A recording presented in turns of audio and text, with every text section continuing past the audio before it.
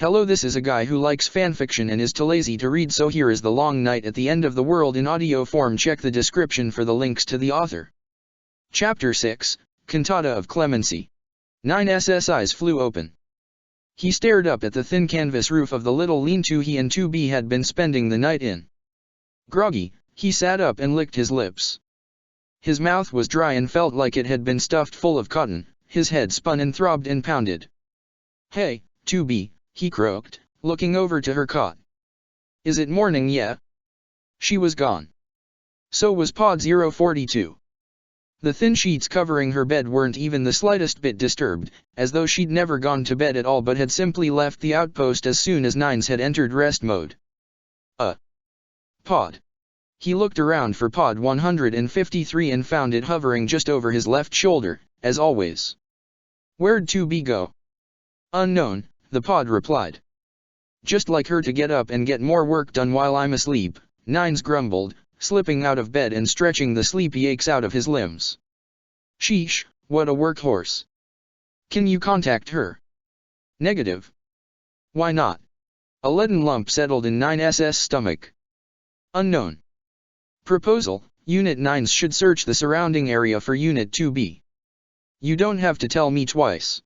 Nines poked his head out of the lean-to and looked around the outpost. There wasn't a soul around. "Hello," he called out. No answer. Funny.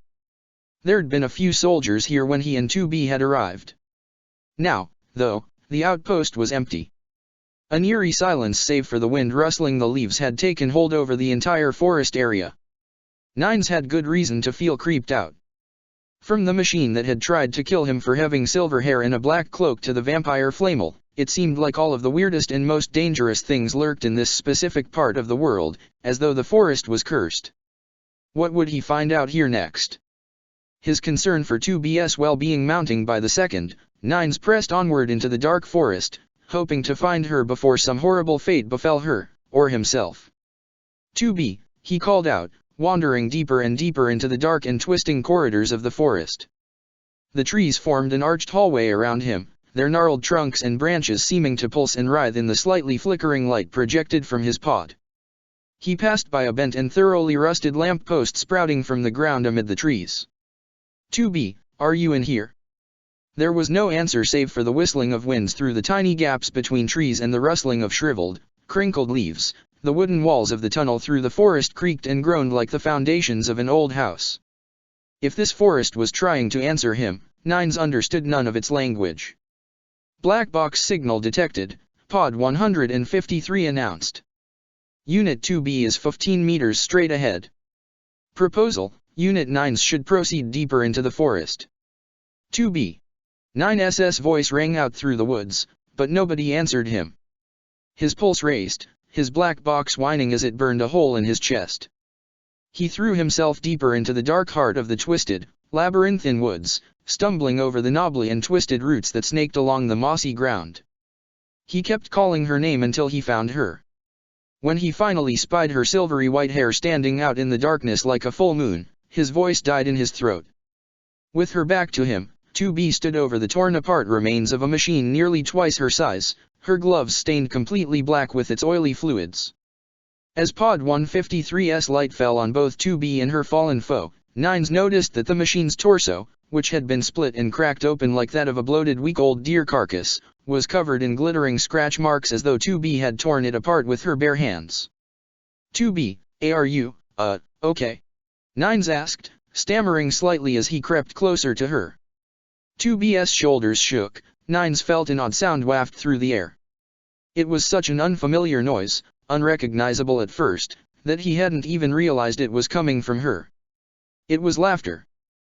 Bright, glittering laughter, like wind and sunlight streaming through glass wind chimes. Normally, Nines would have considered it a welcome sound. He'd always wished 2B could loosen up, after all. But this felt wrong.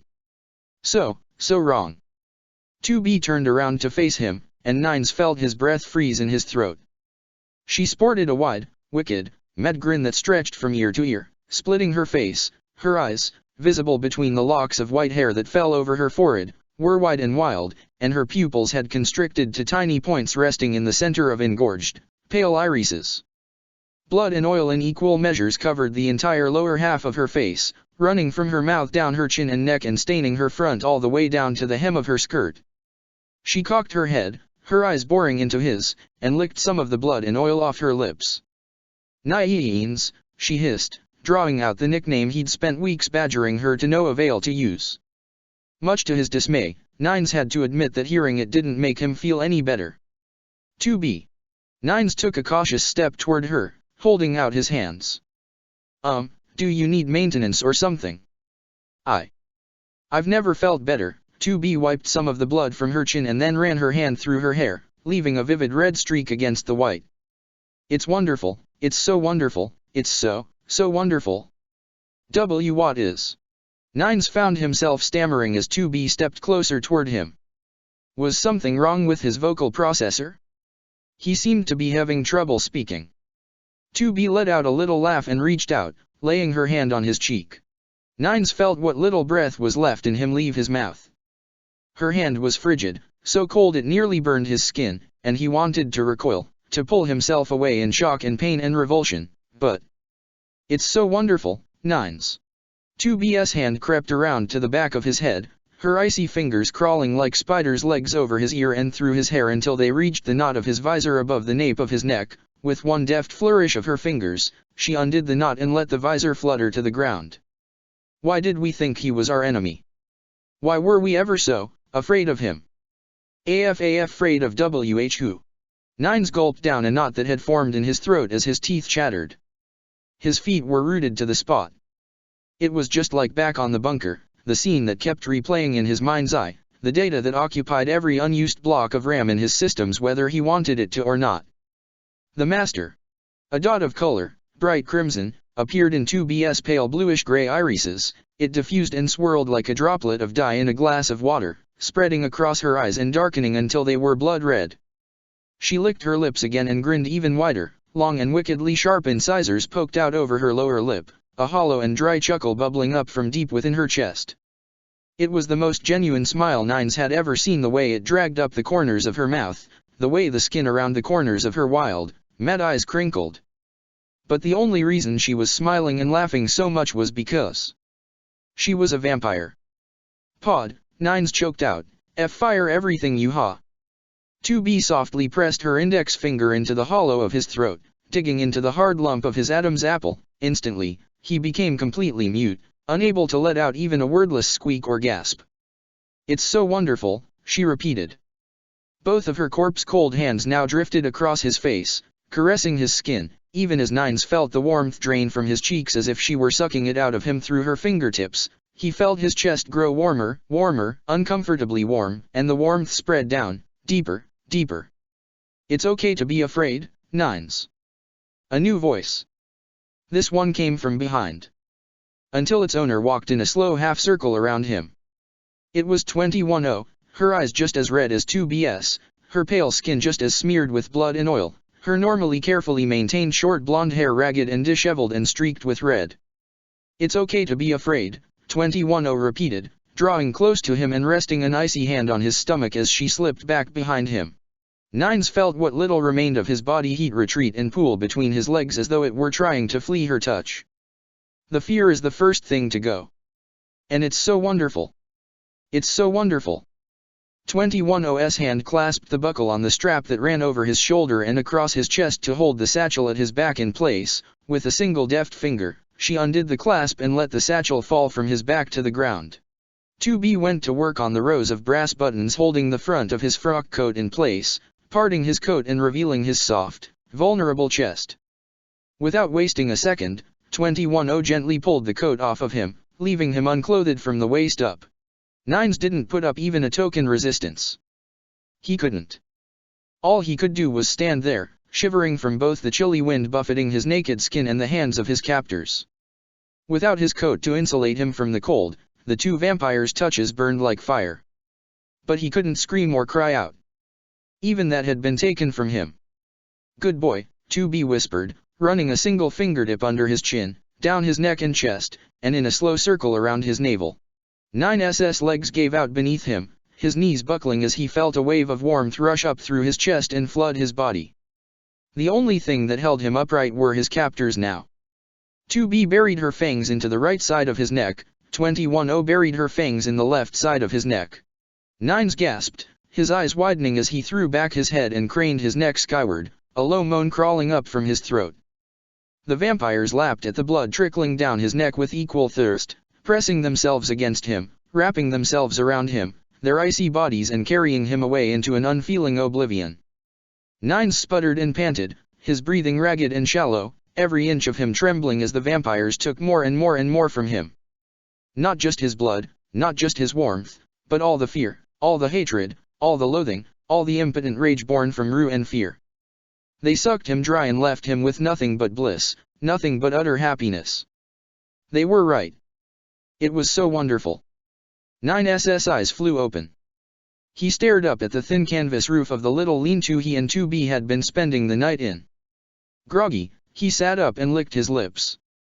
His mouth was dry and felt like it had been stuffed full of cotton, his head spun and throbbed and pounded. His bedsheets were tangled around his legs. A musky, metallic odor stung his nostrils. "Hey, 2B, he croaked, looking over to her cot. "I just had the freakiest dree." She was gone. So was Pod 042. The thin sheets covering her bed weren't even the slightest bit disturbed, as though she'd never gone to bed at all but had simply left the outpost as soon as Nines had entered rest mode. Pod. He looked around for Pod 153 and found it hovering just over his left shoulder, as always. Is 2B okay? Where is she? Response: Unit 2B was contacted by Command for an emergency solo mission, Pod 153 answered. She is currently near the resistance camp within the city ruins. Nines sighed in relief. Oh, God. Thanks. He slipped out of bed, stretching the sleepy aches out of his still tired limbs and trying to excise the weird feeling of déjà vu that had come over him. He poked his head out of the lean-to and surveyed the rest of the outpost. 2 soldiers stood on watch while another one crouched beside a small bonfire with a glistening haunch of meat held over the flames. "Hey, guys," he called out to them. "Seen anything weird lately?" One of the soldiers yawned. Yeah. Some scrawny white-haired scanner kid moaning all through the night like he was." "Oh okay, all right. No need to be, like that." Nines called back, his entire face reddening with embarrassment as he hastily cut the soldier off. The soldier roasting meat in the fire glanced at Nines. "In all seriousness, there's been this weird shirtless dude running around the forest these past few days. Caught a glimpse of him through the trees a couple hours ago and he looked so beat up he could barely stand." Nines stepped out of the tent, perking up at the sound of the gourmet soldier's report. "Weird shirtless dude? Did he have a black tattoo on his left arm and short silver hair?" "Yeah." "Have you seen him too?" Yeah. We've run into each other a few times." Nines stroked his chin thoughtfully. What was Eve still doing around here, and what entity in this area was strong enough to hurt him so badly? He was still tired, but his curiosity was insatiable and a mystery beckoned, so Nines pressed the soldiers for more info and set off into the woods once he'd had some more leads to go on. The woods were as dark and as sinister as they'd been in his dream, the towering trees just as gnarled and misshapen, the subtle language of the rustling branches overhead and crinkling leaves underfoot just as inscrutable. Nines wondered, if he encountered a vampire out here, would he be paralyzed the way he'd been in his dream? Or would he have the strength to fight back? It didn't take long before he found Eve lying spread-eagle on the ground in a moonlit clearing, face down, one leg tangled up in a cluster of vines lying across the ground like a natural tripwire. Nines approached him cautiously, keeping his sword gripped tightly in his hand just in case, and knelt at his side. Faint amber sparks occasionally leaped across the tapestry of bruises and oozing cuts and gashes littering Eve's bare skin. The machine man's body was trying to repair itself, but the damage to his systems seemed to be inhibiting its built-in healing functions. Shame the machine man was unconscious. Nines would love to know what had happened to him to put him in this kind of condition. Wait a minute. He was a scanner. He could figure that out easily. He stretched out his arm and laid his hand just barely over the back of Eve's neck. As humanoid as Eve looked, as humanoid as any android, he was still just a machine, just like the hundreds of machines Nines had hacked in his short few weeks of life. Especially in this condition, where he couldn't fight back, his mind and his memories were an open book. Closing his eyes and gathering up his willpower, Nines projected himself into Eve's systems, his data compressing itself into a virtual cursor in the two-dimensional landscape of his mind. He ambled through the twisting passages of the machine man's operating system and file system, blasting his way through what feeble defenses mounted themselves against his intrusions, until he found Eve's memory region. Amber screens projected themselves around 9's cursor, all of them showing Eve's most treasured memories. They all had something to do with his long-haired twin, Adam. Visions of them talking, playing together, reading together, eating together, sleeping together.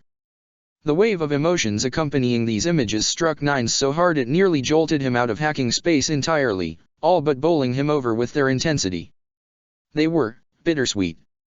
These memories were all ostensibly happy ones, but what Nines felt most of all was a deep and gut-wrenching sadness, regret, loss, loneliness, self-loathing that pervaded every single one of them. Nines recognized this mélange, this juxtaposition of happy memories drowned in sorrow. It was the same way he felt about 21-0. Something horrible, incredibly horrible, must have happened to Adam to taint all of these memories like this. Machines didn't think or feel. They imitated emotions sometimes, but there was no rhyme or reason to their behaviors. They were just snippets of human language the machines picked up and mindlessly repeated as they trawled the broken surface of the earth. That was what Nines had once believed. That was what every android had once believed.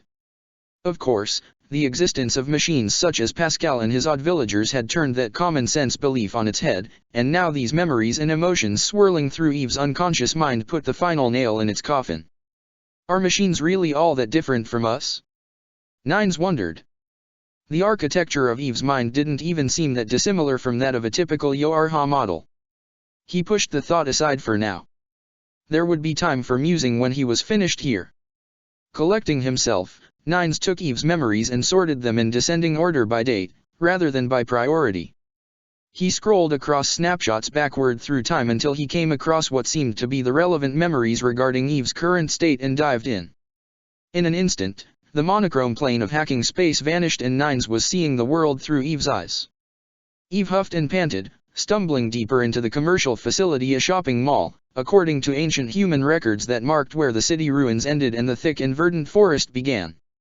In front of him, wreathed in the deep shadows cloaking the ancient structure, were two people.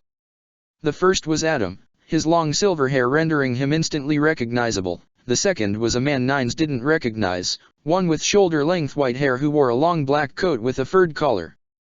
Nines felt Eve's feelings in a detached, clinical way, something that registered intellectually rather than psychologically. When Eve saw Adam, he was overcome with joy. But when he saw the other man, he was overcome with hatred. The two conflicting feelings swirled around in his head. Agonized, Eve bellowed a name Nines had never heard before. Dracula. Dracula. The man with the furred collar and shorter white hair glanced over at Eve, disinterested. There was something, Nines noticed, familiar about his face, though he couldn't put his finger on it. Oh. You again. He spoke with a deep and sonorous voice that carried an intensely bitter and acerbic tone. What brings you here? Get away from my brother. Eve shouted out. Ah, I see. How's this? Dracula asked. In the blink of an eye he was in front of Eve, his hand lashed out and curled around Eve's throat, squeezing. Nines felt the pain, but at a distance, it was as though his own neck were wrapped in a thick bundle of gauze. Am I far enough away for you now? Nines could get a much better look at Dracula's visage now. The white-haired man's boyish, soft face belied a cruel, sardonic sneer. The eyes beneath his wild white bangs were the same blood-red color Nines was becoming very familiar with. Two long fangs protruded from his mouth. But looking past those details, Nines could see something else about that face. It was. Master, please, Adam called out, dropping onto one knee and bowing his head in a show of fealty. Do not hurt him. He will not learn any lessons from you, I'm afraid. It was Adam's smooth, sly voice, but he didn't speak like himself. Even Nines could tell that. The deference in his words made him seem like an entirely different person. Very well. Dracula acquiesced and dropped Eve to the mossy, cracked floor, wiping his hands as though they'd been soiled from touching Eve's skin as he took a few steps back. Of course, though, he'll learn a lesson from you, won't he, Adam? Adam nodded. Please allow me, Lord Dracula, to see to it he will cease his pursuit. Dracula stepped back, unfurling his arms and holding them out. Very well, Adam. Do what you must. As Adam stood up and approached Eve, Nines felt a nauseating swirl of conflicting emotions in Eve's mind. Confusion, betrayal, despair, yet above all hope. The closer Adam came, the more Eve tried desperately to beat back the other emotions with the thought, the hope, that Adam would help him up and the two of them would crush Dracula and go back to playing and reading and eating and sleeping together like they once did.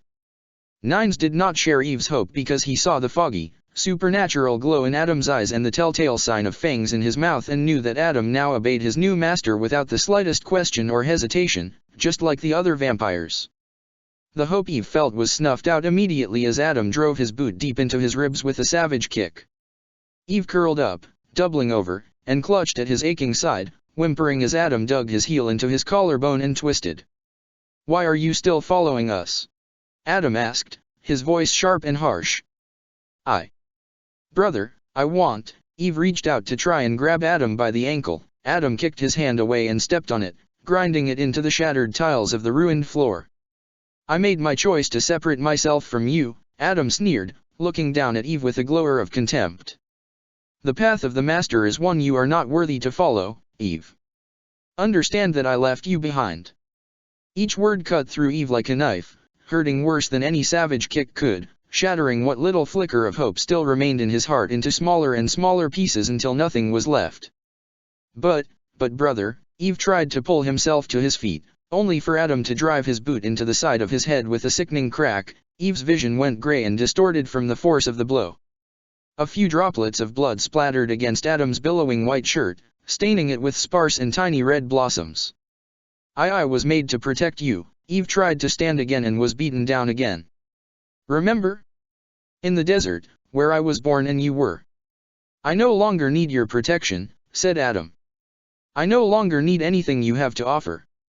You, a part of myself which I no longer require, are worthless to me.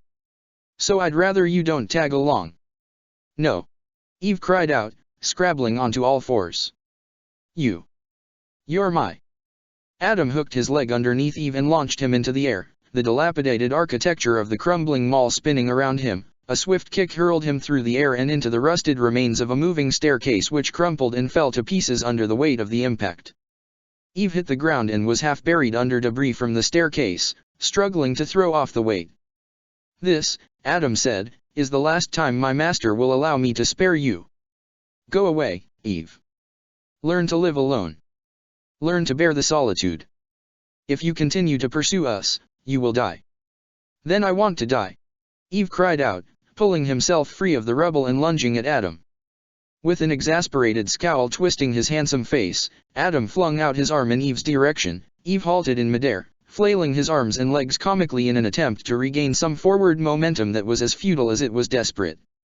Tendrils of black and violet light curled around Adam's outstretched arms and latched out, impelling Eve several times over. The tendrils curled around him and bound him tightly, raised him up, and then slammed him into the ground again and again and again until everything went black.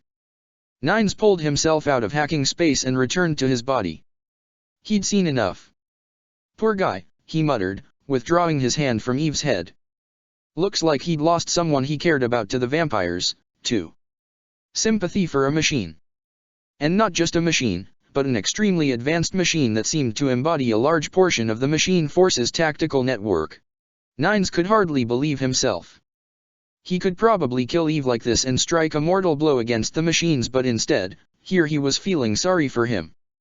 What would 2B think if she saw him like this? What would Commander White think? She'd probably lock him up and put him on cleaning duty for 2 weeks this time, if he was lucky. So, what do I do with you? Nines wondered aloud. Take you to Pascal's, maybe? At least you'll be among your own kind there, and I hear he's added a ton of anti-vampire defenses to the village in the past week. Bro, there, Eve stirred, one eye fluttering open and his fingers curling into the slick moss blanketing the ground. Nines stood up and backed away. He was well aware that Eve was a brute and wasn't very interested in sticking around long enough for the bereaved machine man to turn all his pent-up frustration on him. No thank you. All right, Pod, he said, turning his back on Eve, let's mosey. He stopped in mid-sentence as a leaden weight settled on his shoulders and in his chest. Twin red lights burned through the shadows of the forest, foggy pinpricks shimmering within the underbrush. The lights were the eyes of a machine and the eyes of a vampire. His breath freezing in his chest, Nines readied his sword. His hands were shaking, but at least he could move. Maybe 2B was right. Maybe whatever mesmerizing force a vampire's eyes exerted became easier to resist with repeated exposure. The machine stepped out of the underbrush. It was a tall one, the kind Yorha records classified as a medium-bipped. Taller than the usual stubby models, a full head taller than Nines himself, with thick arms and legs supporting its barrel-shaped torso. This one was covered in ramshackle plate armor, identifying it as one of the off-network machines belonging to the Forest Kingdom that claimed most of this area. Curved horns sprouted from its askew helmet in a long spear with a broad spearhead hung from its hand. The bottom half of the machine's featureless face had been ripped open, exposing long and dripping fangs. A morsel, it hissed. Delicious. How many more machines like this one lurked in the forest? How many had this machine turned? Nines felt a chill run up his spine, but took a deep breath and kept his composure. This was it. This was the creature he was assigned to destroy. He couldn't flounder like last time. Pod, 9SS fingers tightened around the black hilt of his sword as he slipped into a combat stance. The machine drew back its spear and charged at him, its heavy feet thudding on the ground and leaving deep imprints in the slick moss. Engage anti-vampire ordnance. Pod 153's boxy hull split down the middle and unfolded, revealing its internally mounted laser cannon. There was a faint flash of light that hit 9S's skin with a prickling wave of heat as a deceptively thin lance of light shot out from the pod. The lance cut through the vampire machine's shoulder just as it pulled its arm back. At once, the shoulder joint turned white-hot and melted, the arm pulling away and tumbling to the ground as globs of molten metal flew through the air. The machine let out an electronic screech and reeled backward, rivulets of white-hot liquid steel running down its armor and catching the ragged cloth that formed the cloak over its plate mail alight. Yes. The new pod programs designed specifically to destroy vampires worked like a charm. Now it was just a matter of holding the machine at bay until Pod 153's cooldown meter ran down. The machine charged at him, bringing down its thick metal hand to flatten Nines like a bug. Nines raised his sword and parried the blow, sparks flying as the bronze blade slid across the machine's palm. Forcing the machine backward, Nines pressed onward, slipped under the machine's swinging arm, and plunged the blade deep into its chassis. He darted away, calling the sword back to his hand as the machine whirled around to face him. He felt so light. He felt free. With the new pod program at his disposal, Nines felt so much stronger than this vampire. Stronger than any vampire.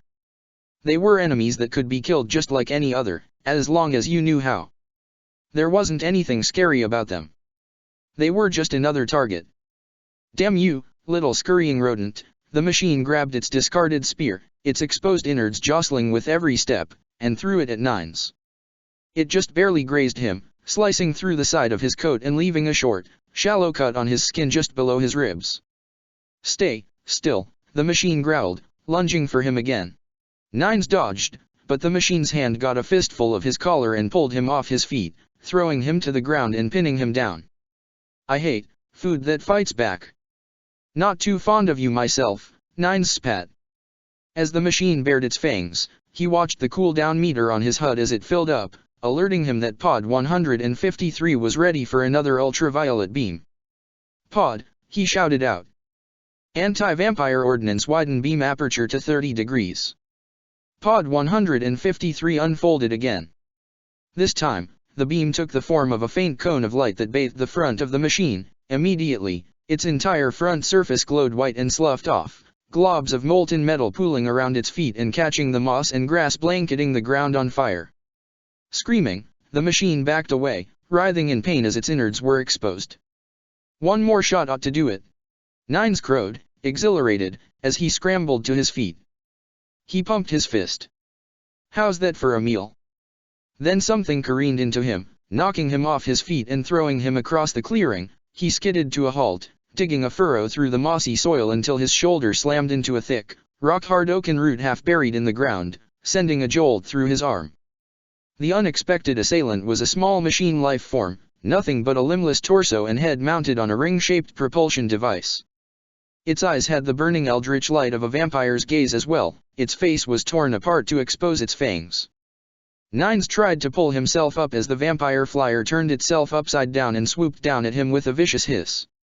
The machine had completely blindsided him. Vampires, since they were dead, didn't show up on his HUD's radar at all.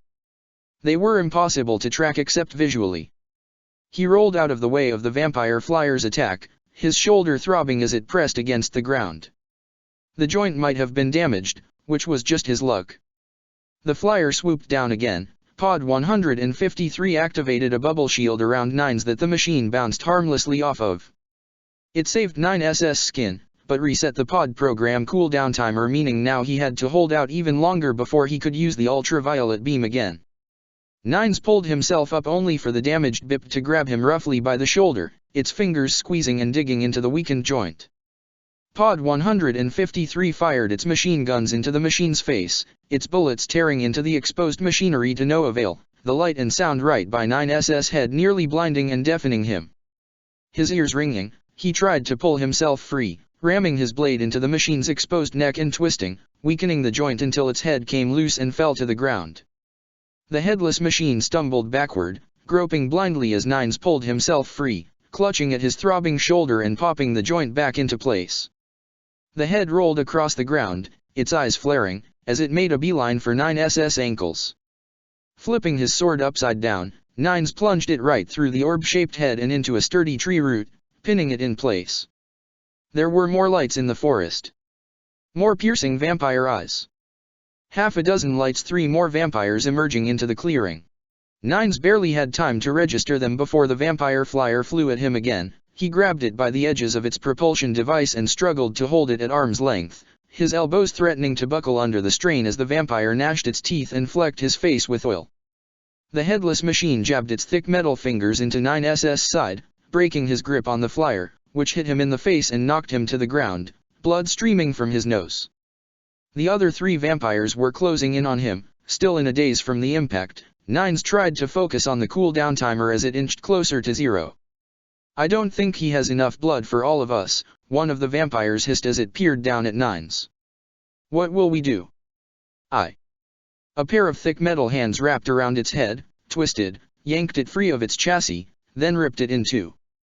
The machine's body slumped over, revealing another machine, one with pale yellow eyes standing tall behind it, its chassis spattered with oil.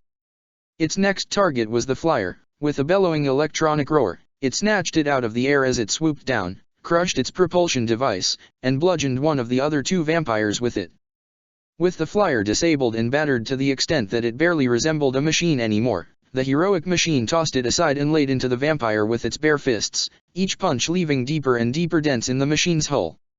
Taking advantage of the confusion, Nines pulled himself up and backed away from the one other vampire machine.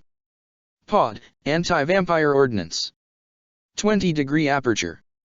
Pod 153 dutifully opened up and fired, burning a hole through the vampire machine's torso. Lacking supports, its upper body crumpled inward and the machine fell to the ground. It twitched and stirred along with the 2 headless machines and the grounded flyer, all 4 of them struggling to right themselves, all injured, but all very much still active and still a threat. As for the one vampire the heroic machine had singled out, the machine ripped its arms off and bludgeoned it with them until its head caved in, then threw the arms aside and kicked it so hard that when it collided against the thick trunk of one of the gargantuan trees lining the clearing, it broke into pieces. Thanks," Nines said to the heroic machine, gingerly rubbing his still aching shoulder. "Dunno what I'd have done without you." He'd never thought he'd ever feel so grateful to a machine, but the anti-vampire pod program, it seemed, wasn't quite so effective against a mob of enemies. His black box fluttered in his chest, running hot as the magnitude of the peril he'd been in began to sink in. 5 vampires. If he hadn't had a single effective weapon against them, they would have easily drained him dry. It had taken so much just to keep them at bay, hold them at arm's length, while he'd waited for the ultraviolet beam to become usable again. In those vulnerable periods, he could have died 100 times. No, he wouldn't have died. He'd have gone the way of ADSIXS, twisted and sadistic, with nothing on his mind but to serve the master of all vampires. He'd have ended up the way 210 would have ended up if 2B hadn't incinerated her body. Like Adam, who no longer seemed to care a whit about his own brother, insofar as machines could have brothers. What if 2B found him like that? What would he do to her? The heroic machine stomped off in a huff, barely paying Nines any attention, and stood over Eve's body. "Oh wait!" Nines shouted out after him. "They're not dead yet." The machine paid him no mind, though, as it picked Eve's limp body up and slung him over its shoulder, then walked away. Nines was left alone with the remains of 5 vampire machines strewn around him, disembodied heads struggling to roll, lopped off arms and hands crawling through the grass with their fingers. Still on high alert, Nines scoured the clearing, making sure to burn away every mangled piece of the mutilated vampires with his pod. It was slow going, waiting for the cooldown timer to run down to 0 each time he used it. Nines felt shifty and anxious, constantly looking over his shoulder and maintaining a safe distance from the other still living remnants. But at last, the job was done and the last bit of vampire had melted and crumbled into ash. He collapsed and fell flat on his back, letting out a long, relieved sigh as his combat programming wound down and the aches in his muscles began to throb. Grass tickled the back of his neck and ears as he stared up at the moonlit sky. 5 vampires down. That'd look good in the mission report. And he'd done it all by himself, too. Well, mostly. "Bet you wish you were here right now," Nines mumbled, "don't you, 2B? Missed all the fun." Aching and fatigued, he left the clearing and headed back to the resistance outpost. Even the hard and uncomfortable cot laid out for him felt welcoming to him. After a long and shockingly restful sleep, 9's eyes cracked open. He stared up at the thin canvas roof of the little lean-to he and 2B had been spending the night in. Still a little groggy and aching all over, he sat up and licked his parched lips. "Hey, 2B, he croaked, looking over to her. "You won't believe the night I've had." 2B sat up, cradling her head in her hands as her bedsheets sloughed away from her shoulders and pooled in her lap. There was a lot of dried blood crusted on her skin and hair. Her black blouse had been torn open, revealing bare skin crisscrossed with parallel scratches. Nines gasped at the sight of her disheveled state. "That," she said, "makes 2 of us." Devola could tell when there was something wrong with her sister. 10,000 years they'd been at each other's sides. 10,000 years they'd had no one to confide in but each other. For many of those 10,000 years, they'd had no one to trust but each other. When Project Gestalt had failed, Devola and Popola had lost their world, and ever since then, their entire world had been each other. The strange behavior Devola noticed from Popola was something she hadn't seen in over 8,000 years. She was scatterbrained, absent-minded much more so than usual. She'd drop things, forget things. She'd freeze in the middle of a task, as if she were in a trance, her cheeks lighting up as red as her hair. And when Devola asked her what was wrong, she'd clam up, sputtering a quiet, flustered, non-committal non-answer. At first, Devola worried that Popola was still reeling from the coma she'd languished in for 4 days. But that couldn't explain everything that was wrong with her. Worst of all, sometimes Devola would wake up in the middle of the night, which was rare for her, but lately, worry had been keeping her from sleeping, and not feel her sister at her side. She figured it out soon after Alucard had awakened. That afternoon, the 2 of them had fitted him for a prosthetic forearm, struggling to make sure the device's circuits were properly lined up with his nervous system. The first test had been an unmitigated failure. Though Devola and Popola both had extensive knowledge in both robotic engineering and medical science, where the 2 disciplines, the science of androids and the science of humans, intersected, was still a blind spot. No one in the Resistance was qualified to perform cybernetic surgery, not even the 2 of them. When Alucard had tried to curl his replacement fingers and screamed, both Devola and Popola had leaped into action to remedy the situation. Devola had rushed to send an emergency shutdown command from her terminal to the prosthetics software. When the signal had terminated and the screams had died down, she had looked up from the monitor. And there she had seen Popola with one hand on the Dhampir's cheek and the other running through his long silvery hair, her gentle touch easing his pain. And at that exact moment, all of a sudden, all of the pieces had fallen into place. And Devola had nearly kicked herself for not seeing it earlier.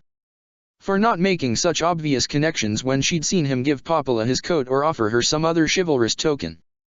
For not noticing when the two of them had traded coy, awkward, furtive smiles when they thought no one was looking. She should have figured it out long before Popola had thrown herself in front of Alucard and nearly sacrificed her life for him. She was in love. And more than that, Alucard returned at least some of those feelings, or at least acted like it. Devola had always thought she could tell at first glance when her sister was in love. But it had been a long time since the last time. 1 or 2,000 years ago, perhaps. That was the last time she could remember seeing Popola swooning over someone, and, of course, things being as they were, that someone had not returned poor Popola's affection in the slightest. It had been even long ago, when Project Gestalt had still been underway, since someone had actually fallen in love with her. Of course, that hadn't worked out, either. That next morning, she thought about the man her sister couldn't stop fawning over. She thought about the way Popola had leaped to his defense and the price she had paid for it. The price both of them had paid for it. The price all of them had paid for it. She thought about how hard it had been to see Popola lying inert, despite nothing being physically wrong with her, and Devola had checked and double-checked and triple-checked to make sure.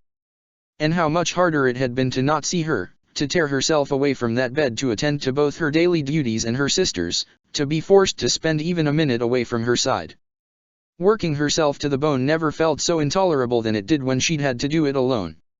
Whenever he could, Alucard tagged along with the twins no matter where they went or what they had to do, eager to lighten their workload. Even down one arm, he still pulled his weight with the same fanatical devotion Devola and her sister put into their daily tasks. As the three of them set out on their daily tasks, Devola looked at Popola as she smiled nervously, coquettishly, at some wry, witty remark Alucard had made. And she asked herself, why him? Freed from the burden of a cumbersome parcel he'd just handed off to Jackass, nobody knew what was inside any of the packages Jackass received, and nobody wanted to ask. Alucard separated himself from the twins and ambled past the camp's weapons merchant, walking just casually enough that it seemed he'd stumbled across the merchant's kiosk by accident. Devola followed him, with Popola trailing close behind. Alucard was plenty well respected in the camp after that show he'd put on last week, and that respect seemed to surround and radiate off him like an aura. When Devola stayed by his side with her sister, the two of them didn't hear any snide comments from other people in the camp or feel any uncomfortable stares fixed on them. When they stood at Alucard's side, there were times when the two of them could feel like normal people. Devola wasn't sure how she should have felt about it. Relieved? Grateful, perhaps. But she couldn't put her finger on how she actually felt, either. "Good morning, sir," Alucard said to the merchant, leaning on his elbow on the countertop of the little booth. "I'm terribly sorry, but as I'm sure you already know, I need to replace the last sword I bought from you. What do you recommend? I'm looking for something strong, but light. And a one-handed blade would be preferable," he added, raising his severed arm and letting the half-empty sleeve droop over his elbow to demonstrate his disability. "Say no more," the merchant said, raising a hand before darting into the piles of assorted weaponry heaped around him. "Are you looking for a rapier, a saber, a knightly sword, single-edged, double-edged, Damascus steel? Oh, I'm not picky. As long as it puts up more of a fight than the last one." Alucard chuckled, but his light laughter died as he fished around in the pockets of his coat. Oh, dear. My good sir, I'm not sure if I can afford." Popola immediately started taking stock of her own finances, with a heavy and resigned sigh. Devola did the same. Alucard couldn't just not have a sword, after all. Given her and Popola's extraordinarily bad luck, though, she wouldn't be the least bit surprised if his spending spree left them all financially destitute. It was a miracle they were even paid pittances for the work they did, after all. "Don't mention it," the merchant said, not even looking up as he continued to rifle through his wares. "For you, sir, I'd be more than happy to offer a discount. And a hefty one, too." "Such generosity," Devola muttered, crossing her arms. So what was the catch going to be? Another sojourn into the machine-infested sinkhole for combat data, maybe? There's just one thing you've got to do for me in exchange. The merchant handed a shining saber with an intricately forged handguard of woven silver to Alucard. How's this? Not sure about this one. Alucard scratched his chin. It lacks a certain joie de vivre. Not sure about a joie de vivre, whatever that is, the merchant said. But it's sturdy and pretty. Give it a test drive. With an intrigued, curious look on his face, Alucard took the sword, peered closely at its long, thin blade, and gave it a few experimental jabs. His opinion of the sword quickly changed, a smile lit up his face. She's a beaut, ain't she? 500 G for that work of beauty. It would be a steal at 5,000, Alucard said. There was a twinkle in his eyes. So, what is the catch, then? I was wondering, the merchant said, clearing his throat as Alucard parried imaginary foes with his usual supernatural grace, if you could, tell me what it's like where you're, from. Pardon. You know, the merchant pointed up at the pitch-black morning sky. Up there. Alucard wrinkled his brow. The colony. Alucard blinked. Ah, yes. The colony. Where I'm from. Exactly. Up until he'd gotten his arm torn off, Alucard had just been an odd android from some faraway resistance cell as far as the rest of the people in this camp had been concerned. But quite a few people had seen that there wasn't any machinery under his skin, and while no one really said that Alucard was human, as far as they knew, everyone spoke around it, greeting him with winks and nods, knowing smiles, and, in some cases, barely restrained awe. The colony is actually quite nice, Alucard explained to the merchant, who listened with rapt attention. Sterile, though. Terribly sterile. No scenery to enjoy. But we're all hale and hearty, and we keep ourselves occupied. Tuesdays are movie nights. The night before I left for the surface, we watched ER 2001, A Space Odyssey. Oh. What's that about? I don't know. I fell asleep. So, the merchant rested his elbows on the counter. Are you all, proud of us? Oh, yes, inestimably. I can't describe how proud they are of all of the hard work all of you are doing. Alucard gave the merchant a warm smile. When we return to the Earth, you'll all be treated like heroes. Heroes, huh, the merchant said, letting out a wistful, almost forlorn-sounding sigh. So, how much do I owe you for this fine piece of craftsmanship? Alucard asked, sheathing the silvery saber at his side. That. The merchant waved him away. That one's on the house. Really? Yeah. But take care of that one. The next one will cost you. Thank you, sir. I will treat this sword as I would a precious heirloom. You buttered him up so he'd give you that for free, didn't you? Devola asked Alucard as the three of them drew out of earshot of the weapons merchant. Oh, heavens, no, Alucard replied. I merely told him the truth, from a certain point of view.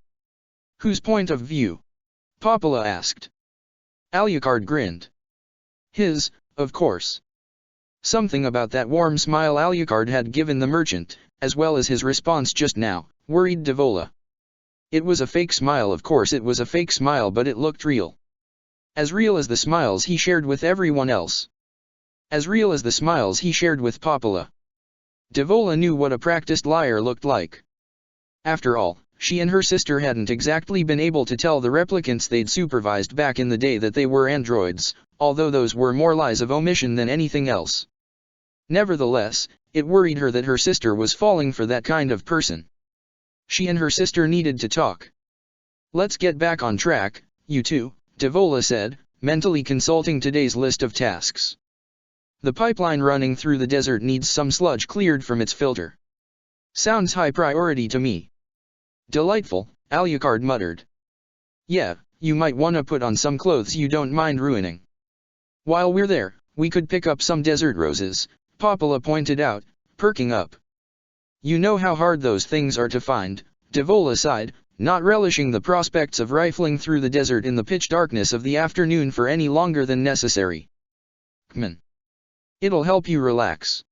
Popola tugged on her arm. You know you need it.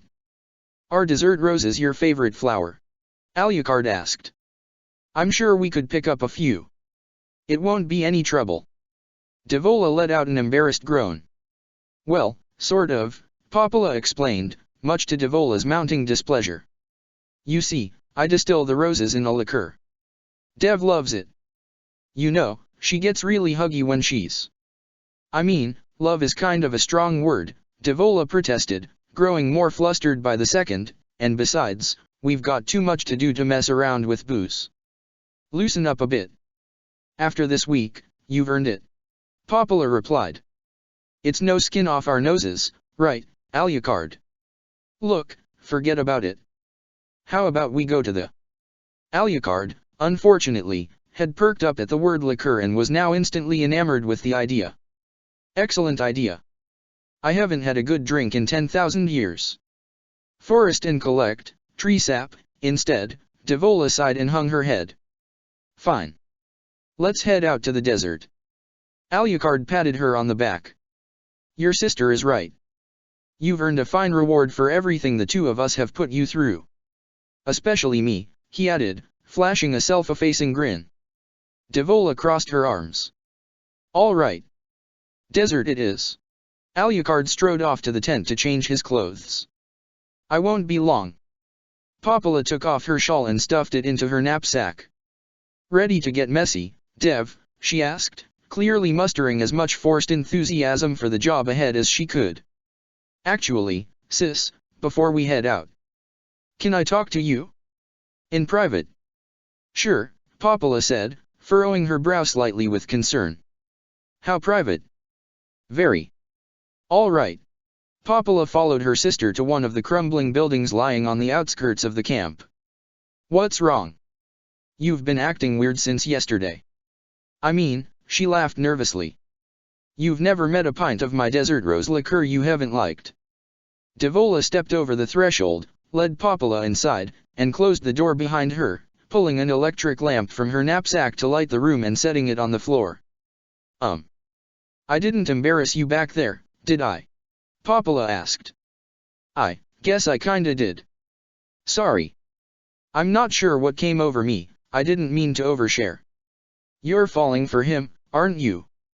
Even though Devola's line of questioning was already bringing a tinge of scarlet visible even in the dim lamplight to her cheeks, Popola played dumb. Who? Alucard. What? Me? No. Popola insisted, tripping over her words.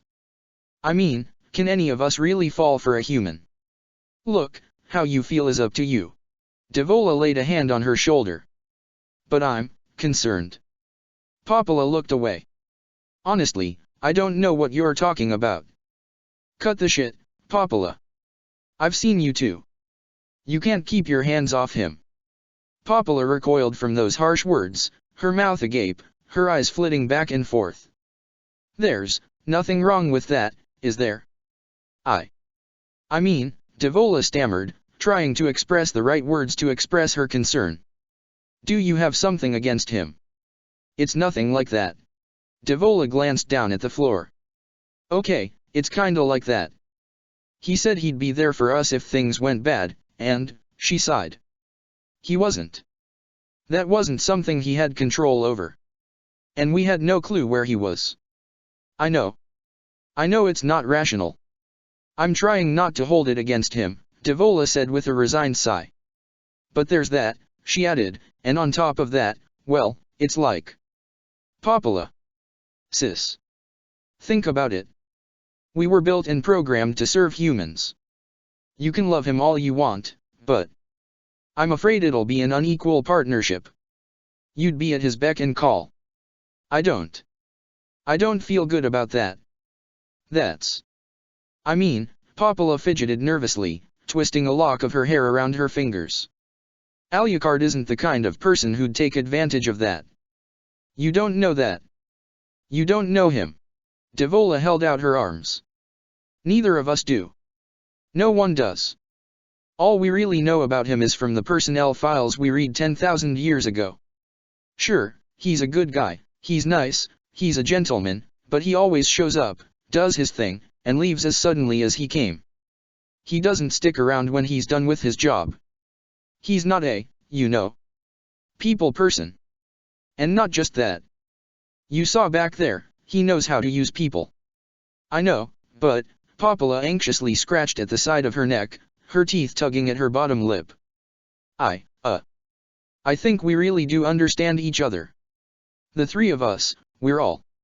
I don't want you falling in love with someone who's going to use you up and throw you away when he's done with you, Devola blurted out, cutting Popola off and silencing her under a torrent of words that poured from her mouth like a long stream of vomit. When Dracula's been dealt with and Alucard's gone, whether he's asleep or dead or he's fucked off to Antarctica or something, she said, trembling from the sudden flare-up of wrath within her, he'll break your heart. Or worse. What would I do if you died for him? I wouldn't let that happen, Popola insisted, taking Devola's hands and kneading them with her own.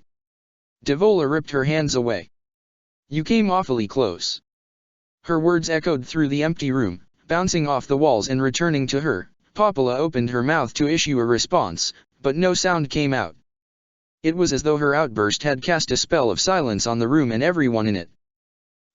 Popola looked away, cringing. You almost died. For 4 days I was afraid that you had.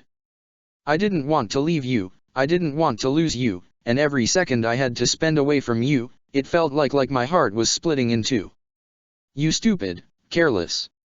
She wasn't aware of when in her tirade she'd started crying, but now the tears were streaming down her cheeks, dripping and rolling off her chin. She couldn't stop them. Before she knew it, she could hardly see, her sister had become nothing but a shimmering reddish blur in front of her. I can't believe what you did. What you did to yourself, what you did to me. You've always been there for me through the night, through the day, when we slept, when we worked. You carried me when I couldn't walk, you dried my tears, you made me laugh.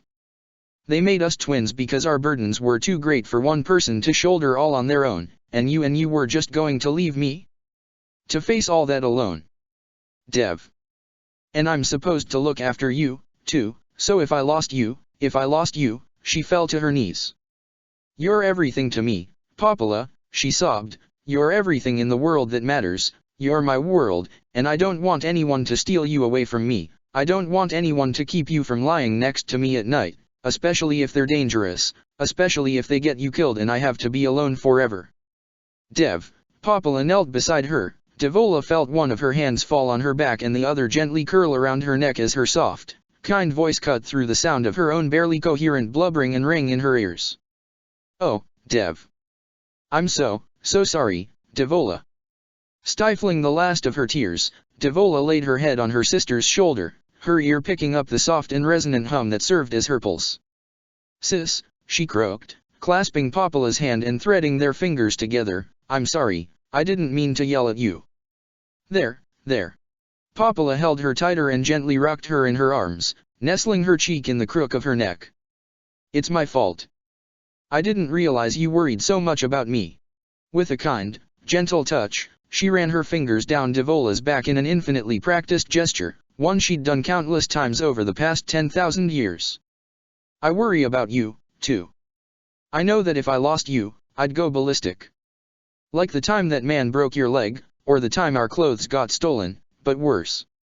So much worse. I think about how angry I get about people who hurt you and, honestly, it scares me. And I guess, if you met someone, and I wasn't sure if they were good for you, I'd be just as afraid as you are. Devola let out a weak chuckle. I think I'm just being jealous, really. For once, there's someone in this world you like who likes you back, and for once, I can't have you all to myself. And you're my heart, Popola, so if someone stole your heart, then... it's okay. I understand. I got so carried away, I forgot how much you needed me. How much I needed you. Popola said, holding her closer, tugging on her sleeve with her thumb and bringing it up to wipe the remaining tears from Devola's eyes. Alucard's not stealing anything from you, all right? He's one of us, and the three of us are going to stick together. You think so? I think so. Popola kissed her on the cheek. I love you, Dev, and I won't do anything that would leave you alone. I'll take better care of myself from here on out, okay? You'd better. Sniffling, Devola returned the kiss. I love you, too. The two of them knelt in the dusty old room and embraced, silently clinging to each other. After a long time, Devola spoke. We should, get going soon, shouldn't we? Yeah, probably. Just get it over with. Sooner we get started, sooner we can take a shower. Alucard folded his clothes as neatly as he could considering his handicap and packed them away, sighing and shaking his head as he looked down at the set of fatigues he'd laid out. It was, to put things lightly, not his style in the slightest, but he'd have to grin and bear it.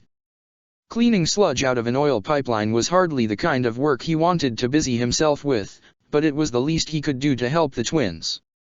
On top of that, he hadn't spent much time scoping out the desert yet.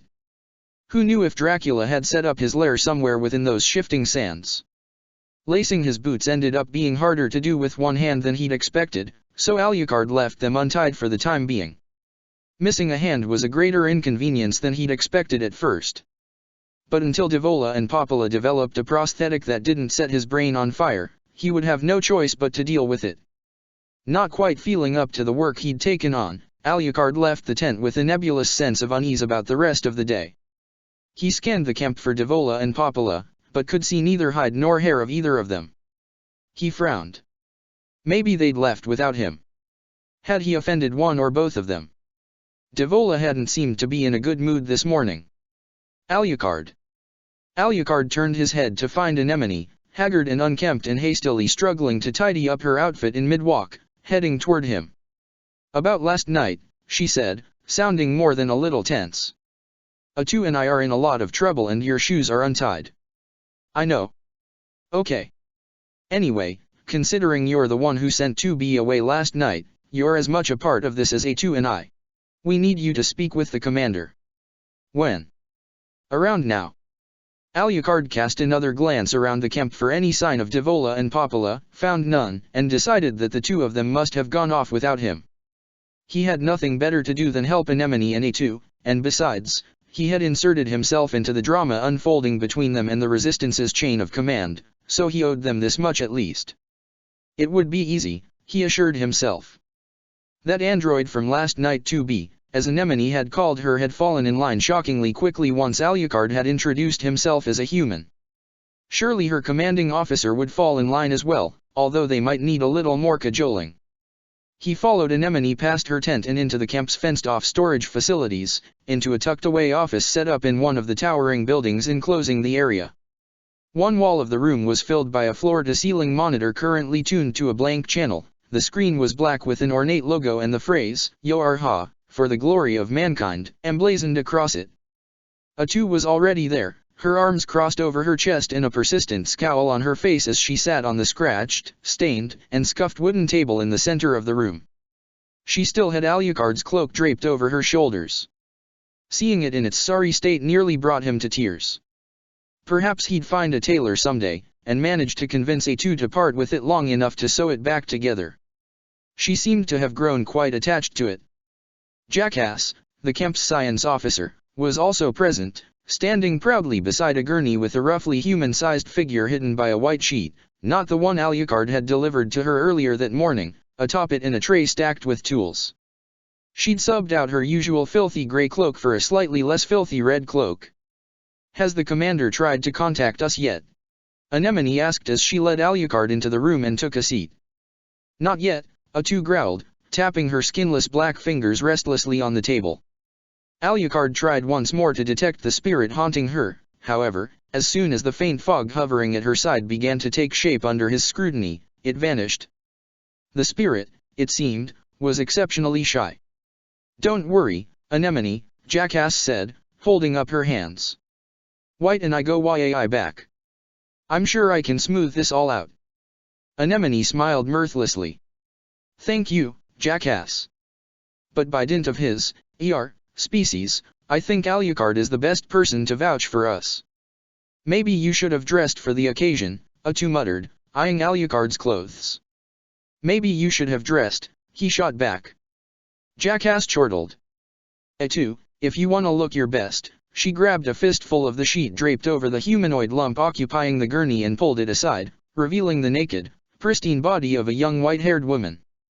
It was then that Alucard realized that the assassin from last night was just about an exact replica of A2, right down to the slightest details of her face.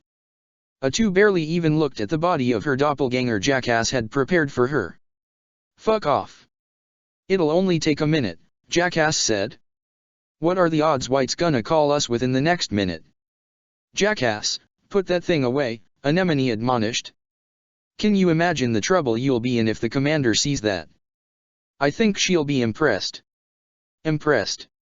Jackass grinned. This was a stroke of utter genius, Anemone. Spoofing a transmission signal to the access terminal to make it produce a number 2 Type B chassis without transferring any data from the bunker's servers took me all night to get right, yet it was so elegant in its simplicity. Jackass, was it? If you are going to insist on acting like your namesake, Alucard told her, sharing Anemone's concern, perhaps you should step out for this call. Jackass rolled her eye. Oh, please. Listen. White and I used to date, okay? I know how her mind works. Let me do all the talking and... The screen flickered once and displayed a pristine, sterile room that was, to put things mildly, much more well-kept than this one. Behind a desk in the center of the room sat a woman clad in a flowing, form-fitting white dress, golden ornaments adorning her long ash-blonde hair. Her face was frozen in a stern scowl, her emerald eyes cold and radiant. From her posture and expression alone, this woman, commander of the Yoarha forces, was the first person Alucard had met here who seemed to truly act the part of an android, cold and implacable and unmovable by anything except pure reason. Jackass. A fake grin plastered on her face, Jackass slowly turned to face the commander. Hey there, Whitey. Commander White. Commander Whitey. Hi. Long time no see. Unamused, White crossed her arms. It has been a long what is that? Jackass sidled in front of the gurney in a futile attempt to block it from sight. What's what? Anemone shook her head and plastered her hand to her forehead. Why is 2B on a table, naked, at this meeting? White asked. Oh, this? That's not 2B, Jackass said. That's just a spare body. White pursed her lips.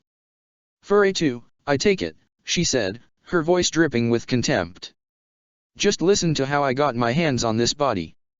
It'll knock your socks off. Anemone glanced at Alucard and frantically slid her finger across her throat. You see, White, Jackass said, beaming with pride, I rerouted the access terminal to a private server and used it to spoof A.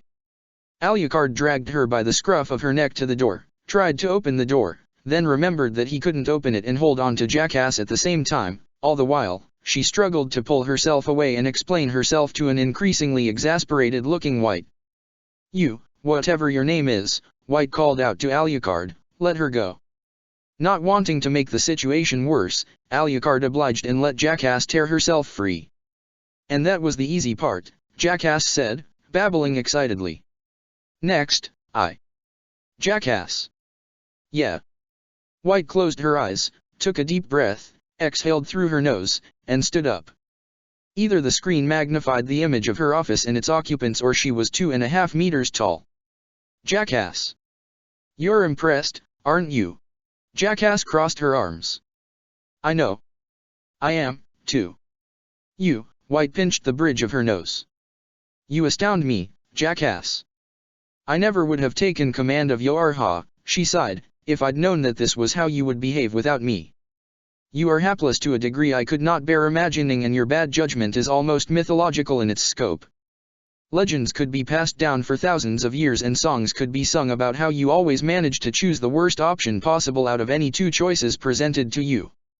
In fact, if neither choice available is sufficiently bad, you invariably discover a third option to hasten your meteoric descent.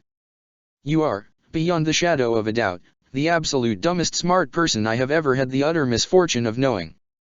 This camp, as well as the entire Earth and all the solar system, and perhaps the galaxy itself, is worse off in every single way for having you in it.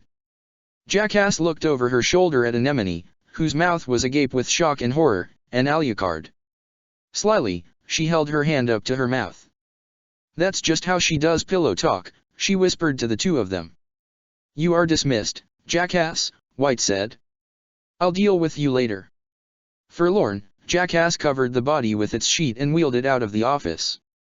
Where's Alucard? Popola asked, scanning the bustling camp. There weren't many men here who were 6 feet tall and had waist-length platinum blonde hair, so Alucard should have been easy to spot no matter what. There was no sign of him at all, though. You don't think he left without us, did he? Oh, yeah, I'm sure he's really champing at the bit to spend the afternoon waist-deep in sludge. Devola crossed her arms. Let's just go. I'm sure he just ran into something else he had to take care of. Right. Popola retrieved some light weaponry from the tent. Encountering hostile machines out there was always far more than a possibility, and flashlights, then set out across the city ruins toward the desert. Devola lagged behind her all the way, struggling to keep up. Popola hadn't realized just how exhausted she was these past few days. Both of them had worked themselves down to the metal, and while Popola had energy to spare, just barely, Devola was running on fumes. Concerned, Popola made sure to walk slower so the two of them were side by side. The beam of Devola's flashlight cutting through the darkness bobbed as she stumbled. She used her old, battered sword as a makeshift cane, propping it against the ground. Are you sure you're up for this? Popola asked, grabbing Devola's shoulders to steady her as she lost her balance in spite of her improvised walking stick. I'm fine, Devola said. I'll get my second wind when we get to the desert. At that exact moment, as though her body sought to spite her words, she yawned and clapped her hand over her mouth to stifle it, letting her sword fall to the ground. You'll lose your footing on the sand. It gets slippery over there, you know. Don't worry. I'll manage. We can go back to the camp. We don't need to clean out the pipeline today. Nobody forced Popola and her sister to take the hardest, dirtiest jobs. After all, they simply volunteered for them, as the constant toil was the only way either of them knew how to atone for their failures. The reason Alucard usually joined them, more than that he was probably wanting for companionship, might have been that he didn't know how else to atone, either. Nah. I'm good. Besides, Devola patted her on the shoulder, smiling wearily. You promised me booze. Popola laughed. That I did. She picked up Devola's sword and handed it back to her. But if you fall again, or if we run into any machines or monsters who have it out for us, we're turning right around, okay? Fair enough. Alucard wasn't the only person to breathe a sigh of relief when Jackass exited the room, but he was the only one who made any attempt to hide it. I am so sorry about that, Commander, Anemone said, shaking her head half in disbelief, half in dismay in the aftermath of Jackass' painful rapport with Commander White. I'm sure you are. White surveyed the room. Number 2. A2 nearly leaped out of what little skin she had left and hastily reoriented herself to face the screen. Hi, White. Commander White. A2 said nothing. What do you have to say for yourself? White asked, her scowl deepening, the wrinkles cutting through her eternally youthful face. In an incredible show of restraint, A2 kept her mouth shut, slowly extended her right fist toward White's projection on the screen, and with quiet dignity raised her middle finger. This was going nowhere, which, granted, was a massive improvement from wherever Jackass had been taking it, so Alucard stepped forward. Commander White, he said, bowing politely before her. These two would prefer I speak for them. Consider me their defense attorney. With an intrigued raise of her eyebrow, White turned her attention toward him. Right, she skeptically drawled, sizing him up and seemingly finding him lacking. And you are? Alucard spread out his arms. Human. The corner of White's mouth twitched ever so slightly into something that almost might have been a smile. Human, she repeated, skepticism dripping from her lips. Alucard nodded. My name is Alucard. I came down here from the colony to do my part for the war. No. I beg your pardon. White shook her head. No, you didn't. And you are most certainly not human. It's simply impossible, so please, don't attempt to mount such a feeble charade against me. She turned to face Anemone. Is this the best you can do to justify your egregious defiance, Anemone? An ex-girlfriend and an obvious fraud? I was disappointed in Jackass, but to be frank, I didn't expect much from her in the first place. You, though, Anemone, have a reputation, and a favorable one at that. So please, explain to me before I lose my temper and order an entire Type E squadron to wipe your camp off the map, why you saw fit to harbor a dangerous and wanted fugitive in your camp and violently threaten one of my soldiers who had orders to exterminate her. Anemone clenched her fists. Because A2 is my F. Because, A2 shouted out, sliding off the table and rushing over to grab Anemone in a chokehold from behind, I'm a dangerous and wanted fugitive, and I threatened to snap her scrawny neck and kill everybody in this goddamn camp if she didn't grant me asylum. A2, what are you doing? Alucard and White both shouted out, nearly in unison. A2, please, Anemone gurgled as A2 pressed her forearm against her throat, you're going to. A2 grabbed Anemone by the hair. Not another word out of you. White, rescind the orders for my execution, or else. Oh, for God's sake. Alucard shouted out. It was hard to believe someone with such a pathetic sense of self-preservation had lasted as long as A2 supposedly had. She seemed to be constantly trying to get herself killed. A2, let go of Anemone's hair and stop talking before you embarrass yourself further. As for you, Commander White, he drew his saber, laid it against his severed arm, gritted his teeth, and sliced off another inch or so. To say that piqued White's interest was putting it lightly. It piqued everyone else's interest, too, to say the least. Choking down a muffled scream, Alucard let his sword clatter to the floor as he mopped up some of the blood spurting from his arm with his sleeve. Commander White, he grunted, stumbling past the table and holding the stump of his arm up to her. On the other side of the screen, White stepped around her desk and drew closer to get a better look, part curious, part perplexed, and part aghast. Tell me, what do you see? Any metal, any circuits? Or do you see flesh, and bone, real bone, and blood, real blood? White, taken aback, gasped, her already pale face turning even more ashen.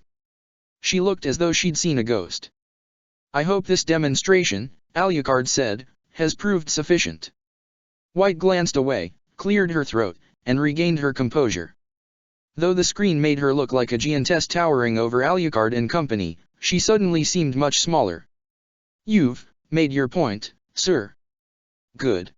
Alucard glanced over at Anemone, who stared at him in shock.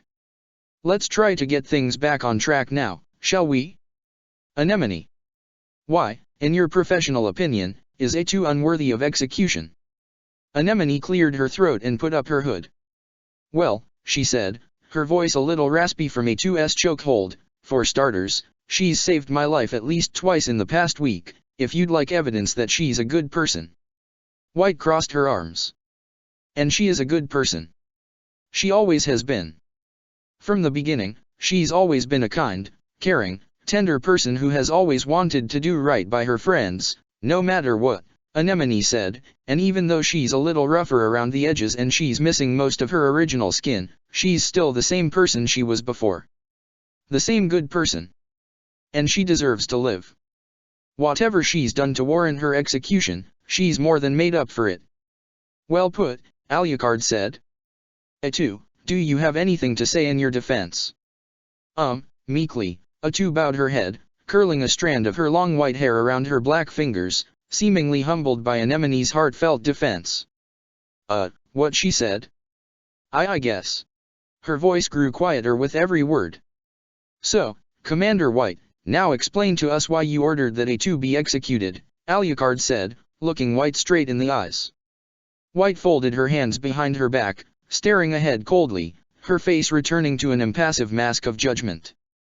I respect that you have vouched for her like this, Anemone. However, whether or not she is a good person is irrelevant. I put out the order for A2's execution because, she said, she was not meant to survive in the first place. Anemone gasped. A2 looked shaken. Alucard, too, was taken aback by the brutal coldness of White's brusque response.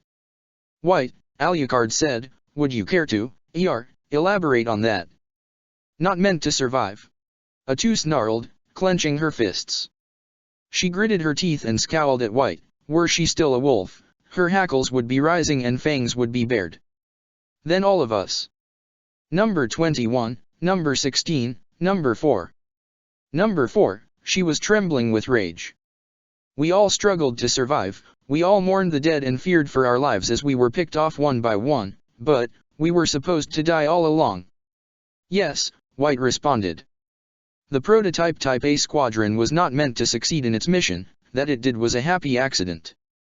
The true aim of the Pearl Harbor descent operation was to gather combat data and utilize it for the main production line of Yoarha soldiers. To Alucard, that was perhaps the most damning answer White could have given. In a more civilized age, someone like her would be called in front of a tribunal at The Hague. God damn you! A2 howled, lunging at the screen as though White were right in front of her. I'll kill you! Before A2 could plunge her fist into the screen and cut her own trial short at the worst possible moment, Alucard and Anemone both rushed to restrain her, pinning her arms behind her back and pinning her to the table. I knew it, A2 spat. I knew you'd betrayed all of us. I knew we were nothing but dolls to you, toys you could play with and throw away when you were done. I knew that while we all died, while we all tearfully sacrificed ourselves because we all thought we were throwing away a chance to come back, you were up there in your cozy little office making sure we all died anyway while we bled, while we died, while we did what you bastards were always too cowardly to do.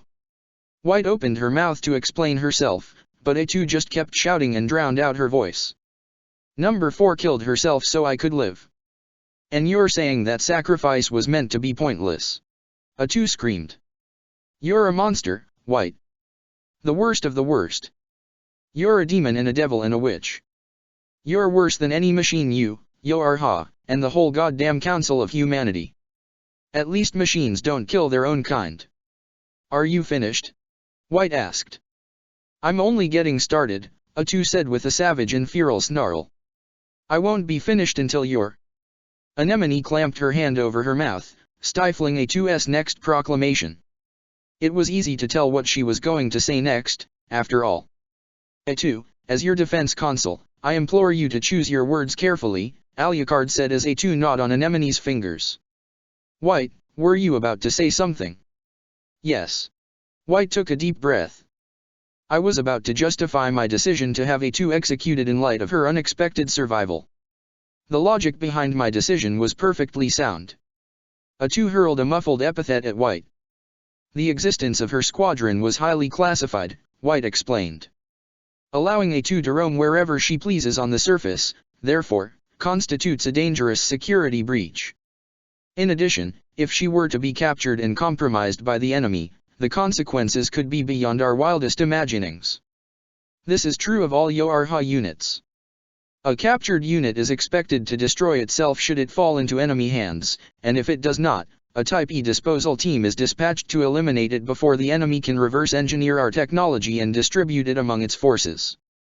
So you're saying that A2's crime is that she hasn't killed herself yet? Anemone asked, horrified. In a manner of speaking, White replied. So, you see, it doesn't matter that she is a good, kind, or caring person. Next to the threat her continued existence poses to the war effort, the content of her character has no bearing on my orders. Couldn't there be a solution to that issue, Alucard asked, that doesn't involve killing? I'll look after A2, Anemone said, still struggling to keep A2 pinned down and silent, if that's what it takes, Commander. I'll make sure she's kept out of danger and doesn't leak anything confidential. I won't rescind the order. White crossed her arms. These are hard times. Hard times make for hard decisions and harder men and women must make those decisions without flinching or thinking twice. Call me a monster or a witch, but I stand by every action I've ever taken with no apologies and no excuses. Ah, yes, of course. Alucard couldn't conceal the disdain he felt for White based on her answer. If you start regretting one decision, who knows where else your pesky little conscience might rear its ugly head. He knew White's type far too well. The ones who, when the choice they made took them far enough, would never admit they had made the wrong decision. The ones who poured their entire lives, come hell or high water, into their own sunk costs. The ones who never strayed from the paths of their own making because they were afraid to consider where other paths might have led, afraid to give up all they had gained, afraid of what it might have meant to make amends. Perhaps White had no regrets. Or perhaps she lived a life that was overflowing with regrets, but had papered over the rot in her soul by resigning herself to the thought that in all things she had made the best of all possible choices. At any rate, Alucard said, I believe I know an impasse where I see it. I won't bother trying to change your mind, it seems rather inflexible. But I, exercising my authority as a human, have taken A2 into my custody and will see to it she is not harmed. You're welcome to continue sending assassins after her. He held out his arms. But each one of them will find me standing in front of them. And I do not think you have any soldiers under your command who would be willing to harm one of their own creators. White's brow furrowed as she considered Alucard's ultimatum. For a long time, she was silent. Don't make this any harder on me, Alucard pleaded inwardly, clutching at what remained of his arm as the fresh wound throbbed. I won't rescind my order, she eventually said, but I will issue a temporary hold on its enforcement. And how long is temporary? Alucard asked. Meet with me in person, White told him, at the bunker, and I will give you my answer, Alucard. I'll arrange a flight for you as soon as possible. That's all I have to say for now. The screen turned black. With a relieved sigh, Anemone loosened her grip on A2, who immediately wriggled free and lunged at the screen, burying her fist in it and creating a spiderweb of white cracks reaching from floor to ceiling. As the screen flickered and fizzled, sparks flying through the cracks, A2 pulled her fist free and kicked at it again and again and again until the whole wall-sized pane of glass crumbled to the floor. She then spat on the pile for good measure. Anemone cradled her head in her hands. We use that for other things than contacting Commander White, A2. Not anymore. A2 cracked her neck. Damn, that felt good. Alucard's head ached. A2 was the only werewolf he had ever met who was more respectful of people's property as a wolf. Devola and Popola kept going until the city ruins gave way to the desert, concrete megaliths sinking into the windswept sand. The desert was vast, the pitch-black sky bathing it in darkness. It was always funny, and a bit disconcerting, Popola noted, that during the 6 months of darkness that enveloped this half of the earth, the days were darker than the nights, at least in the nighttime. There was the moon. It was only a week and a half since sundown, and the sand, normally scalding after the sun had beat down on it for 6 straight months, was already cold. The sun made the desert an eternal summer, but its absence made it an endless winter. Always winter and never Christmas, Popola muttered. Huh. It was from an old book. Remember? The one with the lamppost in the forest. She sighed. Back when we were overseeing the replicants, I'd read it to children who were sick. Ah. Devola's eyes twinkled. The one with the fawn holding the umbrella. You know, the author wrote that story because his friend once said that no good fantasy story would ever have a lamppost in the middle of a forest. Devola snickered. His friend was right. She planted her boot in the sand and her foot sank in it up to her ankle. Grimacing, she sucked air through her teeth. Wanna head back? I kinda hate the desert. Yeah. Me, too. Popola pulled her out of the sand and back onto the cracked asphalt and concrete of the ancient freeway that formed the road into the desert. Kman. Let's go. We'll go flower hunting tomorrow. A glint in the desert caught her eye. A crystalline spike of white quartz protruded from the bottom of the shallow valley between 2 rolling dunes, its short spines curved to form an elegant helical spire. It looked almost like a little shrine. It was catching the light from something, somehow, perhaps something inside whose glow was diffused through the crystalline structure, or maybe the crystal itself was luminescent. Hang on. Popola hopped off the road. Popola. Stay right here. I'm just gonna check it out. Popola slid down the sandy slope to the shrine. She barely regained her footing once she reached the bottom of the valley, kicking up plumes of coarse and gritty sand that immediately found purchase on her clothes and hair. She coughed and rubbed at her eyes as Devola rolled to a halt beside her. What did I say? Devola said, shaking the sand from her hair like a waterlogged dog, about running off into danger. Popola shrugged sheepishly.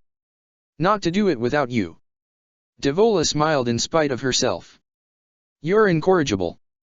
Let's climb back up and let Anemone know about this. She'll send someone to look at it. Like Nines. Let Nines handle this. Popola drew closer to the spire.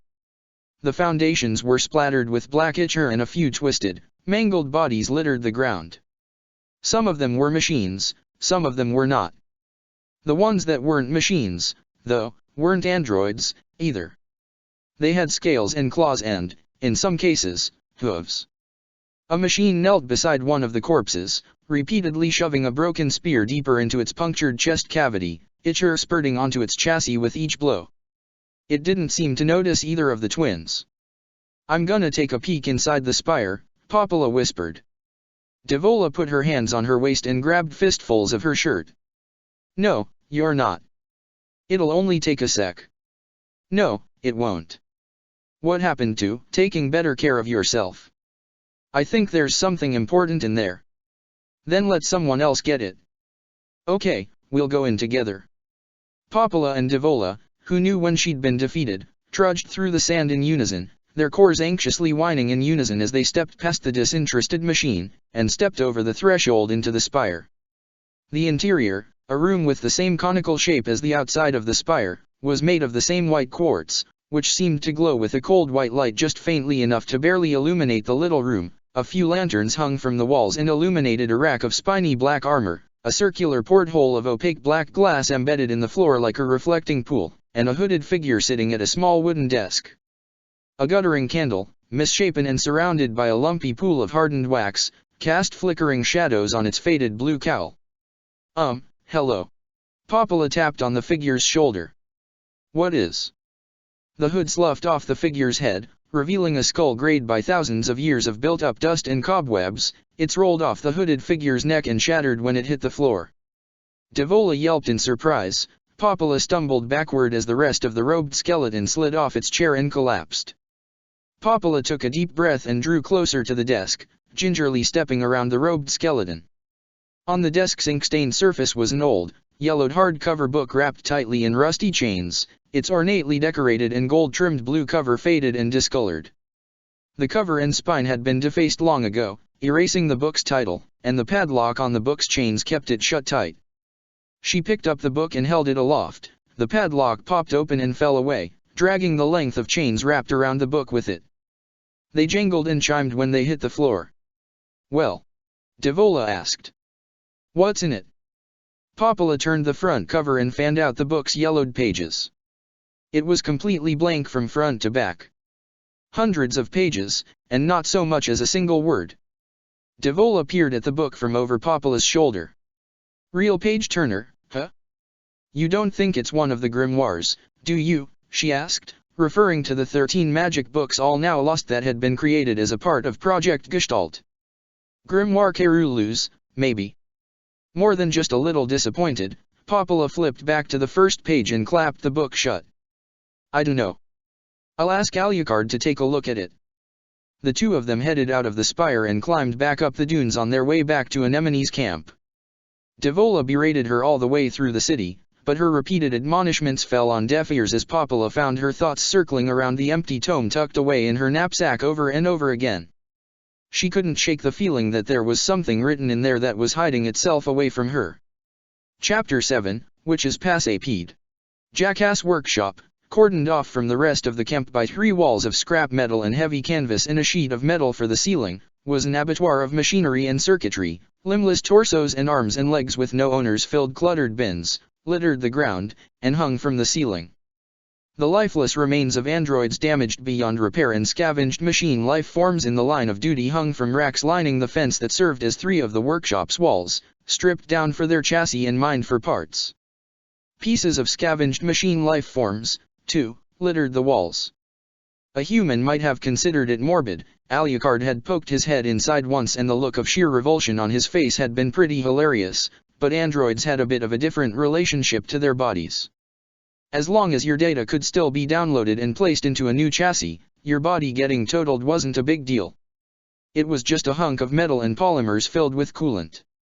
Sure, some people got unreasonably attached to theirs, like the guy in the camp with a bum leg who refused to replace it on the grounds that it was the only original part of his body, but those Yoarha types, whose bodies were broken down and reconstituted whenever they needed to travel through the access terminal network, had the right idea.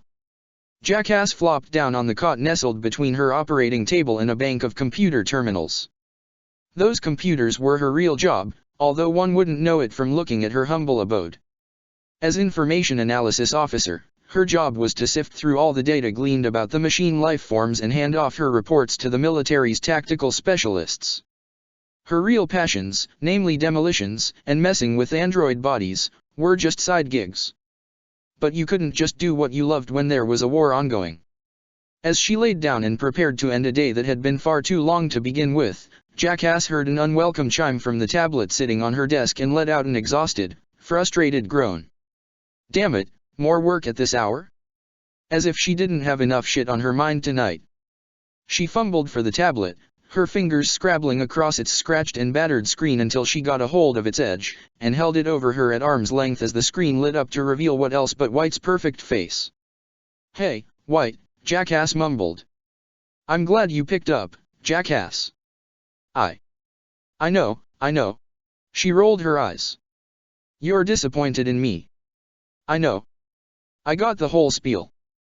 Contrary to what you might think, I have a very rich vocabulary.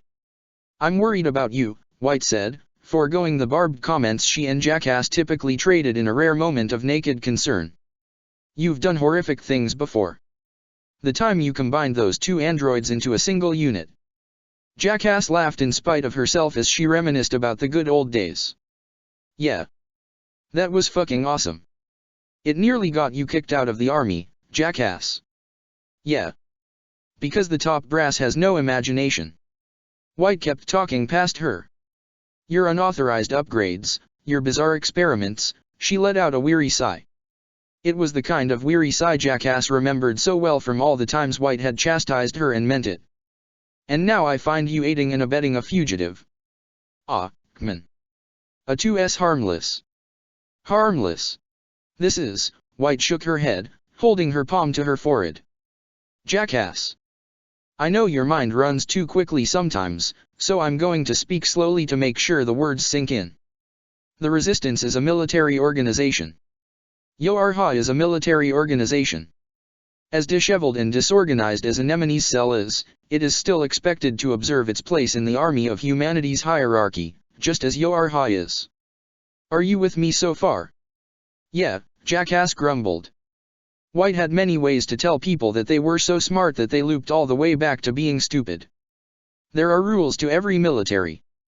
If there aren't, then you don't have an effective fighting force. You have a ragged band of idiots with guns. You can't just disobey the rules if you don't like them. There are consequences. Jackass thought back to the raids on machine factories the two of them had carried out single-handedly in the good old days before White had gone off to space. Whenever they'd had explosives to plant, White had been there to make sure they went off in the right place and at the right time instead of whenever Jackass had felt like it. And as overbearing as White's strict and hidebound attitude had been, a big enough kaboom, even if it was against regulations, had been able to put a goofy smile on her face all the same. But White didn't smile at people who broke, or even bent the rules anymore. Jackass wasn't sure she knew how to anymore. What happened to you? Jackass asked. You did.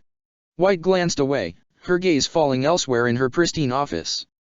She'd dispensed with the playfully hyperbolic rhetoric she'd spat out earlier that day.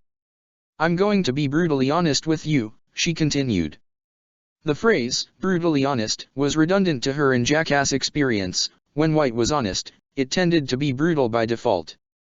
If it were up to me, I would have decided on some other way of dealing with it too. But I didn't make the rules. Jackass was taken aback. Had White just admitted that she regretted what she had to do? She could count the number of times she'd heard White go back on her decisions on one hand. The last time White had voiced any sort of doubt whatsoever about anything she signed off on had been years ago. Well, what if the rules are wrong? That's not for us to decide, White answered. Do you think that just because I'm in charge of YoRHa, I don't answer to any higher authorities? Alucard's a higher authority, Jackass pointed out. I have my doubts about him, White huffed, crossing her arms.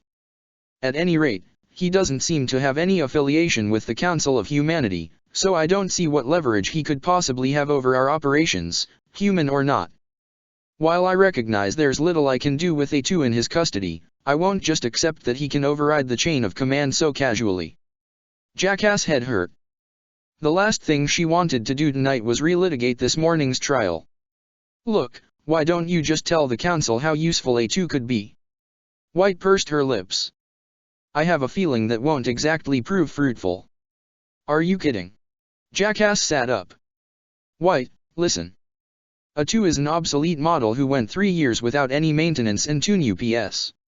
But she's held her own against your strongest models. She was starting to actually get excited. A2 was a fascinating research subject, after all. Even without factoring in the werewolf thing, which was itself one of the most interesting conditions Jackass had ever encountered. I could research her. I understand your reasoning. I've considered having her imprisoned instead of terminated, White replied. However, I'm certain she would rather face down the entire Type E division than spend the rest of the war in a cell, or a laboratory. Jackass couldn't really find fault in that argument. A2 didn't seem to be a pretty big fan of the whole self-preservation deal. White's expression colder, her green eyes narrowing and her mouth forming a narrow, tense slit. This is my last word on A2. You and Anemone can say what you like, but at the end of the day, she's a deserter. She has no place in either Yoarha or the Resistance and cannot be allowed to exist outside of the military. If you and Anemone keep helping her, sooner or later, you'll suffer the same fate she will. White's stern glare sent a chill up Jackass's spine. Every day, I worry that someday you'll go too far without me there to slap your wrist, she said. If we're being completely honest. I think you might have already done it. Her glare softened, her mouth curling upward into a world-weary, bitter half-smile. Things are so busy up here that I don't think I'll ever have time to come back to Earth until the war ends. When that happens, I want you to still be here. So toe the line, keep your head down, and follow the rules. Thanks. Promise me. Promise me you won't do anything rash from now on. And especially nothing involving A2. If you so much as replace a single one of her circuits, your career will come to an end. That's not a threat, it's a warning, and I suggest you heed it. Jackass sighed and swallowed a lump that had suddenly formed in her throat. I promise. Take care of yourself. You, too. When was the last time you had any maintenance done? White looked away. Don't make me come up there. Goodbye, Jack. Don't do anything I wouldn't do. Please. White ended the transmission, forcing the screen to abruptly turn black. Jackass groaned, threw back her head, and tossed the tablet aside as she stared up at the cluttered ceiling and watched the limbs dangling from it slowly sway and twirl. White was right. She did go too far sometimes, especially when she was alone, and one day it was all going to come back and bite her in the ass. If only the two of them hadn't parted ways, if only White hadn't fucked off to her new home on that fancy satellite. White had always been pretty straight-laced, a stickler for rules, stiff as a board, ever the cautious and sensible one. But she'd always been earnest, too, and deep down, she was a kind person to her friends. But now, in spite of White's concern for her well-being, it didn't feel like she and Jackass were friends anymore. Jackass glanced over to the lifeless 2B chassis bundled in a sheet and laying on the ground next to her cot. Getting the access terminal to spit it out without actually downloading 2B's data from the bunker's servers had been a stroke of genius that White just wasn't allowing herself to appreciate. Jackass didn't often say something was her crowning achievement, but toe the line, keep your head down, and follow the rules. Okay. Starting tonight, Jackass was going to clean up her act. Do everything by the book. Be the Kemp's least creepy, least unkempt, most squeakiest cleanest information analysis officer. Just her job, done as best as she could do it, with no crazy shit on the side. She'd break down the 2B chassis first thing in the morning, recycle/blow up its parts, and speak of it to no one. But before she went straight, she needed a stiff drink. Did the twins have any of that flower shit they distilled stockpiled? The canvas curtain that formed a makeshift door in one of the walls pulled aside as A2 poked her head inside the workshop. Rattled by the sudden intrusion, Jackass almost rolled off her bed and onto the 2B chassis. Geez, fucking knock next time, damn it, she swore. Nice to see you too. I need the new body. Getting right to the point, huh? Yeah. A2 slipped inside, letting the tent flaps close behind her. Goddamn fingers stopped working, she grumbled, raising her other hand and struggling to uncurl the misbehaving digits, which had frozen in a curled, clawed grip. It's because you punched the TV, isn't it? No. Coincidence, then. Jackass winked. Well, you're lucky I'm prepared. Figured you'd come around to it sooner or later. It's almost moonrise. I'm not going another night looking like the world's ugliest dog. So just get it over with.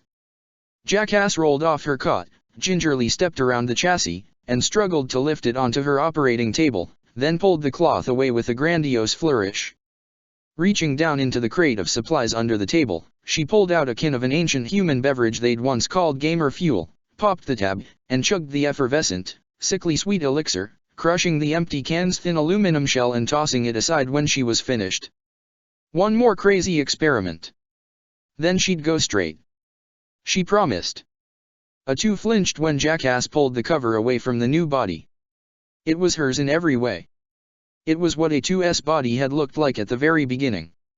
The same height, the same weight, the same measurements, the same slender curve of her jawline. Even the mole on her chin was still there. But at the same time, it wasn't hers. It belonged, literally, to the woman who'd been trying to kill her for the past 3 years. The woman who had been designed to replace her, the woman who had made her obsolete and unnecessary. That was her face with the mole on the left side of her chin. Her short white hair cut in a simple bob. Her closed eyes, her pink lips, her. This was the body of her enemy. But it was the body she needed if she wanted to be able to look after herself. It was the body she needed to keep fools like Anemone from damn near getting themselves killed on her behalf. This one was failing and there was nothing she or anyone else could do about it, nothing except jump ship. A2's gaze drifted along the naked body and settled on the chest. Her hand reflexively rose to feel the hard black carapace of her own chest, fingers curling despite the whines and sparks flying from her failing servos around the numb, hard lump of black alloy that formed a mockery of a breast. Fuck 2E. That was her body, too, and goddammit, she wanted it. With a flurry of tools, Jackass worked her magic and popped the 2B unit's entire chest and abdomen off, revealing a chassis far more complex and richly detailed than A2's own. It went without saying that A2 felt a little inadequate comparing the subdermal armor of her chassis to that second-generation endoskeleton.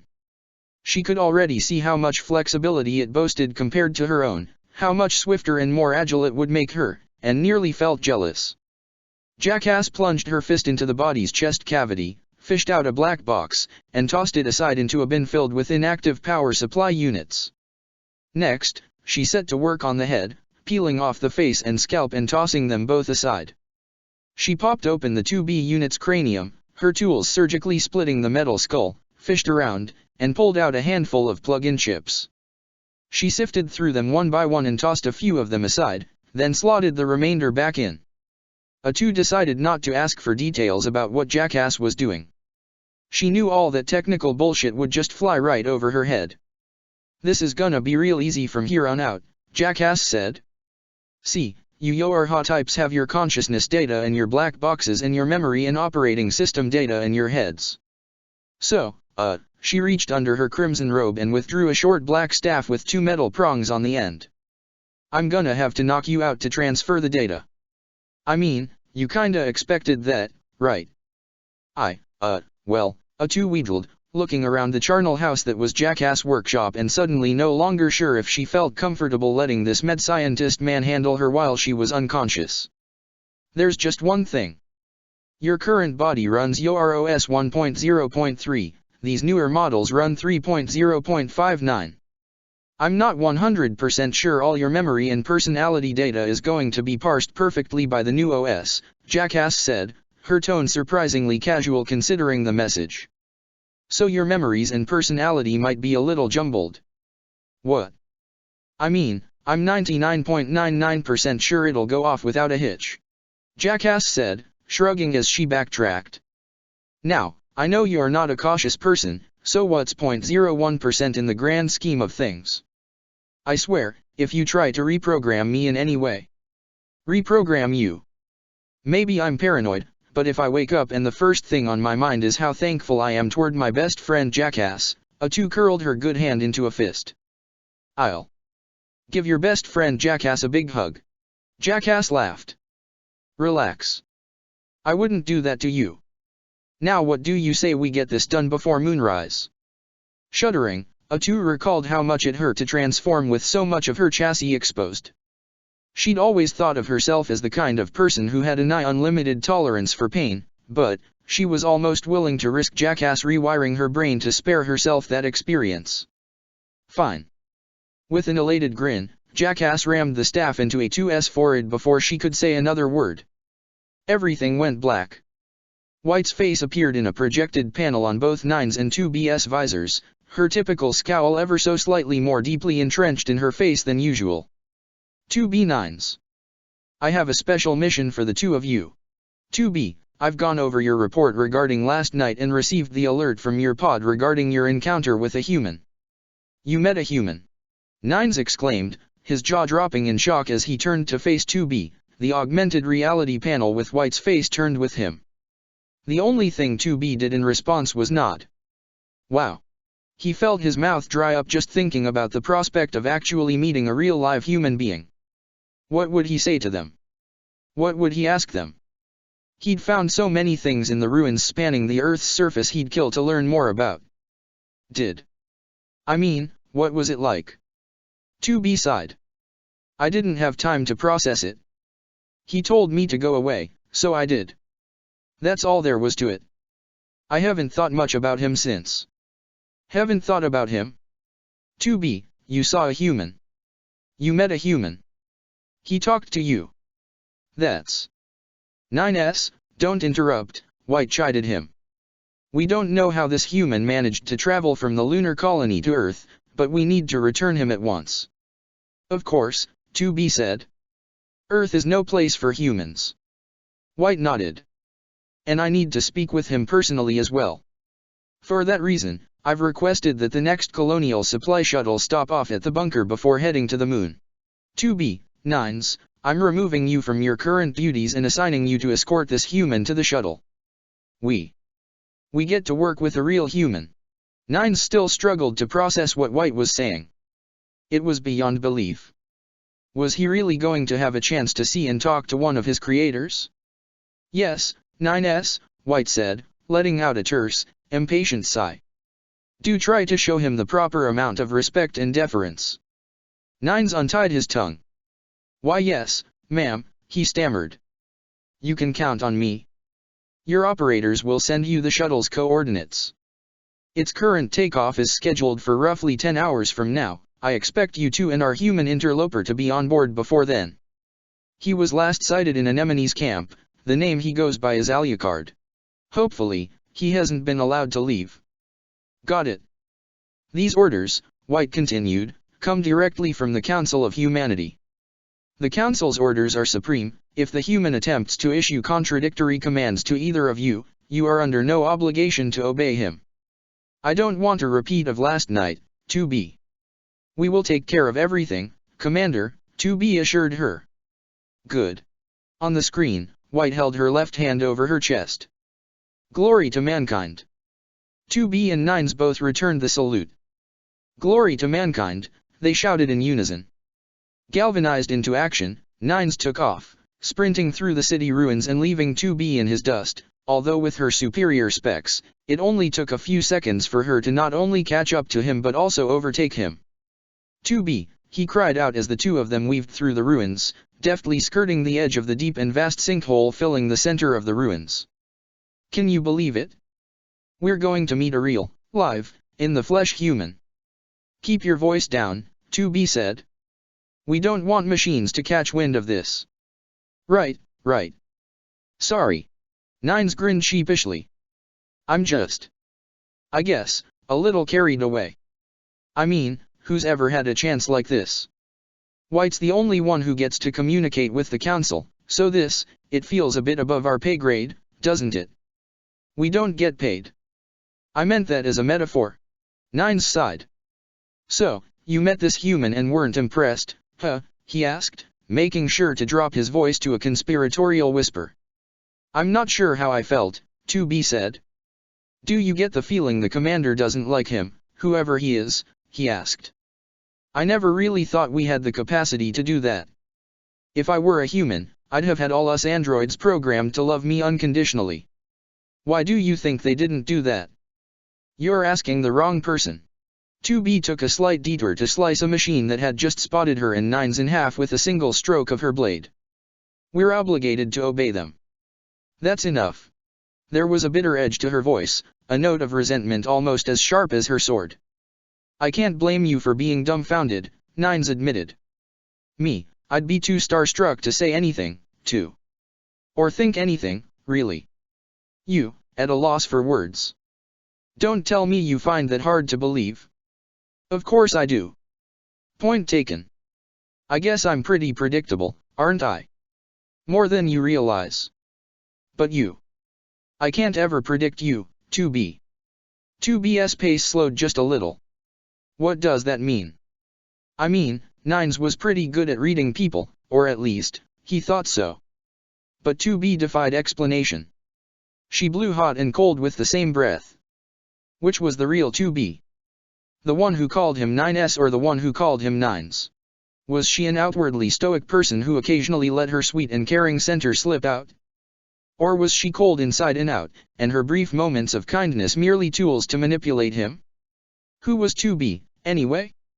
"Never mind," Nines said, unsure of how to vocalize all that. "Don't sweat it. It's a compliment."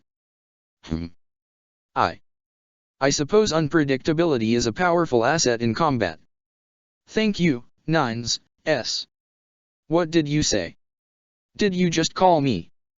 "No." Nines picked up the pace and tried to pull in front of 2B to see if she was smiling. Even a half smile from her, which was the most she seemed to be capable of, was rarer than platinum and twice as precious. "You said it." "No, I didn't." "Yes, you did. You called me and I." His boot hit a patch of loose gravel lining the edge of the abyss and slid, throwing him off his balance. As the shadow-wreathed monoliths of the ancient city ruins spun around him, he felt nothing but open air replace the solid ground first beneath one foot, then the other.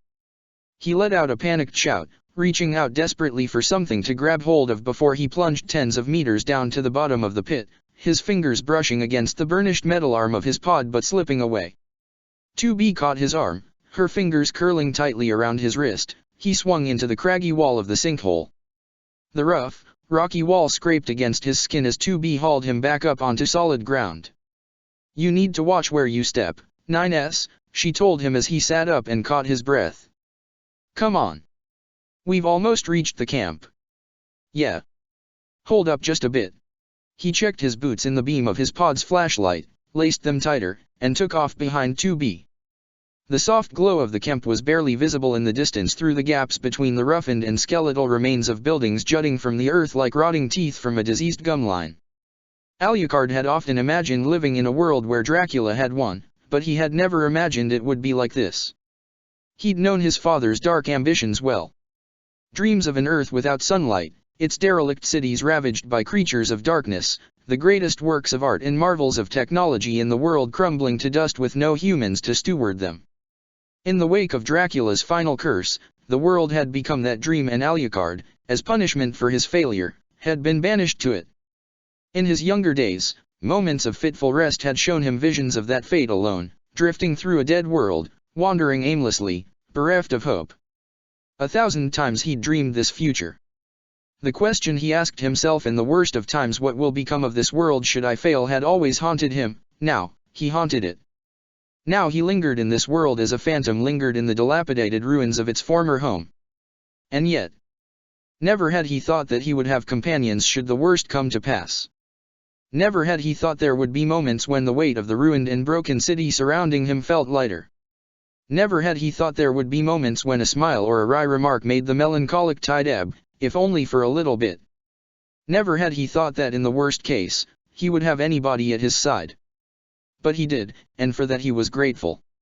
In the twins' cramped tent, he and Popala knelt over the dusty old tome she had found in the desert shrine earlier that day, its frail and yellowed pages illuminated by the light of a flashlight Devola held as she stood over the two of them. Popola opened the book up to a blank page somewhere in the middle, about 300 pages in, by Alucard's reckoning, and thumbing through the book all the way to the last page, then to the first page, then back to the middle, demonstrating that each page was indeed completely blank. She jabbed her finger at the book, her fingernail leaving a crescent moon-shaped imprint on the paper. "There's something here, isn't there?" she asked. "It's a magic book. I can feel it. Unless I'm going crazy." "Can't rule that out, sis," Devola said, standing over Popola, flashlight in hand. Alucard couldn't see anything either. But, then again, that was hardly unusual. Magic books were wont to conceal their contents to outsiders. "Flip back to the first page." "All right," Popola said, sighing, "but I've looked there 1,000 times already." Alucard smiled as a spot of black ink welled up in the center of the first page and blossomed into an elegant and ornate glyph, as though an invisible hand were writing the book before his very eyes. Beneath the black glyph, in perfect handwriting, was a title. Ges. TCCS. CA. 1999. "Ah, here we are. See," he told Popola, tooling her hair, "it's much easier to read books when you start at the beginning."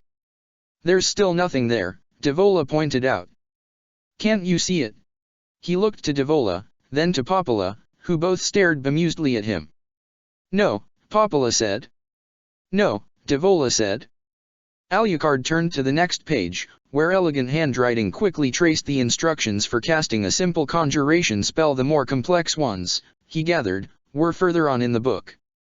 He flipped to the next page, but it remained blank. He flipped back to the conjuration spell. "Do either of you see this?" he asked the twins. "No," Popola said. "No," Devola said. "Maybe if we write something down in it, something will happen." "There are words," Alucard said, tapping on the page, "right here." He read the instructions aloud, running his finger under each line as he recounted the spell. "Beginner's level spell for conjuring a single flower." He ran through the motions, recited the incantation, and produced out of nowhere a silver rose, its verdant stem pinched between his forefinger and thumb. "See," he said, handing the rose to Popola, who smiled as she took it. "It's right there, clear as crystal. You read some invisible words and made a flower." "Wow." Devola rolled her eyes. "If we find a 5-year-old who's having a birthday party, it'll really come in handy." "The more advanced spells are further in," Alucard pointed out more than a little defensively. He turned to the next page and watched it populate with the instructions for a slightly more advanced spell, but saw nothing on the third page. A textbook and a teacher in one package. Very convenient for a neophyte, rather inconvenient for someone like him who could probably skip ahead a dozen pages.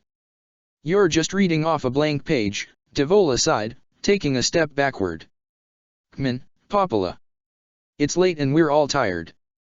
Popola didn't budge. "Why can you see it?" she asked Alucard, "and we can't?"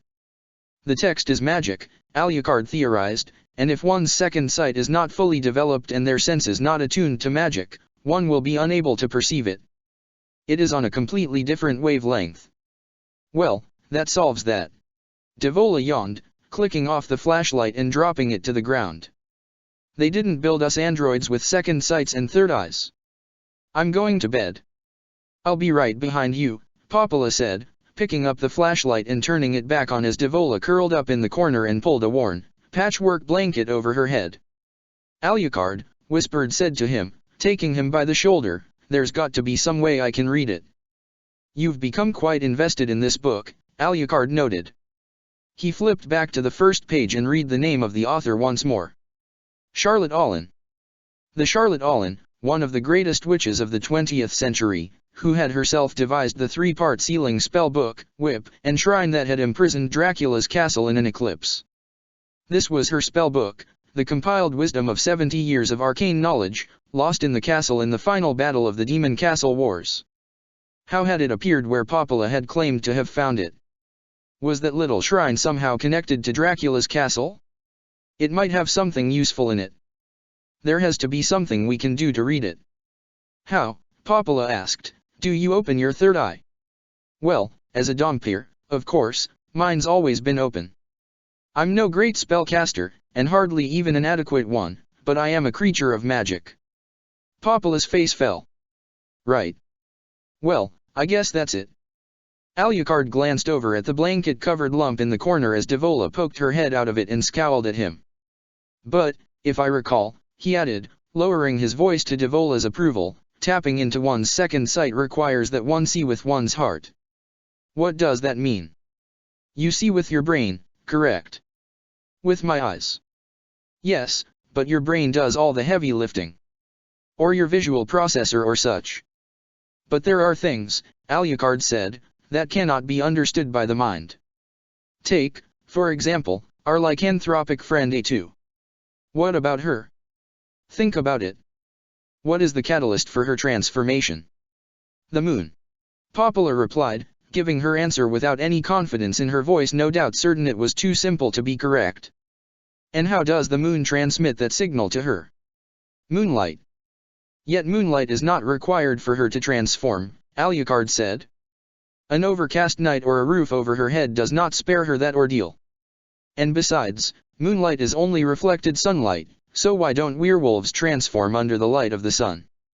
Maybe it's a gravity thing. Like the tides. Perhaps. But how does that work, mechanically speaking? How does gravity turn an android into a beast? Poppola rested her forehead in her hand as she mulled over Alucard's example. I don't know, it doesn't make any sense. Of course not. None of it does, Alucard said. If you wish to see this book as I see it, you must stop thinking. Instead, start feeling. Poppola placed her hand on the page, her finger blindly tracing words that were invisible to her eyes. I mean, I'm feeling something right now, aren't I? Everyone always feels something. Yes, but your so-called third eye needs a good shock to jolt it awake. Recall your strongest feelings, fill your heart with the memory of someone or something whose presence burns like an unstoppable flame in your mind. Poppola squeezed her eyes shut. But you told me to stop thinking. Don't overthink it. That was a metaphor. After a few seconds of utter silence and stillness, Poppola opened her eyes again. I still don't see it, she said, looking down glumly at the first page of the ancient spellbook. What were you thinking about? Alucard asked. I wasn't.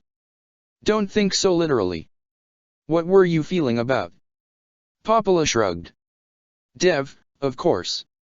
Alucard stroked his chin. Well, that's hardly a shock, is it? You two have been at each other's side for 10,000 years. All that love spread out over such a long time. Of course, I can't discount the magnitude of it, but it is a bit like how an elephant's foot exerts less pressure than a stiletto heel, despite an elephant weighing much more than a human. So, Poppola teased out, speaking slowly and deliberately, I need a strong emotion, that I feel quickly, suddenly, and that I can recall with perfect clarity. I suppose that would do it, Alucard said, somewhat loath to disappoint her by telling her this was all guesswork on his part. For him, explaining to someone with no natural aptitude for it how to perceive magic was like a fish telling a man how to swim. Poppola looked at him, her face starkly shaded in the light from the flashlight. The subtle glint of reflected light was all he could see of her pale aquamarine eyes, yet she could see or rather feel her giving him not a look, but a look. It was half the deer-in-headlights look of someone who was hopelessly lost and half the determined, purposeful look of someone who was precisely the opposite of lost. I'm assuming it must be a positive emotion, he went on, but I could be wrong. Maybe you could tap into how you felt the day that fellow from Yoarha stole you and Devola's Poppola. Why are you looking at me like that? She reached out, planted her hands on his cheeks to hold his head in place like a vice, and lunged at him, locking her lips against his. Alucard went cross-eyed. After what felt like an eternity, Poppola pulled away as suddenly as she'd pulled in. Her eyes were wide, her cheeks, and most of her face, almost as red as her hair. It worked, she cried out, her breath ragged and shallow, tapping excitedly at the page. Look, Alucard. It worked. Still reeling, Alucard raised his hand to his mouth. His lips were tingling. 10,000 years. 10,000 years since anyone had ever kissed him like that. And even then, how many times had that happened to him? Twice? Thrice? It's amazing. I can see it now. It really worked. Alucard blinked several times. That's very good, Popola, he mumbled, his voice coming out as a dazed half-whisper. And all I had to do, she gasped, breathless, she looked at Alucard, her wide and wild eyes meeting his, glanced at the book, and then fixed her gaze on nothing at all. Well, she said, clapping the book shut and tucking it hurriedly under her arm as she scrabbled over to Devola, who, somehow, had managed to sleep through Popola's outburst just fine, and planted herself at her sister's side. Gee, good night, Alucard. Okay, he said. I'll just, take a walk and clear my head. Good night. He stood up, the top of his head brushing against the peaked top of the canvas tent, and stepped out into the camp, still reeling inwardly as sparks flew inside his head and a hazy warmth swelling up within him. She'd kissed him. Why had she kissed him? Of course she'd kissed him. Had he been blind, or stupid, or both? A cold and bitter wind blew through the camp. Alucard shivered and bundled himself up in the heavy greatcoat he'd draped over his shoulders. It was still cold. He nearly regretted letting A2 take his cape, although he wasn't certain he wanted it back now that it was ripped and torn and reeked so strongly of dog. The sky was streaked with roiling clouds moving in quickly from over the ocean. The air smelled and felt as though rain was imminent. Anemone strolled through the camp, issuing a few last orders of the day to the soldiers posted to the night watch and extinguishing the lights illuminating the clearing one by one so that the soft glow suffusing the area would dwindle to a few pinpricks. When she caught sight of Alucard, she took off in his direction, a large bundle tucked under her arm. There you are, Alucard. I've been looking for you. She presented him with the bundle, which turned out to be a rolled-up blanket. Worn, frayed all along the edges, and all but falling apart in places, but soft and thick. Alucard took it from her, handling it as though it were an ancient relic lest it crumble to dust in his hands. It looked as though it had once been some shade of blue. Now it was some shade of something. The dying light of the camp made it difficult to discern, even though Alucard could see in the dark quite well. It's something I found in the city a while ago. I'd like you to have it, Anemone said, as a token of my appreciation. That's very kind of you. Alucard handed it back. But I can't simply take the only soft blanket in the camp away from its leader. Anemone smiled. I'd give you 100 more if I could, she went on, for what you did today. A2 would be dead if it wasn't for you. Today we won a battle, not a war. And even so, I'm not sure I can call our conversation with Commander White a victory just yet. Perhaps you shouldn't be so hasty with your gift-giving. If nothing else, at least your pedigree entitles you to some amenities. You make a valid point.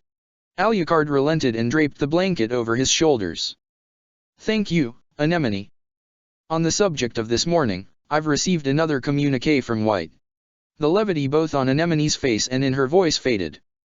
She's arranged for a supply shuttle to carry you to the bunker and for 2B9s to escort you. It leaves in about 9 or 10 hours. Alucard wasn't surprised. That had been the arrangement he'd made, after all. That said, he hadn't expected the meeting to be set up so quickly. He'd expected some sort of bureaucracy to stand in his way. The kind of bureaucracy that put so much distance between leaders and their subordinates that it was easy to throw their lives away on a whim. He glanced upward to the heavens, the moon, and stars partially blotted out by the tendrils of clouds massing in the sky. Will A2 be safe outside of my custody? It's occurred to me that since you pledged to look after her, White would have a golden opportunity to send another unit after her once you've left the planet, Anemone said. But A2's decided to take the new body, so I don't see her having any problems defending herself. Or the camp. You might find it hard to believe from how she behaves today, she told him, drawing her cloak tighter and pulling up her hood over her head and covering her braided black hair as another gust of bitter wind howled through the camp, but I knew A2 when she was at her best. She looks out for her friends. I don't doubt that, he replied, but it's a matter of strength. 2 or 3 or 5 units might be more than she can handle. He glanced over at the access terminal shrouded in shadows in the corner of the clearing. Anemone followed his gaze. They wouldn't have a hard time getting here. I'd hardly call your camp defensible. We'll work something out if it comes to that, Anemone assured him, laying a comforting hand on his shoulder. Alucard, when you spend every day thinking of tomorrow's battles, the enemy that cuts you down will be the one you meet today. Tomorrow's battle will be tomorrow. No matter what it brings, I think we can take care of ourselves long enough for you to talk some sense into White. Would that I had your confidence. Anemone smiled and shook her head. 200 years I've been fighting the machines. I don't know how old you are or how long you've spent away from the colony, but I doubt you can speak to having as much experience. Alucard had to bite on his tongue to keep from laughing. It took all his inner strength to avoid making a wry remark such as, "You have no idea," or, "You might be surprised." 200? You don't look it, he said. Then again, nobody looked their age here.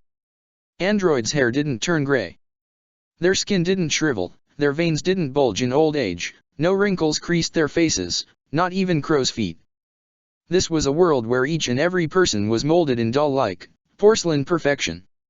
For 200 years of hardship, Anemone didn't show it in the least bit. Her olive skin was smooth, her face blemishless, aside from some stubborn grease stains and a barely perceptible seam winding across her cheek where days-old skin met years-old skin, her braided black hair glossy and lustrous, her posture tall and proud. A world of beautiful, ageless men and women. Alucard supposed he fit right in. We didn't know the lunar colony existed until a few years ago, when we started receiving transmissions from it, Anemone went on. For some of us, the war had already been lost thousands of years ago. Do you know what it feels like to keep fighting a war you've already lost? Alucard didn't answer, but nodded slowly. But then Yoarha came. And we started receiving transmissions from humans who were still alive.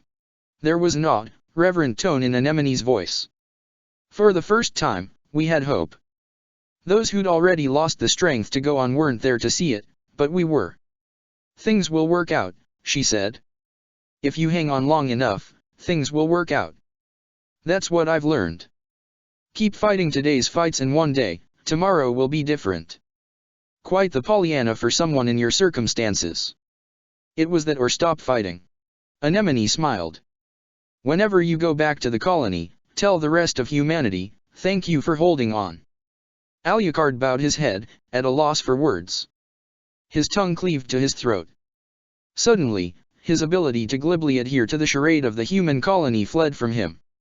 Wasn't it cruel to give androids hope that they could win back the planet for their creators?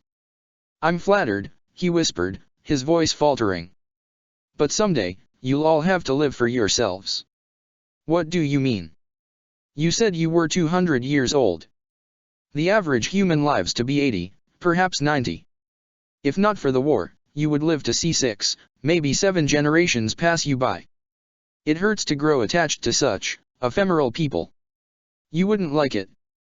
You sound like you're speaking from experience. Anemone gave him a quizzical look. Well, Alucard, how old are you? 25, he lied, forcing a sheepish grin. But my peers tell me I'm wise beyond my years. It felt as though no time had passed at all once A2 cracked her eyes open again. But everything felt different now. Somehow, even the table she was laying on felt different. Softer. More padding. Everything felt different. As static rolled through A2's vision, her sight slowly resolved from darkness to distorted blocks of grayscale pixels. Gradually, the long and undulating shadows cast across the workshop from the ceiling lights shining through the dangling arms hanging from the ceiling sharpened into focus. A2 raised her arm tentatively, testing out her new body carefully, slowly.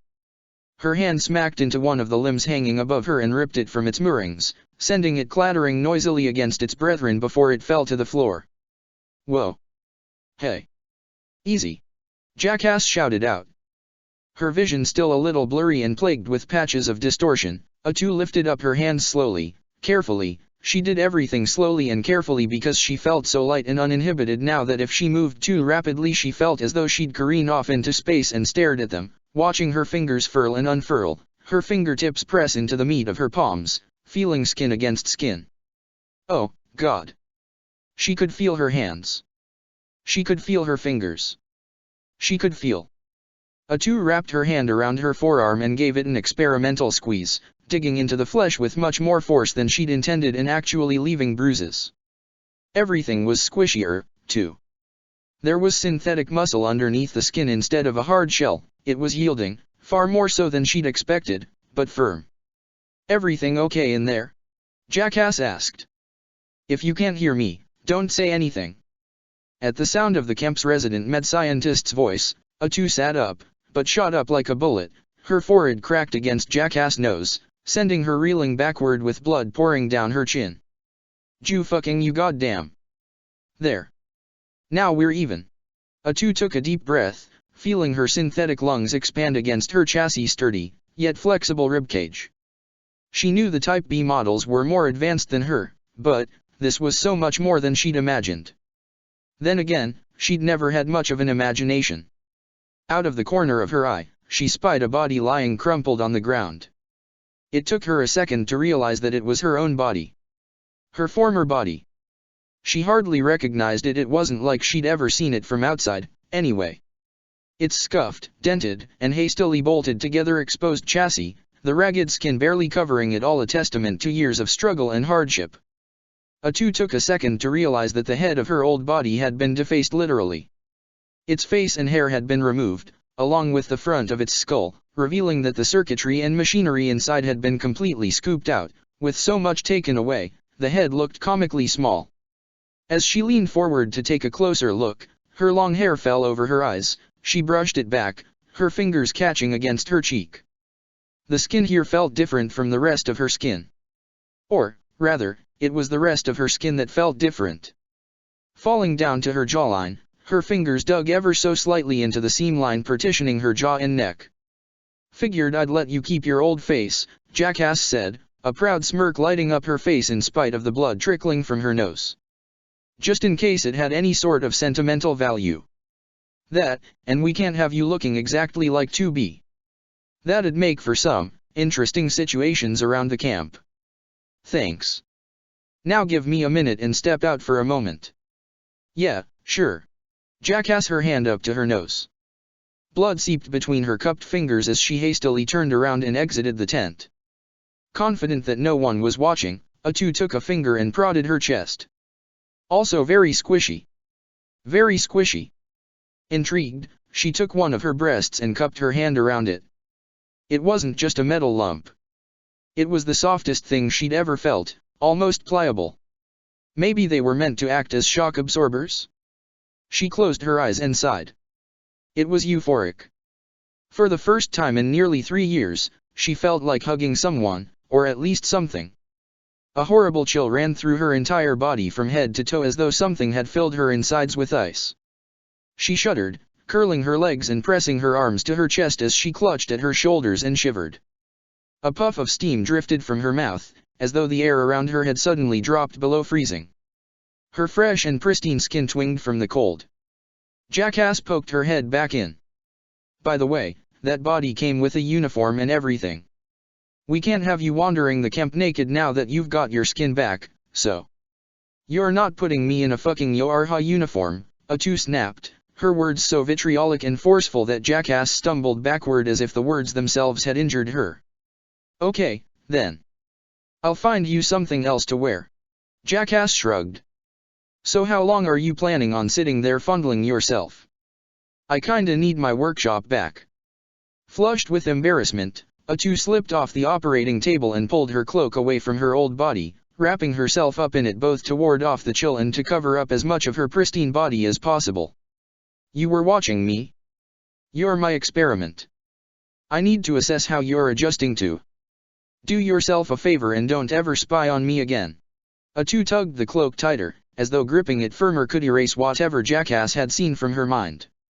"How long until moonrise?" Jackass tapped her forehead. "About, now-ish." Atu didn't feel any different. Not that there was ever much lead-up to the transformation, it just tended to happen as soon as the moon rose. Jackass sighed. "Maybe Alucard was wrong about the curse passing to your new body. Why do you sound disappointed about that?" "Well, you know, science and all that." Jackass anxiously fiddled with a lock of her lank black hair. I'm not your guinea pie.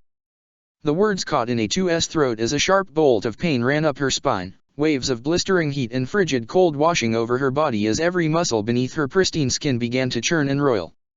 She fell to her knees, cradling her head in her hands. Each night, the transformation seemed to get a little less painful, whether that was due to the changes themselves lessening in magnitude with the waning of the moon or she was getting used to it, she couldn't tell. This new body, though, was unprepared for the unique sensation of every inch of her chassis reshaping itself, synthetic tendons and muscles unspooling themselves around metal bones and realigning themselves, joints cracking and snapping, flesh flowing and molding itself like soft clay. It's happening. Jackass cried out. It's happening. I know it's happening, A2 growled as a sharp pain ran through her jaw, coughing and spitting out her teeth as sharp fangs grew in to supplant them. Spit and blood dripped down her chin. You have to describe what it's like, Jackass hissed, crouching beside her. A2 winced, baring her fangs, as sharp claws tore through her fingertips and dug into her forehead.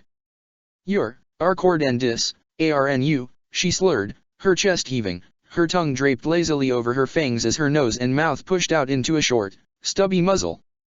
Of course. It's for science. What's it feel like? Ish like, fucka you. Dash how it feels. A2 shivered as her fur began to grow in, every single hair threading itself out from beneath her skin like a needle through cloth. One of her hands clutching at her head slipped, dragging its claws through her skin and leaving 4 bloody scratches down from her forehead to her jaw that healed immediately in the wake of the fur flowing across her skin. The changes ran their course, her tail grew in last, as it always did, curling and twitching as though it had a mind of its own. A2 was certain that it did. As the agony that came with having every part of her body reshaped subsided to a dull, throbbing all over ache, she took a deep breath and panted for air. The sounds and smells of the camp filled her ears and nose, the stench of grease and oil from Jackass clothes stinging her nostrils. Happy? She asked, glowering at Jackass. Jackass peered at A2 from every angle, stroking her chin thoughtfully. Oh, yeah. Very. Can you stand? A2 stood up with relative ease, at least, compared with her previous transformations, stumbling a little bit on unfamiliar legs but keeping her footing. Just as Alucard had said, the more the moon waned, the more human-like her wolfish form became. It felt like she'd finally reached the tipping point where standing on 2 legs became easier than standing on 4. It didn't feel so bad.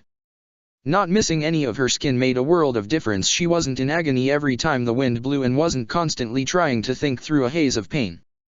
She had to admit, now that she could move more or less normally, this whole werewolf thing wasn't so bad. Maybe it was even something she could get used to at least, while she wasn't stuck running around on all 4s. Then again, though, there was that horrible empty, hollow feeling that stuck with her in this form, as though there was nothing but thin air inside her, a feeling that left her so worn and fatigued that it was difficult to do anything but sleep until the moon set, although sometimes the pangs running through her abdomen hurt enough to keep her awake. Nice. How about talking?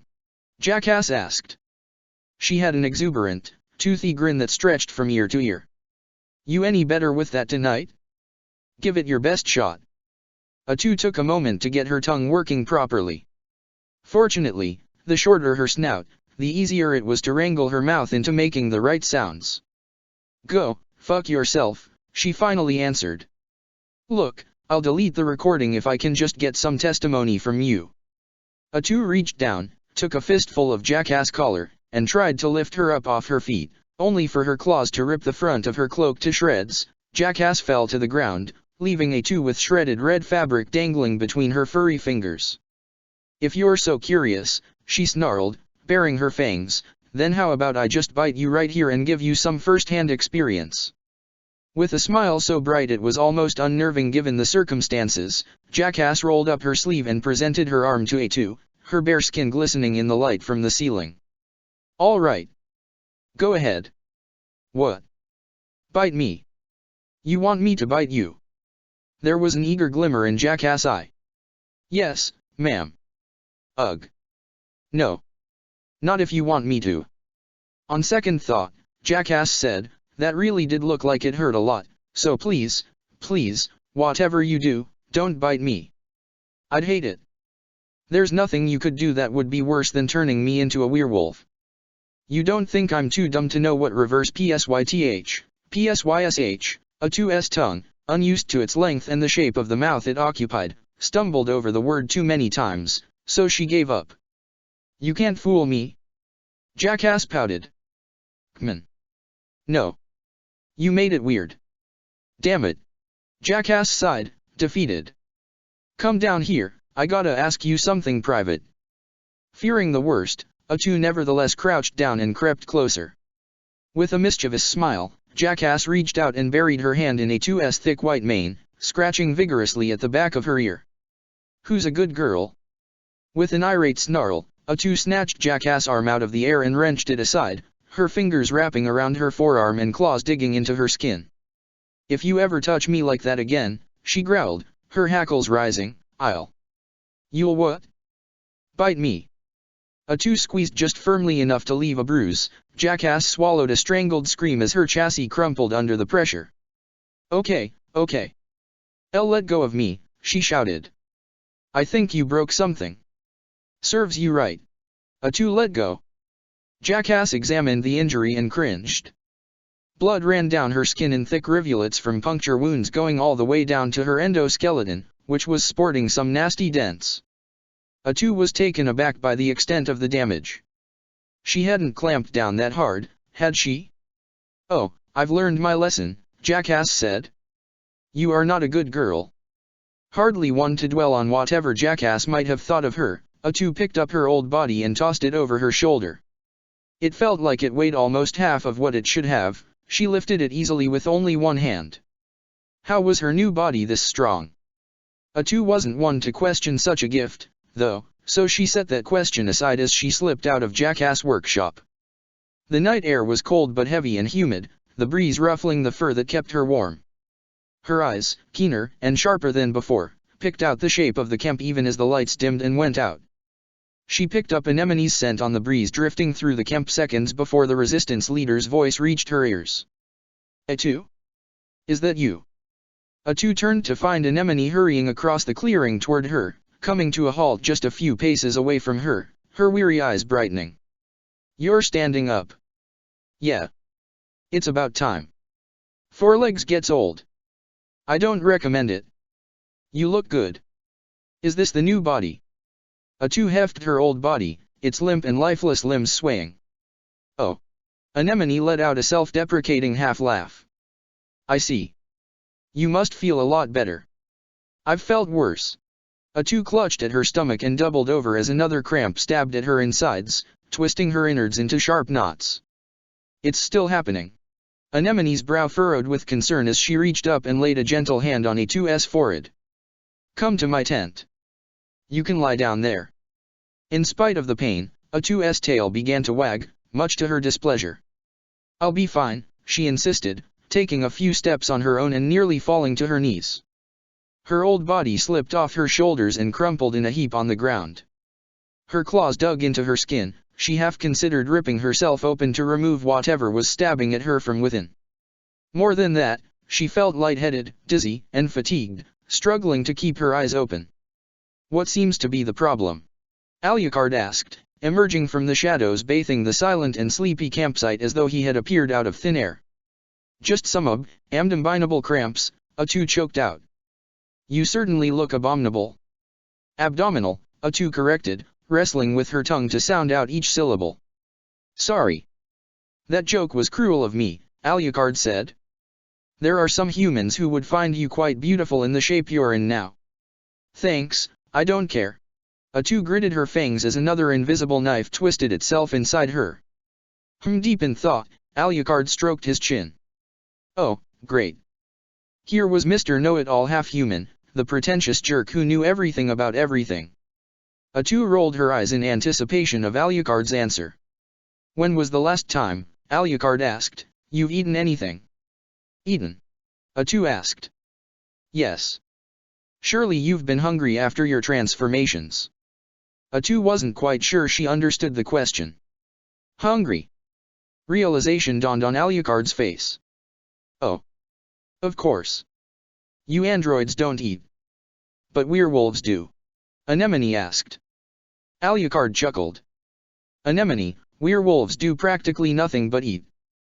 For many centuries, werewolves were thought to be evil creatures who devoured friend and foe alike out of malice, until it was discovered that they were simply too hungry after such a calorie-intensive transformation to be picky about their diets. Werewolves would attack people. Ah, yes. A lycanthrope could even devour his own wife and children on the night of a full moon, should they be the nearest source of fresh meat. Alucard shook his head in a way that made it clear he'd seen such gruesome things firsthand. But if he remembered to set a few goats in front of him that evening, he would have his fill of them and spend the night as docile as a lamb. I suspect that for you, Atu, the idea never occurred to you to harm any of your friends here, as you have never been hungry before. So how do we fix it? Atu asked. Go out, find an elk or a boar or something, Alucard said, nonchalantly gesturing to thin air, rip its throat out, and feast on its still warm carcass as it breathes its last breath. Of course he had an answer. Of course it was weird. Just her luck. Yeah, Atu said. Sounds great. I'll get right on that. I could show you how, Alucard said, if you... I know how to kill things, Alucard, Atu said, turning away from him and Anemone and hurrying out of the camp. She sniffed the air, caught the scent of something that smelled like food, and bounded off into the labyrinthine city, her pain momentarily forgotten as a flood of newfound instincts rushed through her mind and begged to be indulged. It was going to be an interesting night, at least. Alucard returned to the twins' tent to find Devola sleeping like a log and Popola curled up beside her with the spellbook in her lap, the furthest thing in the world from asleep. A bouquet of desert roses, trumpet-shaped flowers with 5 star-like petals that faded from pale pink to the same vibrant scarlet as her hair, lay at her side. She was too absorbed in the simple conjuration spell she was casting to notice him slip into the tent. Keeping yourself busy, I see, he remarked, suddenly struggling to muster his typical dry wit in her presence. Yeah, jolted out of her concentration, Popola hastily set the book aside and cradled the last flower she'd conjured in her palm. Just getting what I need to, make that liqueur. Your priorities are certainly in the right place. Is that why you were so intent on learning to read that book? Not really. Popola glanced at the book again, stroking its cover. I'm sure there's something in here that I can use to keep you and Dev safe. Alucard sat down. I did know the author. She had quite a few spells of cataclysmic effect in there. But judging from the first few pages, it might take a while for you to reach any spells that are that powerful, I'm afraid. They both sat in silence, neither quite looking at each other. So, Alucard cleared his throat. Popola took one of the desert roses and rolled its stem between her finger and thumb, paying close attention to its splayed-out petals as they twirled around as she tried to avoid looking at Alucard, who was himself preoccupied with tracing nonsense patterns in the dirt with his finger. Your new cape looks nice, she said. It's a blanket. Anemone gave it to me for helping with Atu. Looks soft. Alucard shrugged it off his shoulders and handed it to her. You can have it. It's a nice amenity. An amenity from Anemone. An amenity from Anemone. Yes. We're fortunate she isn't an enemy, Anemone. Well, you've never been on the receiving end of Anemone's enmity. The growing smile on Alucard's face shrank and vanished. She hasn't ever hurt. Oh, no, Popola insisted, I was just keeping the thing going. Sorry. She's actually really nice, even to us. Oh, good. Well, it sure is nice that you can count on Anemone's amity and not Anemone's enmity. You realize you're trying to have a tongue-twister contest with a robot. I think I can make you slip up. Popola chuckled. Well, if you want my opinion, I think Anemone's amity can be Anemone's enemy. I see what you mean, Alucard said, nodding. Anemone's amenities might spur Anemone's enmity if Anemone's amity leads her to calamity against Amenome's enemies. You just said Amenome. No, I didn't. I'm literally recording you. Popola cocked her head playfully. Do you want me to play it back? I think that's cheating. Alucard traded a few more tongue twisters with her, but the whole time, he found himself reflecting again and again on a different sort of tongue twister altogether. Brief and hastily ended as it had been, He hadn't been kissed like that in over 10 millennia. Not since Maria Renard. That had been, how many years ago? 18th century. 10,200 years.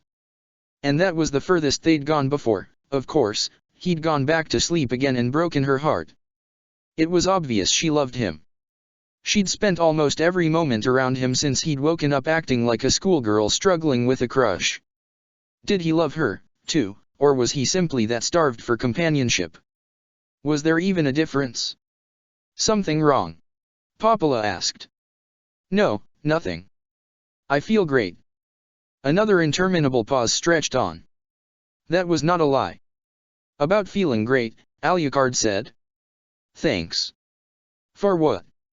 Well, normally, at this time of day I'd be feeling quite morose, given the end of the world and such. His heart thumped against his ribs so rapidly that he almost felt human. But you're surprise. Oh. Popola's face turned red. If it helps, I could give you a... She clamped her hands over her mouth as if to cram her words back in, the desert rose falling to her lap. What was that? Nothing. Alucard raised an eyebrow. Nothing. Nothing. The walls of the tent shuddered as another gust buffeted the camp. The cold wind seeped through the gaps between the canvas and the ground with a quiet, yet shrill whistle. Alucard scuttled across the tent and draped the blanket over his shoulder, then handed the other corner to Popola. She took it over her shoulder as well, huddling under the blanket with him. Maybe tomorrow, Alucard said, we could try that again. Popola let a nervous, wobbly grin crawl across her face, but it faded quickly. Her eyes flitted downward. Maybe tomorrow. I'm not sure. Something wrong? Alucard asked, attempting to reach out to her only to be reminded, to his embarrassment, that he was still missing his right hand. No, nothing. I feel great. He cupped her cheek in his left hand, her warmth bleeding into the cool skin of his palm, and slid his hand down to the side of her neck, picking up the unfamiliar, not quite human rhythm of her pulse. She seemed stiffer than usual, her synthetic muscles tight with tension beneath her skin. Is that so? Popola didn't answer. What is it? I've been wondering. She didn't look at him, her eyes remained fixed on her hands as they kneaded the hem of her grease-streaked blouse. Do you think androids were built to love humans? Alucard laughed. I hardly think so. Have you met A2? She all but despises me. Another brief smile played on Popola's face. Besides, he added, as I've reminded you and your sister time and time again, I'm only half human. If you were programmed to love all humans, you're only obligated to love half of me, he said, smirking devilishly, and the other half is simply your choice to make. He felt the tension melt away as Popola's shoulders relaxed. Thank you, Alucard. You're too kind. I'm glad. I've often been told otherwise. You. Believe it or not, I'm not known for relating to people. Being an eldritch nobleman from the 15th century who slept through centuries of social and cultural upheaval will do that to you. Human lives are short. Their perspectives are small. Living among them, it's easy to be standoffish. He was lying. He had a harder time closing himself off from people than he let on. Otherwise, he wouldn't still be mourning all the friends he'd left behind. Popola corrected. Human lives were short. Right. Well. I guess you're among your people now. Popola pulled Alucard a bit closer to her, wedging herself between him and Devola. Just 100 years until Dev and I hit 10,000. And yet you're still 600 years my junior. Popola laid her hand on Alucard's, her fingers curling around his. Alucard, it doesn't count when you're asleep for most of them. How many years have you actually been awake for? Alucard racked his brain. Let me see. I was about 20-something when I killed my father for the first time, slept for about 300 years, took a quick break from sleeping to kill him again, slept for about 200 more years or so, woke up a few times during that, woke up to kill Dracula one last time, stuck around for another 50 or so years. He did a bit of mental math. 86 waking years, he concluded, give or take a few. Oh my God. Popola giggled. You're a baby. I am not. Dompiers mature quickly. I was fully grown at 15. She gave him a playful nudge. I'm sorry, Alucard. I don't think we can ever be together. I mean, your life has been so short, your perspective so small. Please. You are as a mayfly to me, who has walked in eternity and seen the tears of time. She quivered like a leaf in autumn as her words broke down into bright peals of laughter. You've made your point, Popola. Purring, Popola nestled into Alucard's side, resting her head on his shoulder and letting her scarlet hair spill over his chest. I guess we can make it work. Not all May-December relationships are doomed. I'll never live this down, will I? Maybe in a few thousand years, whippersnapper. Popola's hand left his and slipped under the blanket, then under his coat, then under his shirt, her palm pressed gently to his chest, heat radiating into his cool flesh. Alucard closed his eyes, basking in her warmth the way a snake would bask in the sun. You're cold, Popola murmured, cuddling closer to him. Is that normal? Shake hands with my father and you'll see. His voice faltered, he fell silent. The hair on the back of his neck stood on end as a chill ran down his back. At the moment he'd spoken, he'd heard something outside. Something he'd never thought he'd hear again.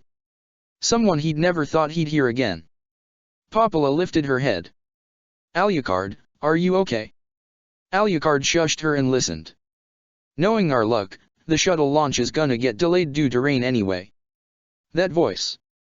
Alucard's eyes snapped open. His heart pounding a tattoo against his ribcage, his languid pulse racing, he all but tore himself away from Popola and threw himself out of the tent, his boots kicking up dirt and sand as he followed the long-dead voice. Two people stood in the center of the camp, lit by beams of light from the boxy machines floating at their sides. One was the assassin from last night, clad in a pristine black uniform to replace the one A2 had torn to shreds, her black skirt and the feathers sewn into her sleeves swaying in the wind. Her expression was blank and unreadable, and the black cloth wrapped over her eyes didn't help. Not a single lock of her feathery silver-white hair was out of place. Two swords, curved katanas with oil-streaked white blades, floated at her back with golden halos of light circling their hilts. The other could have been her twin. A fey-looking young man with a soft face framed by short white hair, the ends of his blindfold flapping in the wind at the back of his head. An ornate black frock coat, shorts, and boots, all in the same style and ornamented with the same embroidered patterns as those patterned across the women's clothes, clung to his boyish physique. His movements were looser and more casual than those of his companion, who stood at attention with the stillness of a statue. Both of the white-haired androids turned to face Alucard as he emerged from the tent, alerted by his outburst. Alert, human vital signs detected, one of the floating machines said, speaking in a deep-voiced, robotic monotone. Proposal, Units 2B and 9s should take the human into custody, the other machine said, its voice higher-pitched but just as flat as its counterparts. Popola crawled out of the tent behind him. Alucard? What's going on? The young man raised his hand and nervously waved it at Alucard, a few anxious twitches of his lips curving his mouth into a series of slight, brief, faltering smiles. Hi there. I think you've already met 2B here, but I'm her partner. My name's Nines. It's nice to meet you, Alucard, right? Alucard opened his mouth, but no sound came out. Bereft of his voice, rooted to the spot, all he could do was stand and stare, mouth agape, fixated on the young white-haired man standing before him. The young man who spoke with the same exact voice as Soma Cruz. Chapter 8, Dance of Pails. Pascal was almost always the first machine in the village to exit rest mode in the morning, since he needed to set an example for the villagers, especially for the children. But this early morning, so early that the moon was still high in the sky, he found himself jolted awake by the sound of metal knuckles rapping on his window. His round, froggish optical sensors flickered bright green as he roused himself from slumber. His bedroom window, which usually gave him a wonderful view of the wooden walkways ringing the great tree that served as the foundation of the village, was crowded by an unfamiliar sight. Uncle Pascal. Uncle Pascal, two machine children bleated, their round heads clanking against each other as they both tried to fit themselves in the frame of the window. One was a behemoth of a girl and wore a pink ribbon affixed to her head, the other was much shorter and wore a matching blue ribbon. Children. Pascal pulled himself out of bed, the wooden floor creaking beneath his metal feet. You should not be up at this hour. You two need your sleep. We couldn't sleep, the smaller child said. So we went for a walk, the larger child said. We just went around the village. Oh, my. You remembered to stay in the light, didn't you? Pascal asked, worried.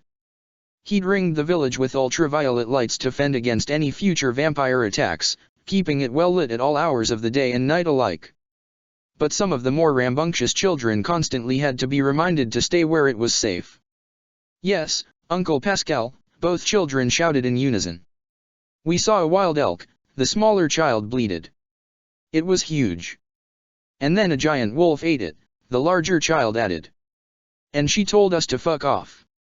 Children. That is a very naughty word, Pascal scolded the two of them, wagging his finger. Where did you learn that? I'm sorry, the smaller child said. The wolf said it. She told us to fuck off. The larger child ran off, shouting out her recently acquired verbiage to anyone who would listen, her tinny and electronic voice ringing in the still morning air. Fuck off. Fuck off. Fuck off. Pascal slid the window open and patted the smaller child on the shoulder. Dear, please tell your little sister that while wild animals may say such vile things, us machines must hold ourselves to higher standards. The smaller child nodded. Yes, Uncle Pascal. As the smaller child ran off to rein in her younger sister, Pascal leaned on the windowsill, gazed out at the warmly lit walkways and ramshackle cabins as lights within each little wooden home came on one by one, and sighed. First vampire machines, now swearing wolves. What was this world coming to? Rain began to roll and drip off the eaves, droplets tapping on his head. As the low rumbling of thunder rolled through the black clouds overhead, Pascal retreated and closed the window.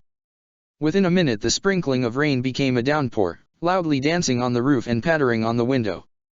Pascal turned to his bookshelf and rifled through the dozens of works of human literature he'd collected over the centuries. There was no better backdrop to a productive day of reading than the ceaseless tapping of rain, he had found. His metal fingers schemed the edges of the shelves, brushed gently against the painstakingly restored spines, as he pondered what to read today. Friedrich Nietzsche was always an interesting read. René Descartes had his moments.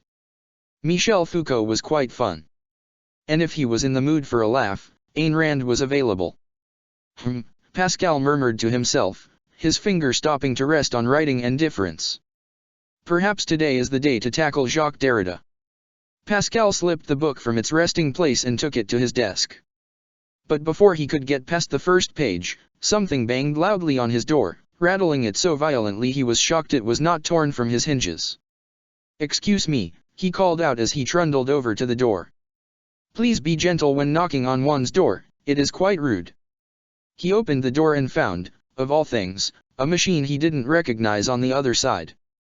The machine's optical sensors glowed amber amid a splash of machine oil streaked across its orb-like head. It towered nearly a head taller than Pascal himself and had a battered, unconscious android slung over its shoulder. Pascal wasn't sure what to make of the guest at first. A machine that wasn't from the village. Was it still connected to the network? Was it hostile? Was he in danger? Had this machine harmed anyone in the village? Would it harm him? The stranger shrugged the android off its shoulder and with surprising gentleness laid its limp body on the floor. The android was, like most Yoarha types, silver-haired, but dressed himself like no other android Pascal had met. He wore only a pair of pants and a pair of boots, leaving his well-muscled and bruise-covered chest bare and exposed. A black tattoo ran all the way up his left arm, its angular geometric designs flowing across his shoulder. The machine stood back up. "Safe here," it growled with a deep, throaty electronic voice. I suppose," Pascal mumbled, still quite flustered as the machine turned around and stomped back out into the pouring rain. The rain made hollow, metallic ringing sounds on its chassis. A fork of lightning flashed across the sky, illuminating it even after it had leaped off the wooden walkway and into the pitch-black forest below, and seconds later, another booming crack of thunder shook the heavens. Pascal crouched beside the injured android, the servos in his spindly metal legs creaking and whirring. The android's short, sodden hair, darkened from silver to gray from the rain, was speckled with little red blossoms, blood still oozing from a few open cuts on his face. There were long, slender V-shaped bite marks on his bare skin and a few sharp, almost shark-like teeth embedded in the flesh. "Oh, dear," Pascal said, clasping at one of the fangs by its forked roots and gently pulling it free. The android's muscles tensed, fingers twitching, lips curling back for a moment to reveal gritted teeth. Pascal pulled the rest of the fangs out, setting them on the floor, and went to his shelf to pick up a pack of staunching gel from his supply cabinet. His nerves were still jittery from the sudden intrusion, but as the initial anxiety faded away, Pascal felt invigorated. Were more machines and androids outside his little village learning to set aside their differences and live in peace? He tended to the android's wounds as best he could with what little he had on hand, then laid him on the bed to rest and went back to his book. It occurred to him that he should entertain his guest, so he began to read aloud. "If it recedes one day, leaving behind its works and signs on the shores of our civilization, the structuralist invasion might become a question for the historian of ideas, or perhaps even an object. But the historian would be deceived if he came to this pass." Popola woke up to the sound of rain pattering on the outside of the tent, rolled over, and curled up, not even bothering to open her eyes. A soft, thick, warm, heavy blanket was wrapped around her, the softest and warmest blanket she'd ever slept under in the past 7,000 years. There was no sense in waking up now. It was cold and wet outside, but it was warm and dry in here, and Popola wanted nothing more than to sleep the day away, or at least the morning. She rolled over onto her back, tugged the blanket tighter around her, and reached out, fumbling blindly for. Oh, right. Alucard had left with 2B9s that night. Of course he wasn't there. Popola's hand plopped down on the cold patch of dirt where he would have been laying down if not for that. Suddenly, the tent felt colder, the blanket just a little less soft and insulating. And where was Dev? Something poked her in the cheek. Hey. Hey, sis. Pissed. Popola cracked open one eye, making out her sister's blurry silhouette through slitted eyelids. She let out a displeased groan. Deef. Devola poked her again. Wakey, wakey. Big day today. We've gotta head out to the desert and unclog that pipeline like we were supposed to do yesterday. Ugh, Nuu. Devola took her by the shoulders and hauled her into a sitting position, letting the blanket draped over her slough off her shoulders and pool in her lap. Yeah, we gotta do it. It's important. Popola's head lolled to one side, heavy as lead. "'S cold. I know. Anemone's really gonna scold us if we don't get this done." Devola gave her a light wake-up tap on each cheek. "K'min, sis. Up and at 'em. It's rainy." "Yeah, well, we should have done it yesterday," Devola said, stifling a yawn of her own. "There's Dracula monsters there." "Yeah? Well, you weren't so scared of those guys yesterday, were you?" Popola shook her head. She just didn't feel like waking up today. "'Cause they were dead. Let's go back to sleep."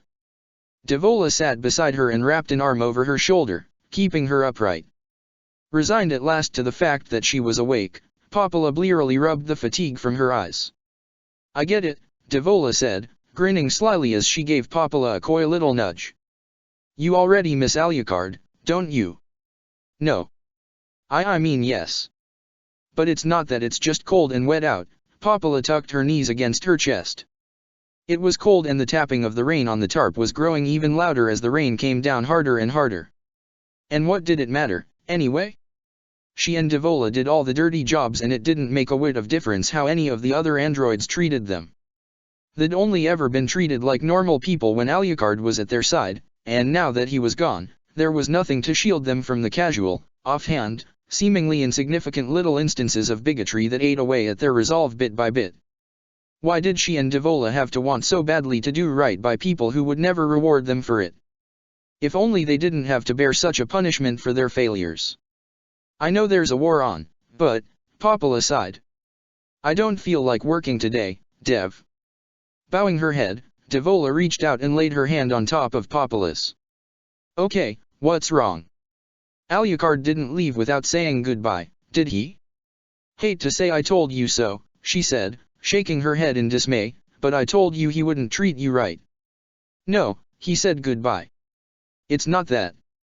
Bet he didn't kiss you goodbye, though, Devola teased. He did. Popola curled her fists. He kissed me right on the cheek, she blurted out, the memory of his parting gift, the way he'd threaded his cold fingers through hers, the way he'd leaned in, his eyes closed and pale lips pursed, and nuzzled her ever so gently on her cheek, turning her face as red as her hair. Oh, what a gentleman. Devola squeezed her tight. You know I had my doubts, but I'm glad he's treating you right. My little sister finally found a man. Little. We came off the assembly line at the same time. Nuh-uh. I was 35 milliseconds early.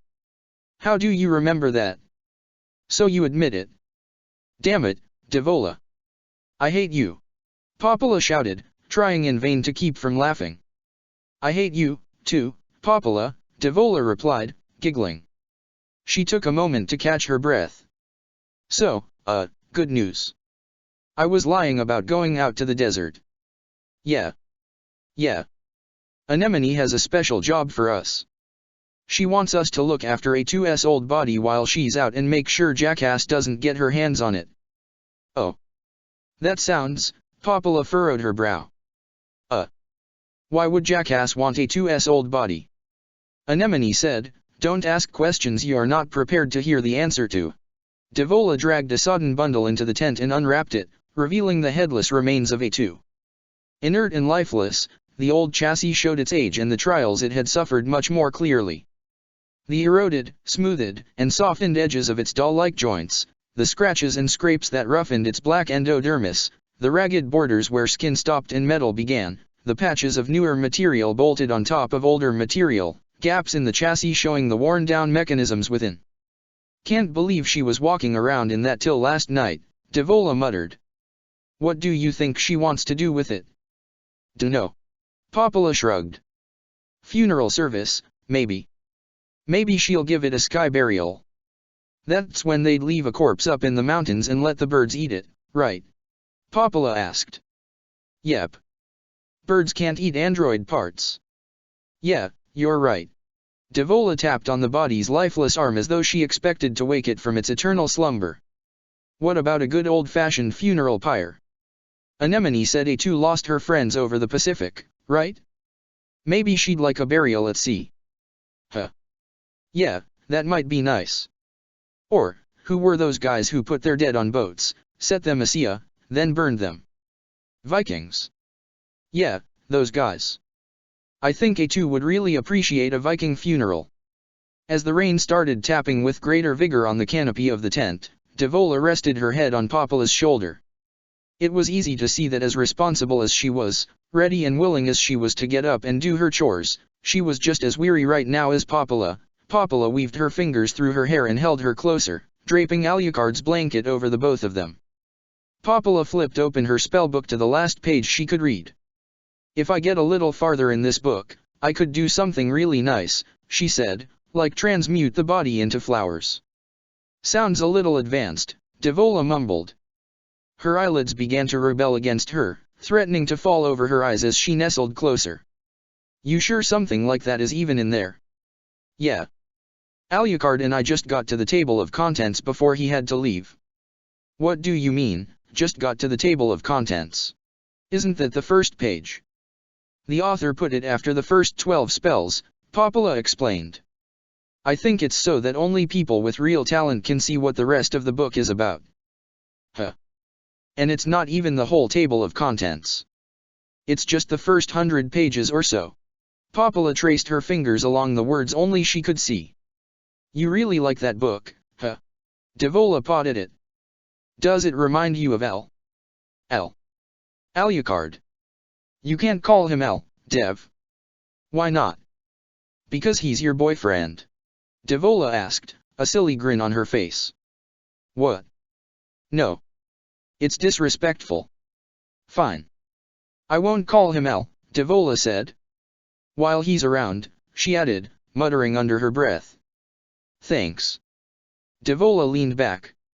So, is he a good kisser? Dev. Can he tie a cherry stem with his tongue?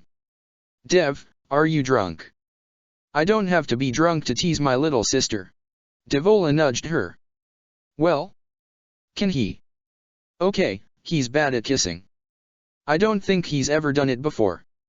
Romantically, anyway. Oof. He just needs practice. The tent flap fluttered as Jackass poked her head into the tent. When I needed to teach my girlfriend how to kiss, I charged her for lessons. Popola and Devola both screamed, mostly from surprise, partly from horror. Jackass flicked away a lock of rain-slicked black hair that had gotten plastered from her forehead. Hey, girls. I was studying the spare black box I had left over from a 2S body transplant and thought I saw something interesting. Can I see her old body and run some tests on it? No, Devola said. Please. No, Popola said. The fate of the world is at stake. Anemone told us you'd say that, Devola said. I'll pay you, Jackass said. No, Popola said. How much? Devola asked. Dev. I know what I'm doing, sis, she hissed at Popola. I'll give you 20,000, Jackass offered. 20,000. Devola sputtered. Dev. A 2S body isn't for sale, Devola insisted on Popola's urging. Unless she says so. Go ask her. All right. I will. Jackass forlornly withdrew back into the rain. Devola sighed and flopped onto the ground, the blanket unraveling from Popola's shoulders and falling on top of her. And yet we're the pariahs, she muttered. With the downpour as heavy as it was, the last thing Nines wanted to do was leave the truck he and 2B had taken to the launch site. He wasn't sure Alucard was quite so keen on getting out either. Then again, it was hard to tell with the guy, who was currently curled up in the corner of the tarp-covered flatbed, nestled between crates of munitions and snoozing the day away. As far as humans went, Alucard wasn't what Nines had expected. If he was telling the truth, he had stowed away from a supply shuttle that ferried ores from the mines on the moon down to Earth to fight in the war and fight he had. He'd even held his own, somehow, when a troop of machines had leaped out at them on the way to the transport hub a few miles north of the camp. Some of the folks at Anemone's camp had said he'd gone toe-to-toe with Eve and hadn't been turned into a bloody paste. The way they'd talked him up, he was as fast and as skilled with a sword as an android and seemed to be nearly as strong as one too, if not just as strong. What was the point of having androids if humans were so good at fighting their own battles? But those weren't the only questions Alucard's existence raised. For starters, how could he have stowed away in an ore shipment? Those shuttles didn't have any life support, the only atmosphere they had in their interiors was meant to keep the crew air-cooled and wasn't fit for humans to breathe. So perhaps he'd been on Earth the whole time. Where, though? Was there a hidden colony of humans on the planet that had survived the past 7,000 years of warfare? Had he been cryogenically frozen before the invasion? Why would he concoct such a flagrantly false backstory instead of telling the truth? So many questions. And yet Nines could count on one hand the number of questions he'd had that Alucard had actually taken the effort to answer. Maybe he was just expecting too much from one of his creators, but he had to admit, it was a bit of a letdown. Then again, humans needed their sleep, and the three of them had left in the middle of the night. Even Nines had gotten some time in rest mode while the car drove into the mountains. A blustery gust of wind blew the rain sideways the instant Nines hopped off the back of the truck and set foot on solid ground, his boot sinking into the muddy rut left in the wake of the truck's back tire.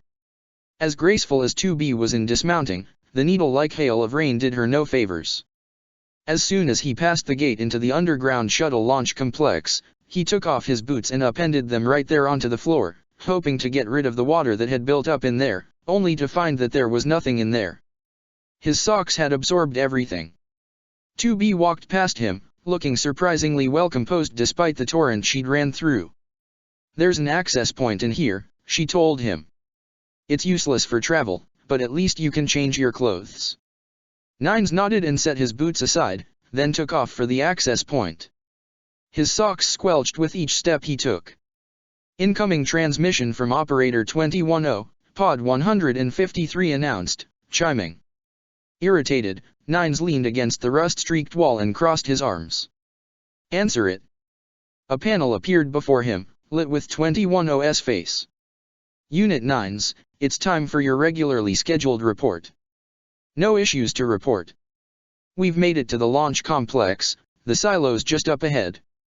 210 was silent for a second. 9s could hear the faint sound of her fingers flying across her keyboard. Positions updated. The shuttle is set to launch on schedule and 60 and I have brought down your flight units for aerial support. Good. Thanks. 9s saw 2B glance at him, bemused at how curt and terse he was being. He'd never been so laconic while talking with his operator. But then again, 210 wasn't exactly his operator. Or, at least, he didn't feel like she was. This one was still a stranger. Rather, he was a stranger to her. This concludes my regularly scheduled report. Wait, 9s. 210 took a deep breath. You're an inquisitive type, aren't you? Have you been asking Alucard questions? Yeah, 9s said, taken aback by 210's inquiry. He took a look at Alucard, who was busy tooling and wringing the water out of his long, rain-darkened hair. The guy wasn't really the talkative type. He even looked away whenever 9s tried to strike up a conversation with him. Maybe he was antisocial. Or maybe he just found 9s annoying. Either way, Alucard had only given brief answers to a few of the many questions he'd asked. It was almost disappointing. Certainly frustrating. Couldn't the guy say a single complete sentence to him? When he comes to the bunker, I'd like to ask him a few questions of my own, 210 said. Yeah, you and everyone else. You'll have to get in line. 210 glanced off to the side. While you're down there, maybe you can ask him for me. I dunno. Shoot, but I can't promise he'll answer. 210 got a strange, faraway look in her eyes, the kind 9s had never seen from her before, not even from the original 210. She shook her head. Never mind. This ends our regularly scheduled correspondence. Okay, 9s said as the connection broke and the panel flickered and folded out of existence. He changed his chassis, wondering all the while what 210 could have to ask Alucard about. Of course, any android would have questions to ask a real, live human, but what could she have on her mind that she'd be embarrassed to tell 9s? His pod chimed again, this time with a transmission from Operator 60. Hi there, 9s, she whispered, a twinkle in her aquamarine eyes. I heard that 210 had a question she wanted you to ask the human. You and 210 are on opposite sides of the room, 9s noted, recalling the floor plan of Ops.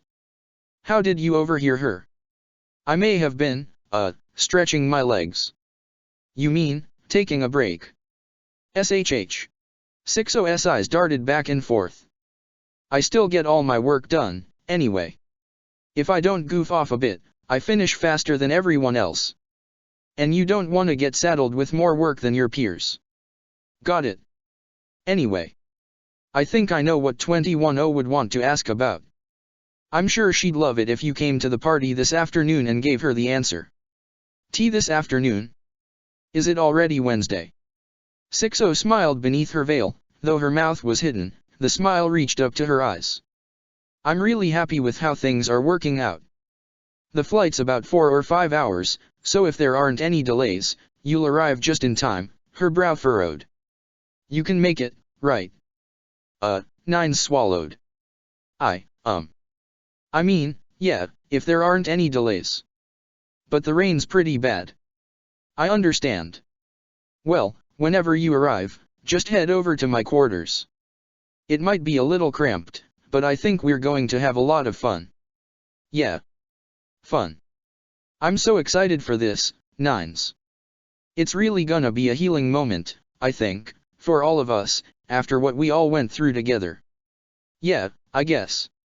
So what do you think 210 wants to ask Alucard? Oh, right. That. Well, as long as I've known her, she 60 halted in mid-sentence, nearly leaping out of her chair as her eyes widened. Oh, see Commander. I was just about to contact 2B for our regularly scheduled contact. The transmission terminated as abruptly as it had begun. Across the room, Pod 042 alerted 2B to an incoming transmission from 60. Nines sighed, stretched, and followed 2B and Alucard through the complex, metal stairs clanking beneath their boots as they descended deeper below the ground to the bottom of the silo in which the shuttle, a sleek white obelisk with stubby tail fins and a dart-like nose, lay in wait beneath a steel sky. When the time came, the hatch would slide open and the shuttle would rocket into the atmosphere, breaking the bonds of gravity and trading the night blanketing the Earth for the vast darkness of space. Shuttles weren't the fastest way to travel. Flight units made the trip from the bunker to the Earth in under an hour compared to the shuttle's projected 4 hours. The ride wouldn't be particularly luxurious, either, especially for the human. The shuttle had to have been hastily retrofitted at the last minute with a breathable atmosphere for his sake. 2 flight units were perched beside the shuttle, one painted in standard black, the other resplendent in command-coded white. Both units' cockpits gaped open, ready to accept their pilots 2B in white, 9s in black. The machines had a significant atmospheric presence and supply shuttles had limited defense. It would take elite Yorha pilots to break through the machine's blockade and pass through the stratosphere. Fortunately, the machines had no significant numbers in space, although the flight units would have to cling close to the shuttle for all of its 4-hour journey, given the sensitive nature of its cargo. While technicians milled about around the shuttle to prepare it for launch and 2B inspected the flight units, Nines took a seat on the same bench Alucard had sat down at. He spared another glance at the human, their eyes met and Alucard quickly turned his head and looked away. "Hey, are you okay?" Nines asked, scooting just a little closer. "I'm fine," Alucard said, holding a hand over his mouth. "I bet you made some friends at the camp, huh? It wasn't wrong or improper to speak to a human like this, was it? Was he being rude? I'm sure you'll be able to keep in touch on the colony." Alucard muttered noncommittally. This guy was more standoffish than 2B was, and that was no small feat. "We've got 4 hours or so of travel ahead of us before we reach the bunker," Nines said. "Plenty of time to get to know each other. But why don't we get a head start right now?" Alucard barely turned his head. For the first time, Nines noticed that his eyes were a bright, pale golden brown, like amber. It wasn't a color he thought human eyes came in. Brown, green, blue, hazel, that was it, wasn't it? The closer he came to Alucard, the more Nines noticed his little imperfections. The tiny red threads winding their way across the whites of his eyes, the random and irregular pattern of pores on his skin, the fine and nearly invisible dusting of pale hair on his cheeks and jaw, the cracked and dry skin on his knuckles, the nearly imperceptible slight crook of his nose and asymmetry of his face.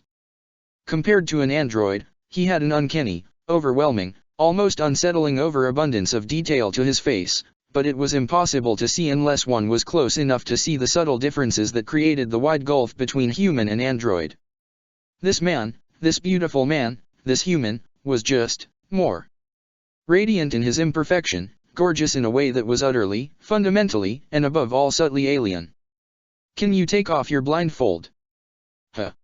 The words barely registered to Nines as he found his eyes tracing the strong, elfin contours of Alucard's face. There were so many little things to focus on that Nines could feel himself getting lost in the weeds. "Your blindfold," Alucard repeated. "I'd like to know if you can remove it."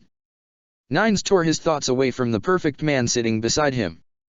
"Am my blindfold?" He blinked and cocked his head. "I don't." "Oh, you mean my visor, right?" "Yes. It's not actually a blindfold," he said, reaching behind his head to undo the knot. Yorha visors are actually a sort of advanced visual processor that wirelessly connects to our optical systems.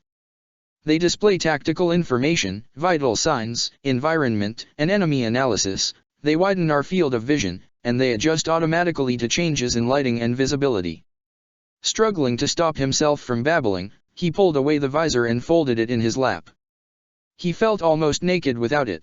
The sight of the world around him without a HUD laid over it just felt wrong. Alucard was silent, his mouth hanging just slightly agape as he studied 9's uncovered face. Nines felt as though he were under a microscope, being scrutinized and studied by a being so far above him. Although he had more to say about the visor, his voice was snuffed out. And then, through the haze of anxiety fogging up his systems, a flicker of recognition ran through his mind. Something about one of the many small details of Alucard's face. "Thank you, 9's, Alucard finally said, turning away once again. I hope it wasn't too much trouble. I wanted to see how similar you were to an old friend of mine. You sound just like him. Oh, Nines fumbled with his blindfold. No trouble at all, sir. Out of curiosity, did something bad happen to him? Alucard lowered his head. Yes. Sorry to hear that. Nines swung his legs nervously, kicking his heels against the crate's side. Something was still sticking in his mind, something he'd noticed but not figured out yet, something his subconscious had picked up and wasn't telling his conscious mind. So maybe I should submit all my questions in writing. Alucard smiled, his pale lips parting, and that's when Nines saw it. Fangs. He tried to keep his composure. There had to be a logical, rational explanation for them. A birth defect or mutation or something. Alucard couldn't be a vampire. His eyes weren't even red. Alucard, he said, hiding a tremor in his voice, do you mind if I take your pulse? Just make sure you're doing okay. Alucard presented Nines with his upturned hand, allowing Nines to plant 2 fingers in the hollow of his wrist. Nines' movements were slow. His hand was shaking as it picked up the telltale throbbing of blood pumping through veins. Could Alucard tell something was wrong? What would he do if he was a vampire and Nines had learned his secret? Vampires were dead and their bodies were frigid. But Alucard's skin was cold, but not dead cold. And he had a pulse. Slow, but extant. Your body temperature and your pulse, Nines said, are. Observation, optimal human body temperature is 37 degrees centigrade. Optimal heart rate is between 60 and 100 beats per minute. Alucard has a body temperature of approximately 30 degrees and a resting pulse of 28 beats per minute, Pod 153 chimed in. Nines' hand fell away from Alucard's in shock. "Are you?" he gasped, his mouth drying out, dying. Alerted by Nines' outburst, 2B abandoned her cursory inspection of the flight units and rushed over. "What's wrong?" she called out. Statement: a body temperature below 35 degrees is a symptom of hypothermia, Pod 042 explained. Proposal: Alucard should be removed from wet clothing and moved to a warm, dry location immediately. "I don't have hypothermia," Alucard insisted as he fought to keep 2B from disrobing him.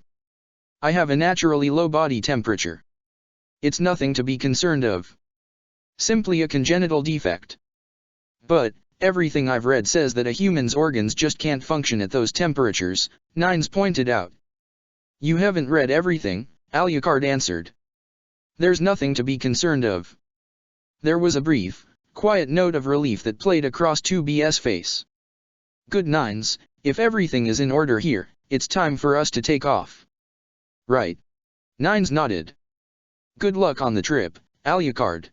As 2B turned around and headed back over to the flight units, climbing into its cockpit, Nines spared one last glance at Alucard. His genetic code was a match for a human's, according to his pod's analysis, and he was definitely alive, but his cold skin and languid pulse, and the sharp fangs at the corners of his smile. This man was a living, healthy human. Nines couldn't deny that. But he was the furthest thing from a normal human. And while he wasn't suspicious enough of him yet to do anything rash, Nines wondered. Was it smart to bring Alucard to Yorha? Being caught in the rain was even less fun for A2 than usual now. Her fur soaked up water like a sponge and clung to her skin as she hurried across the bridge spanning the ravine that split the forest apart from the overgrown ruins of the ancient human city. She cast a glance up at the cloudless sky. There was no way to tell how close the moon was to setting. Surely it was close to morning now, after the hours she'd spent hunting and reveling in what few benefits the shape of a wolf offered her.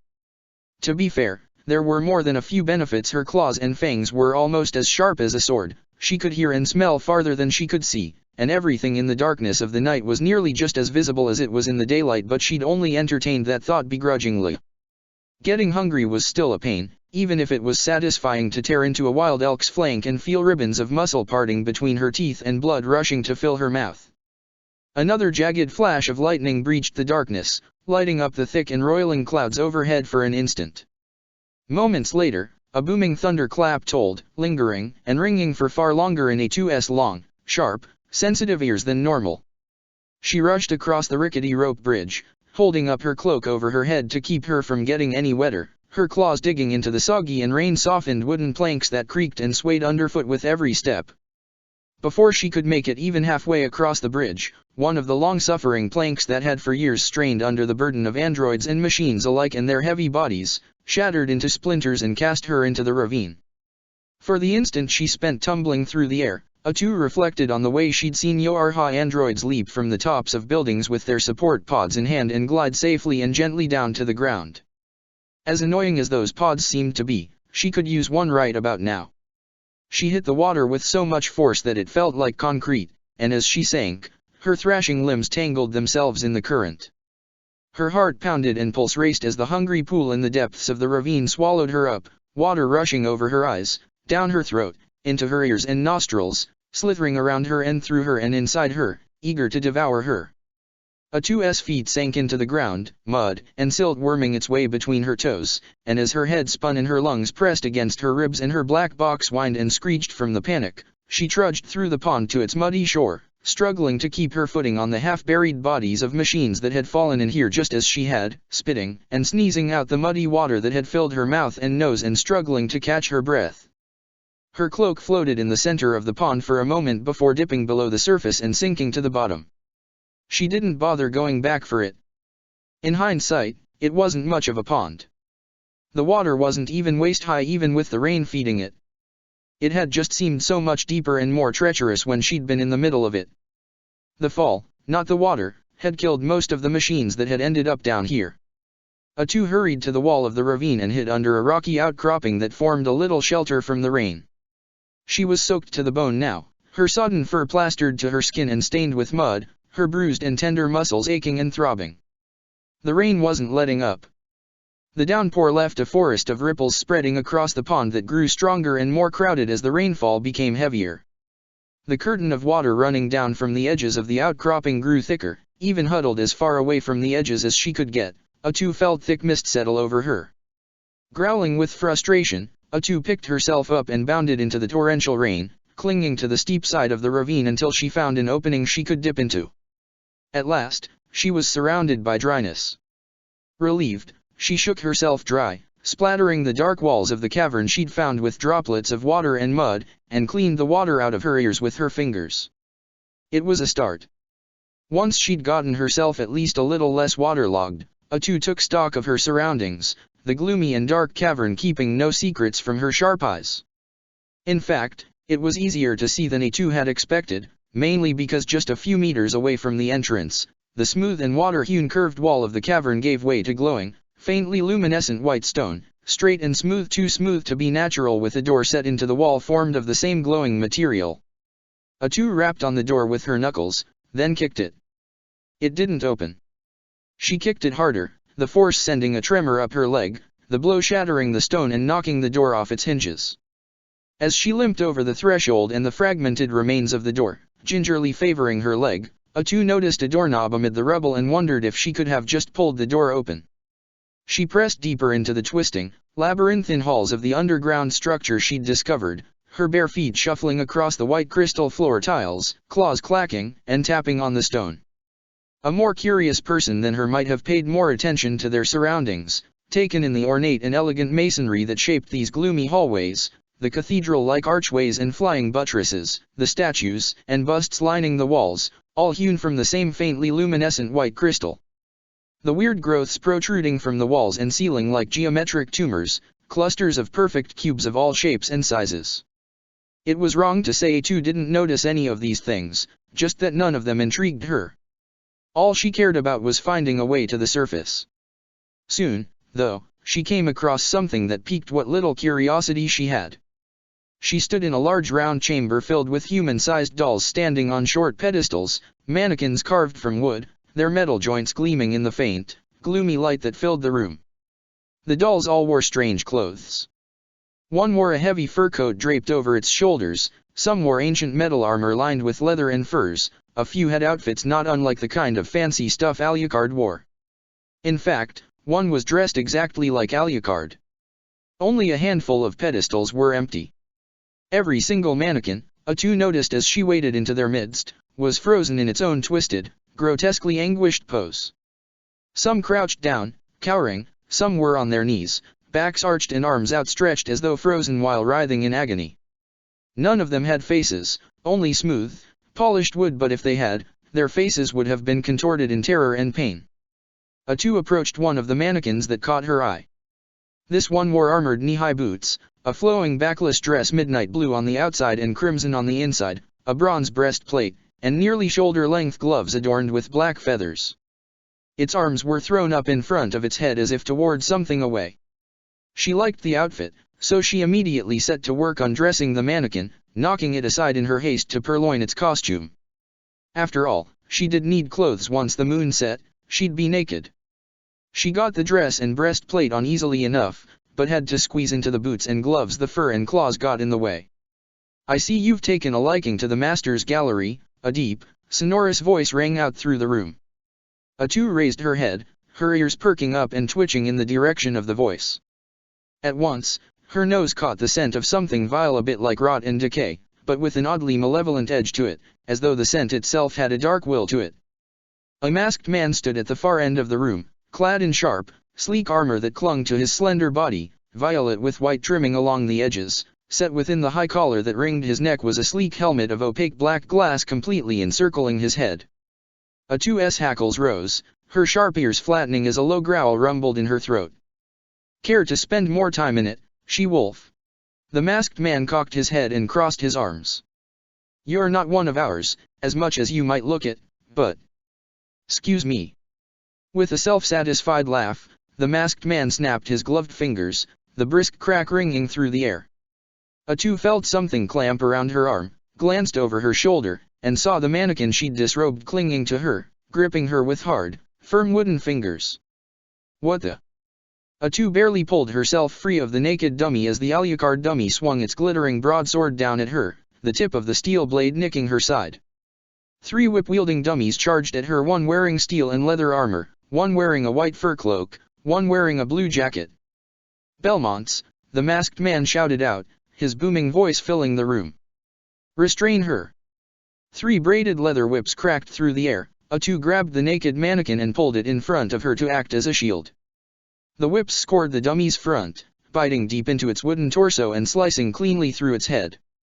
Atu narrowly dodged another swipe of the Alucard dummy's blade as a spear of ice shot from the hands of a robed mannequin and glanced off her collarbone, leaving a bloody furrow across her shoulder. She dived under another flurry of icy knives, ducked underneath the Alucard dummy, and swept its legs out from under it, raking her claws across its forearm and cutting deep into its wooden flesh. The dummy dropped its shining sword, which Atu grabbed and threw at the robed dummy, impaling it through the head. The Alucard dummy drove its sharp elbow into the small of her back, knocking her to the floor, as one of the 3 whip-wielders, the one wearing the leather and steel armor, closed in on her, drawing a double-edged hand axe from its belt and swinging it at her. She rolled on her back and caught the axe barehanded, her claws digging into where the steel head of the axe met its wooden handle, then forced the dummy away. Atu wrestled the hand axe from the dummy's grip, split its wooden head down the middle with a single chop, and buried it into the Alucard dummy's thigh, nearly severing its leg. One of the 2 remaining whip-wielders, the one in the blue jacket, drew back its arm and lashed out with its whip, the leather tip wrapping itself around Atu's bicep and wrenching her off her feet as the Alucard dummy pulled the axe out of its thigh and hobbled forward. Struggling to regain her footing, Atu dug her heels into the stone floor, leaving black scuff marks on the shimmering tiles, and tried to yank her arm out of the loop of leather biting into it. The loop sank down her arm and tightened around her elbow, tearing through her sleeve and ripping the skin from her arm, splattering her fur and the floor with blood. The fur-cloaked mannequin rushed at her, whip in hand. Atu grabbed at the whip coiled around her arm and sliced through it with her claws, raking them across her own flesh, nothing compared to the smarting, throbbing, electric pain of the degloved patch on her arm, and freed herself. She drove her shoulder into the Alucard dummy's chest, bowled it over, and threw it at the 2 approaching dummies, knocking them to the floor. This was nothing to her. It was exactly like fighting machines. They weren't smart. They didn't think. They only had the advantage of numbers, and all Atu had to do was whittle them away one by one. "Grant," the masked man called out. Atu was too slow on the uptake before she could react to the masked man's proclamation. A trio of short throwing daggers buried themselves in her back.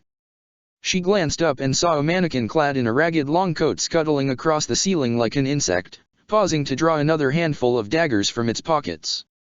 She held up the remains of the robed dummy's body and used it to block the next salvo of knives as she ran for cover. The knife-wielding dummy scuttled to a new vantage point and threw another knife from its seemingly bottomless supply, its tip slipping across A2's forehead. Blood trickled into her eyes, blinding her.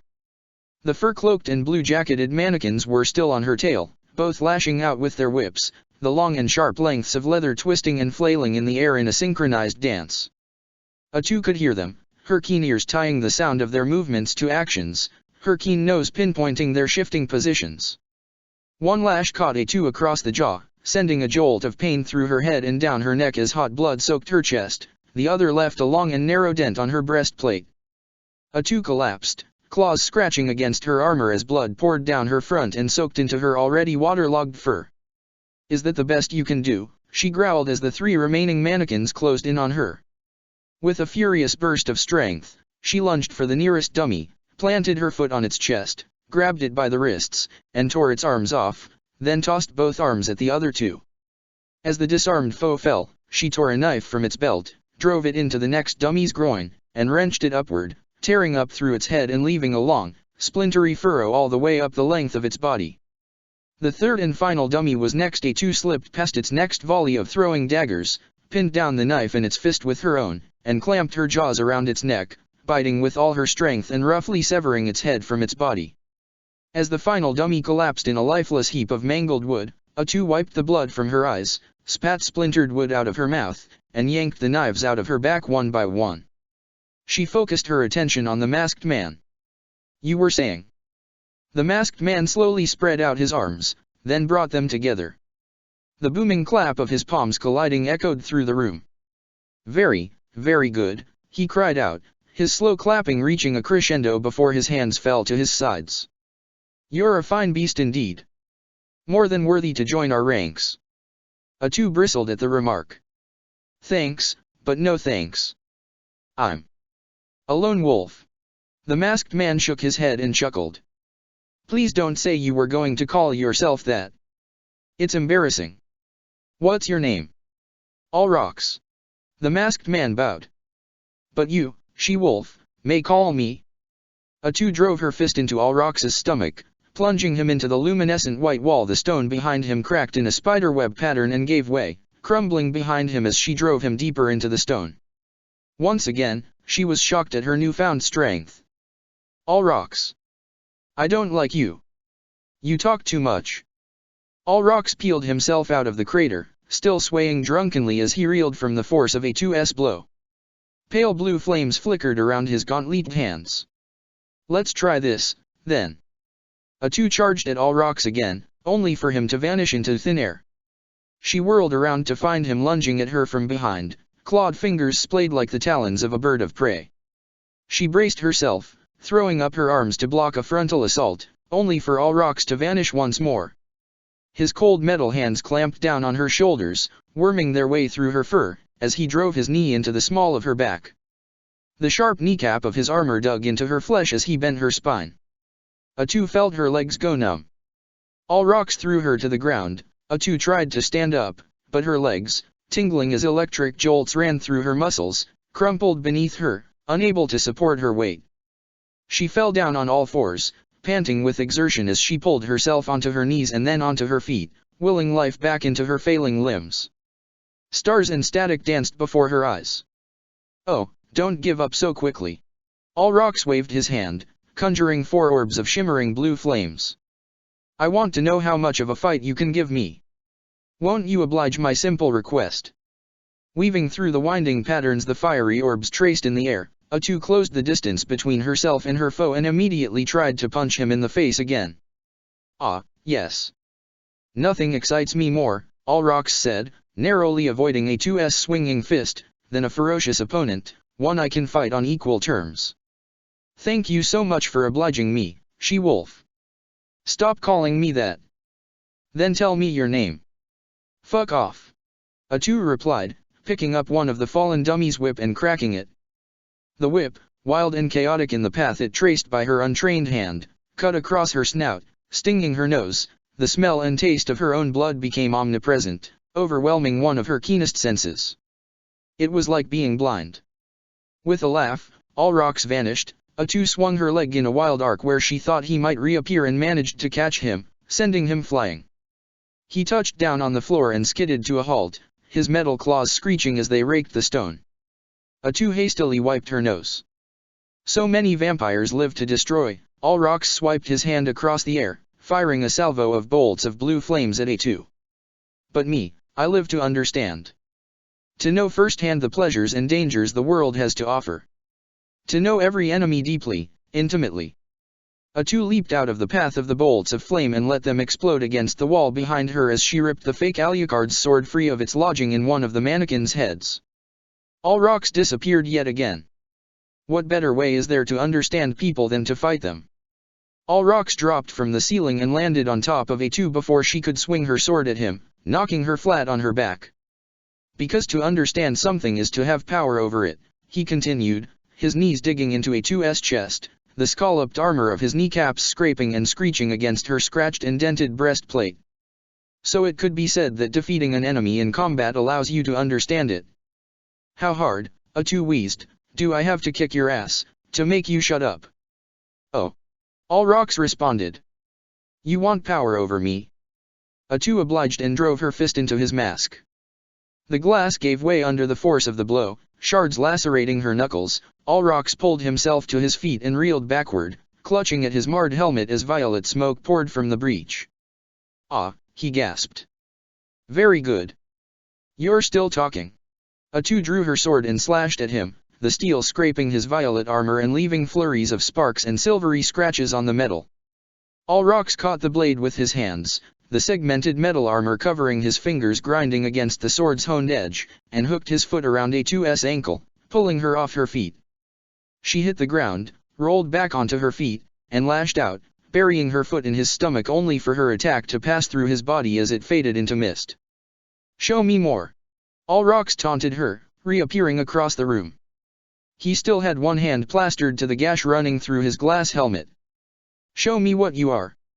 Atu attacked again, driving her blade into the masked man's stomach through a gap between two halves of armor plating. Olrox sputtered and gasped as she gave the blade a savage twist and thrust it deeper. Pity you've got that helmet on, Atu snarled. I wanna see the look on your ugly face. She licked her lips as crimson blood trickled in slow rivulets from the wound she'd inflicted. Would this guy taste good if she ate him? Being a wolf made her think some weird things sometimes. Olrox planted his free hand on Atu's chest and shoved her, pushing both himself and her away from each other. The bloody blade slid free, loosing a spurt of blood into the air from both sides of the perforation running through his body. His hand traced an arc in the air, a lattice of bleached skulls wreathed in flames appearing in its wake and shooting out toward Atu like homing missiles. Atu dashed out of their paths, avoiding them as best she could and taking every opportunity to draw closer to Olrox. He avoided her furious strikes with ease, but when he pulled the old standby and disappeared so he could reappear behind her, the orbs of bone and fire that had been chasing her all slammed into his back instead, knocking him off his feet. Before Olrox could rise again, Atu leveled her sword at him, the tip of the blade resting on his collar. Gotcha! Smoke still poured from the gash running across Olrox's mask, obscuring his face. But some part of Atu could tell he was smiling. She-wolf, he asked, do you know what time it is? Time for you to make good on your promise. Olrox laughed. Atu felt the room spin around her, the sword in her hand suddenly heavy as lead, her shoulders drooping, her knees threatening to buckle as something beneath her skin began to throb and twist itself into knots. She stumbled backward, letting the sword fall from her hand and clatter to the floor. The noise tore through her ears like a knife. NGH. WH. What did you do to? It is morning, Olrox said, rising to his feet. The moon has set. Atu doubled over as the first pangs of her body reorganizing itself from the inside out rippled through her, clutching at her stomach as the thick, fine fur beneath her purloined clothes retracted into her skin and her claws sank back into her fingertips. She felt her bones snap and crack as they realigned themselves, sharp pains running across her jaw and up her nose, pressure pooling in her sinuses as her shrinking tongue prodded at her loosening fangs, which began to fall from her mouth one by one. No, no, no, of all the times she could change back. Damn it. Not now. Alrox drove his metal-coated fist into her jaw, knocking her off her feet. Atu barely even felt herself hit the floor. The pain of her transformation was the only thing on her mind. Of all the things that could make her not want to go back to normal. Atu arched her back, cracking her spine, and let out one last pained whimper as the last of the changes spread across her body and her tail receded into her backbone, struggling to pull herself to her feet as her muscles and joints all ached and throbbed. Before she could regain her bearings, Alrox's fingers curled around her neck and she felt herself leave the floor, her feet dangling in thin air as he hoisted her up. Atu weakly scrabbled at his wrist, blood-stained fingers and blunt fingernails sliding off smooth and polished metal cuffs. Alrox pulled his hand away, yet somehow, Atu stayed put, suspended, the tips of her boots inches from the floor, her hands falling to her sides and dangling uselessly as an invisible, intangible vice clamped down on her and held her in place. He reached out and laid both hands on her forehead, pressing cold metal thumbs against her temples. At his touch, a warm fog filled her head, faces, names, voices, thoughts, feelings all sprung to the forefront of her mind, all rushing past her before she could fully comprehend them. She saw, flickering past her mind's eye, anemone and white and A4. There we are, Alrox said, pulling his hands away as A2's head cleared. I believe I understand you perfectly now, attacker number 2. A2 struggled again to free herself, but every part of her felt heavy, sluggish, and slow. She could barely even lift a finger. Goodness, what a life you've had. But you've more than proved your worthiness to us. The wisps of violet smoke pouring from the crack in Alrox's helmet curled almost like 100 flowing smiles. The pompous, overbearing edge to his voice had softened. For a moment, Atu could believe that he felt sorry for her, that he wanted to help her. You are welcome to join us and leave behind forevermore your cruel, callous master. His sharp fingertip lightly, loosely, gently traced the seam of her jawline, the partition between old flesh and new flesh. The pain, the suffering, the loneliness, the running. It all ends today, he told her, when you join your monstrous brethren here as a part of this castle. Atu squinted as she looked over Alrox's shoulder. Something was coming up behind him, the beige, faceless face of one of the mangled mannequins as it hobbled toward him, a hand axe clasped between its wooden fingers. Alrox lifted his left hand and splayed his fingers, the tips all glowed orange hot, wisps of smoke twirling lazily in the air. He pressed 2 fingers and a thumb against A2's left shoulder, the sizzling sound of cooking flesh and the sickening, acrid smell of skin burning and synthetic polymers melting under his touch assaulting her nostrils. She choked down a scream as a pulse of burning, acidic pain snaked through her body, pain worse than any transformation, pain like her synthetic muscles were peeling from her chassis and unspooling into loose, limp threads, pain like her eyes were melting and draining into her skull, pain like every metal bone in her body was rusting away and crumbling into powder. Welcome home, too, Alrox hissed, pressing a 3rd finger into her skin and branding it. Your new master will be. His words died in a shocked, wet-sounding gurgle as the rogue mannequin buried its axe in his back. Atu fell to the floor in a crumpled heap as his fingers splayed out in shock. The mannequin wrenched the hand axe from his back. What is the meaning of this? He snarled, whirling around to face the traitor in his midst, flinging out his arms and engulfing the mannequin in a whirlwind of fire.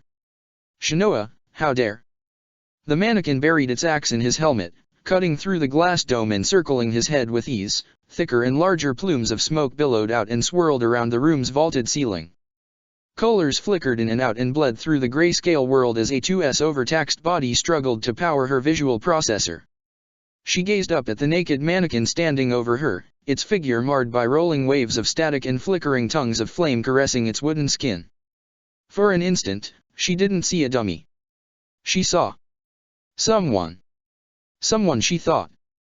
Her head clearing, Atu scrambled for the long sword she'd dropped, her fingers wrapping around its leather-bound hilt and grasping it firmly, and jammed it between the armored collar wrapping around his neck and the remains of his helmet, pushing the blade down through flesh and sinew and bone until its tip hit metal. A geyser of nearly black blood spewed into the air and slowed to a trickle. With the sword still embedded in his neck, Alrox slumped onto his knees, shoulders flagging and head lolling, and collapsed face down. Your recruitment pitch needs work, Atu told him, ripping the sword free of his corpse. At last, Ulrox was silent. The brand he'd left on A2's shoulder, though, throbbed and burned as though his fingers were still pressed into her flesh. She clapped a hand over it, fingernails scraping against her skin, and gritted her teeth. The charred and battered mannequin took hold of her as her legs buckled beneath her, its polished wooden fingers clasping her tightly and digging into her sides. Static filled the world as everything went dark and silent as a grave. A2 awoke to the sharp sensation of rain hitting her cheek. She cracked open her eyes. It was dark, almost too dark to see anything, but something behind her was casting a dull white glow in front of her. It was a sloped wall made from the same luminescent stone that underground facility had been built out of. There was sand beneath her, sticking to her dress, wet and clumpy. When she bent her knee and dragged her heel across the wet sand, the damp surface broke apart like an eggshell to reveal dry, grainy, powdery sand beneath. The mannequin was crouched down in front of her, its wooden skin splattered and stained with blood and oil, new scratches and deep cuts marring its body. Its hand, short several fingers, was cupped around A2's cheek. She looked it in where its eyes would be. "Why?" she whispered, still struggling to clear her head as the brand on her left shoulder ached and throbbed. "WH. What are you?" The mannequin leaned closer, curled its hand into a fist, and rapped on the wall A2 was propped up against. It knocked 4 times, then collapsed into an inert heap in her lap. A2 craned her neck and looked skyward, rain pouring down her face, and caught sight of 3 parallel streaks of light diving into the black clouds shrouding the sky. "So, 210. There was an old saying among humans," 60 said as she joined 210 on the way down to the hangar. The starlit void of space slid past the 2 operators through the windows lining the bunker's outer wall. It went like working hard, or hardly working. 210 gave her a quizzical look. "It's a question." "I know." 210 pulled up a holographic panel, tapped on it, and dismissed it, all without breaking her stride. The percussive rhythm of her heels tapping on the floor never slipped. "What's the point of asking it?" "I dunno. Just some casual co-worker bonding." "Does the person asking it expect a truthful answer?" 210 asked. "If I were slacking off, I don't think I'd be foolish enough to admit it." "Maybe it's just supposed to be a rhetorical answer," 60 said. "Like you're just supposed to shrug and say, haha, yeah." "Oh. Haha, yeah." 210 shrugged. "Or perhaps humans were exceptionally proud of their laziness." "Maybe you can ask the human when he gets here." 60 checked the time, then pulled up a panel to track the shuttle's position. Both the shuttle and its escorts were about to dock with the bunker. "You'd fit in well with them." Caught off guard by 210's icy tone, 60 slowed a bit, allowing 210 to overtake her. With humans?" she asked, picking up the pace a bit to get back in step with 210. The old 210 would have meant something like that as a compliment, but this one's comment was more acerbic. The new 210 had far less patience for 60's attitude than 60 was accustomed to. "That's really nice of you," she said, undeterred. "Anyway, when this is all over, how about you stop by at my quarters later this afternoon?" "Why?" "Oh, nothing. Just to hang out." 60 wondered why she'd waited so long to ask 210 to come to her own surprise party. She wrung her hands anxiously, braiding her fingers as tightly as her hair, awaiting an answer. "I have some enemy positional data to sift through this afternoon," 210 said. "Sorry, but I don't have time to hang out." "I'll take care of that data for you," said 60, desperate to clear 210's schedule. She couldn't let the moment she'd planned for a week to fall apart right now. "You know I always finish my work quickly, so I've got the time." The 2 of them reached the elevator to the hangar and stepped into the cab. There was a slight lurch as the cab began to descend. "I'm not sure," 210 looked at another few reports. 60's heart sank. In many ways, she was the same old 210. She never stopped working, and her idea of relaxing and unwinding was also work. But she was also more immature than the old 210 had been and hadn't yet learned to make concessions between the time she put toward her duties and the time she had to herself. "Please, 210. You've just started out, and you're already putting yourself under a lot of pressure." Can't you take some time for yourself? I don't think the commander would approve. Emotions are prohibited, after all. Kman, 21-0, those are really more like guidelines than rules. 6-0 insisted, patting her on the shoulder. Look, people who are new here always have trouble loosening up and realizing which parts of the job they've got to take seriously. We have a duty to mankind. Don't we have to take all of that seriously? 21-0 swiped through another few panels as she continued her work. By the way, what was the human's name? Alucard. That's what we were told. 21-0 squeezed her eyes shut and cradled her forehead in her hand, her fingers sweeping back errant locks of her short hair as a quiet, yet pained grunt escaped her lips. Huh? 21-0, are you okay? Pulling away her hand, 21-0 shook her head as if to shake off something that had tried to cling to her. I'm fine, she said, opening her eyes and dismissing the holographic panels she'd been looking through with a deft flick of her wrist. I've just been getting minor headaches from time to time. See? You're working too hard. No, I'm sure it's just a misaligned logic circuit. I'll see the maintenance clinic about it later today. Come to my quarters and rest a bit first, 6-0 insisted. You'll feel a lot better. 21-0 relented. Okay, she said. The elevator gently shuddered to a halt, the doors sliding open to reveal the hangar bay. Normally, there were at least a few people in their combat units waiting for their flight paths to clear, operators performing last-minute touch-ups to flight units for their assigned field agents, but there was no one here today but Commander White, who stood in the center of the room with her arms crossed expectantly. The wind began to blow as the two corridors on the left and right sides of the hangar bay opened up and two flight units, one black, one white, slid on the rails lining the corridors into position alongside a dozen other flight units mounted in racks on the walls, their cockpits unfolding to disgorge their pilots.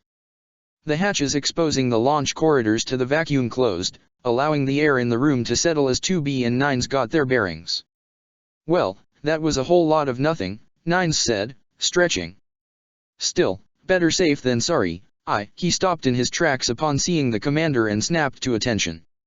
Commander. At ease, Unit 9S. White unfolded her arms. What is the shuttle's status? It's docking as we speak, said 9s, eyeing the port on the far wall of the hangar. This human isn't very talkative, is he? Maybe you're just overeager, 21-0 told him. Perhaps not to you, White replied. I hope he proves less laconic in my office. 6-0 found her breath freezing in her throat as the port opened, the little hatch leading to the corridor linking the bunker with the shuttle yawning open like a gaping mouth. This was it. A real human was setting foot on the bunker for, as far as 6-0 knew, the first time in history.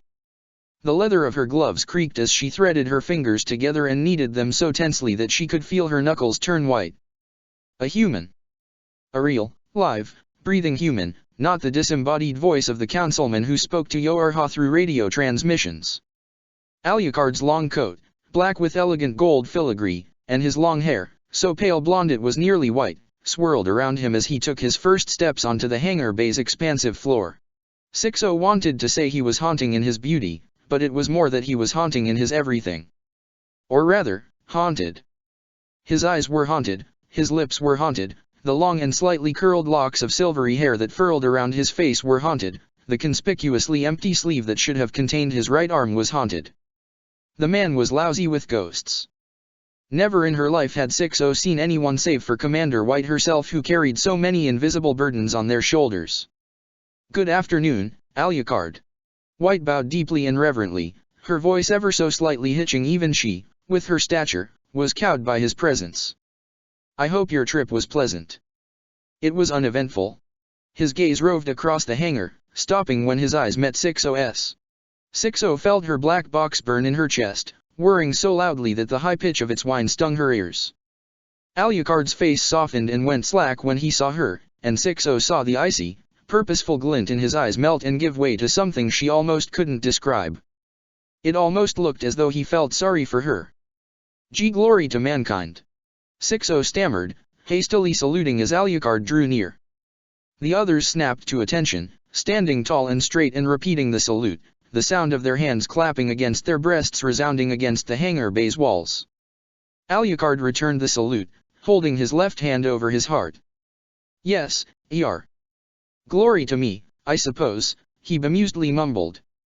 As the commander led him out of the hangar, Sixo and Alucard shared one last glance. In her whole life, she'd only ever met one other person who had such set eyes and such a forlorn face. Alrox pulled himself up to his knees, gingerly rubbing at the wet wound marring his neck. Blood had run into just about every joint of his armor, squelching with each movement. There was a flash of black fire in front of him. He raised his head, his gaze traveling upward as hooded man in a long, flowing black cloak materialized before him, looming over him like a colossus. Death's grinning face, locked in an eternal rictus, angled downward, the red pinpricks in his eye sockets flaring with bemusement.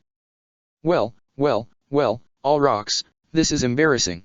He glanced at the wreckage of Dracula's trophy gallery, the monument commemorating almost every so-called hero, every righteous vampire slayer the master had outlived in spite of their best efforts. I take it you'll be repairing the damage, of course. I dare say, Alrox said, probing the wound with his finger as its edges began to shrink and the scaly skin beneath his armor began to knit itself back together. I have better things to do with my time. Death's eye sockets flared, in a glittering flash of light. His scythe materialized in his bony hands and he hooked the curved tip of the blade into Alrox's collar, primed to rip out his throat. You are here, Alrox, by my power. You live now because Lord Dracula wills it and only because he wills it. And he will continue to will it. Will he? Death cocked his head. Do you think you are the only one of Dracula's lieutenants to be revived? Do you think Dracula has not already lined up your replacement? The grin under Alrox's shattered helmet shrank. Surely there was nobody he could be replaced with, but one never knew with Dracula. He was a fickle friend. And Alrox had challenged his authority once before, a long time ago, and Dracula was known to nurse bitter grudges, to say the least. I'll give Dracula something far better, he told Death, slowly rising to his feet. The tip of the scythe followed him up, then a repaired trophy room. Ah! If Death had eyebrows, he would have raised them. And what is that? The woman who ruined it, handed to him on a silver platter. Ignoring Death's skeptical gaze, Alrox snapped his fingers and summoned a succubus to his side in a vortex of blue flames.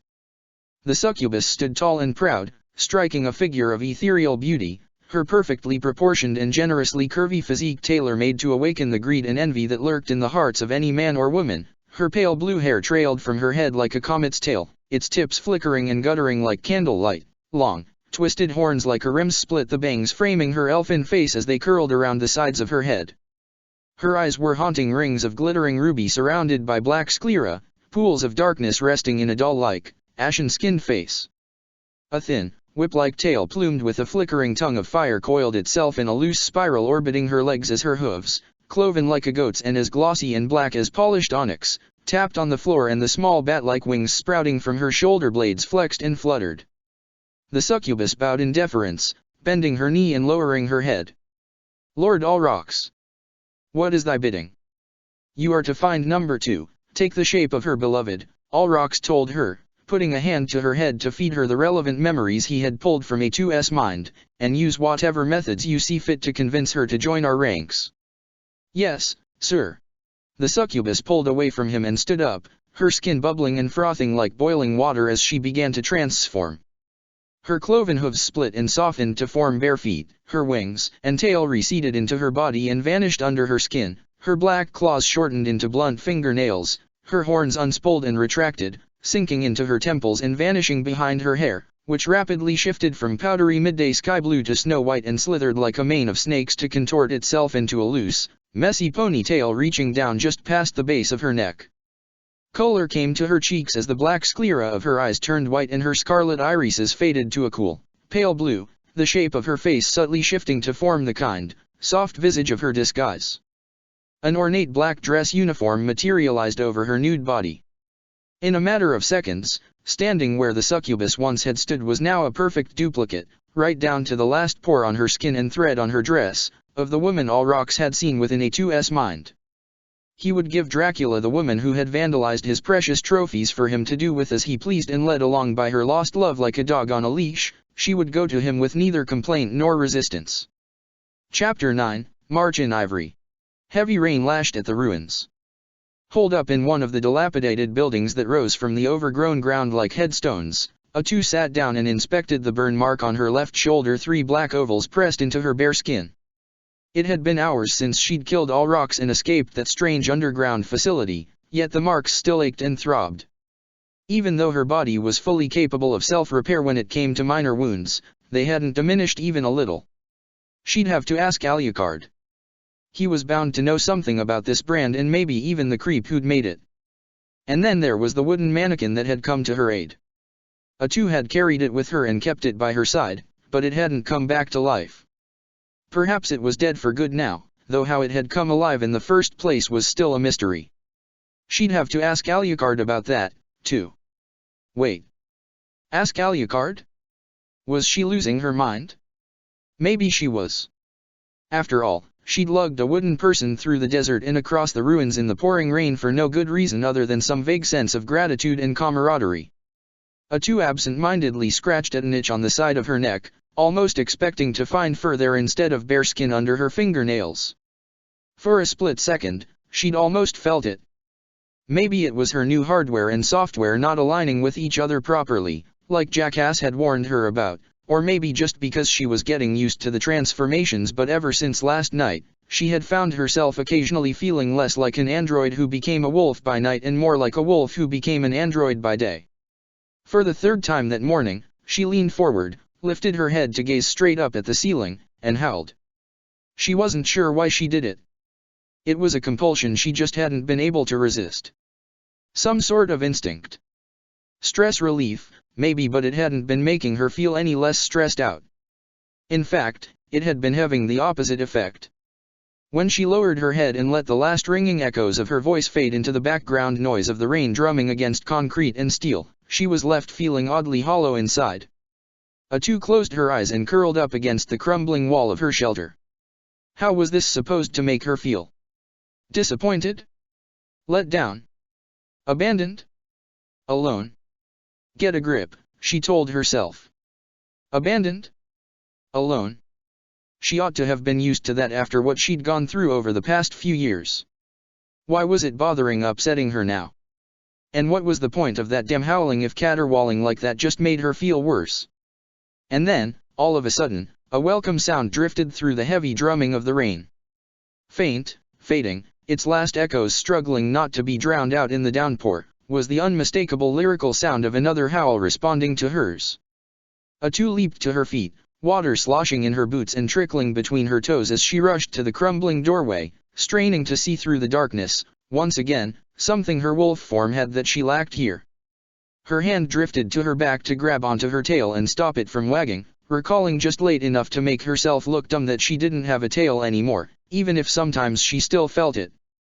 Her black box was warm in her chest, her pulse singing with excitement. A reply. All she'd wanted every time she'd called out was a reply. And there it finally was. She let out another howl. The long, lyrical wail pierced through the heavy rainfall and listened for a response. Seconds ticked by as she waited to hear it. As soon as the answer came, Atu took off in the direction of the sound, the rain pricing her face and shoulders as she threw herself into the storm.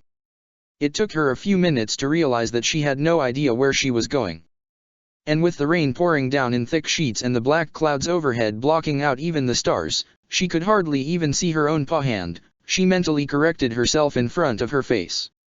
She skidded to a halt just a few meters outside her shelter, sniffing the air to try and discern something besides the cloying, omnipresent scent of wet earth. Another howl cut through the air and Atu barely waited for it to subside before adding her voice to it. She ran after its source, charging down the city's labyrinthine alleyways, stumbling and nearly tripping over debris from the skyscrapers looming overhead and the leftovers of long-dead machines, crossing nearly half a kilometer of winding roads by her reckoning before staggering to a halt and wondering who exactly she was chasing and why she was running after them. What if it was an enemy?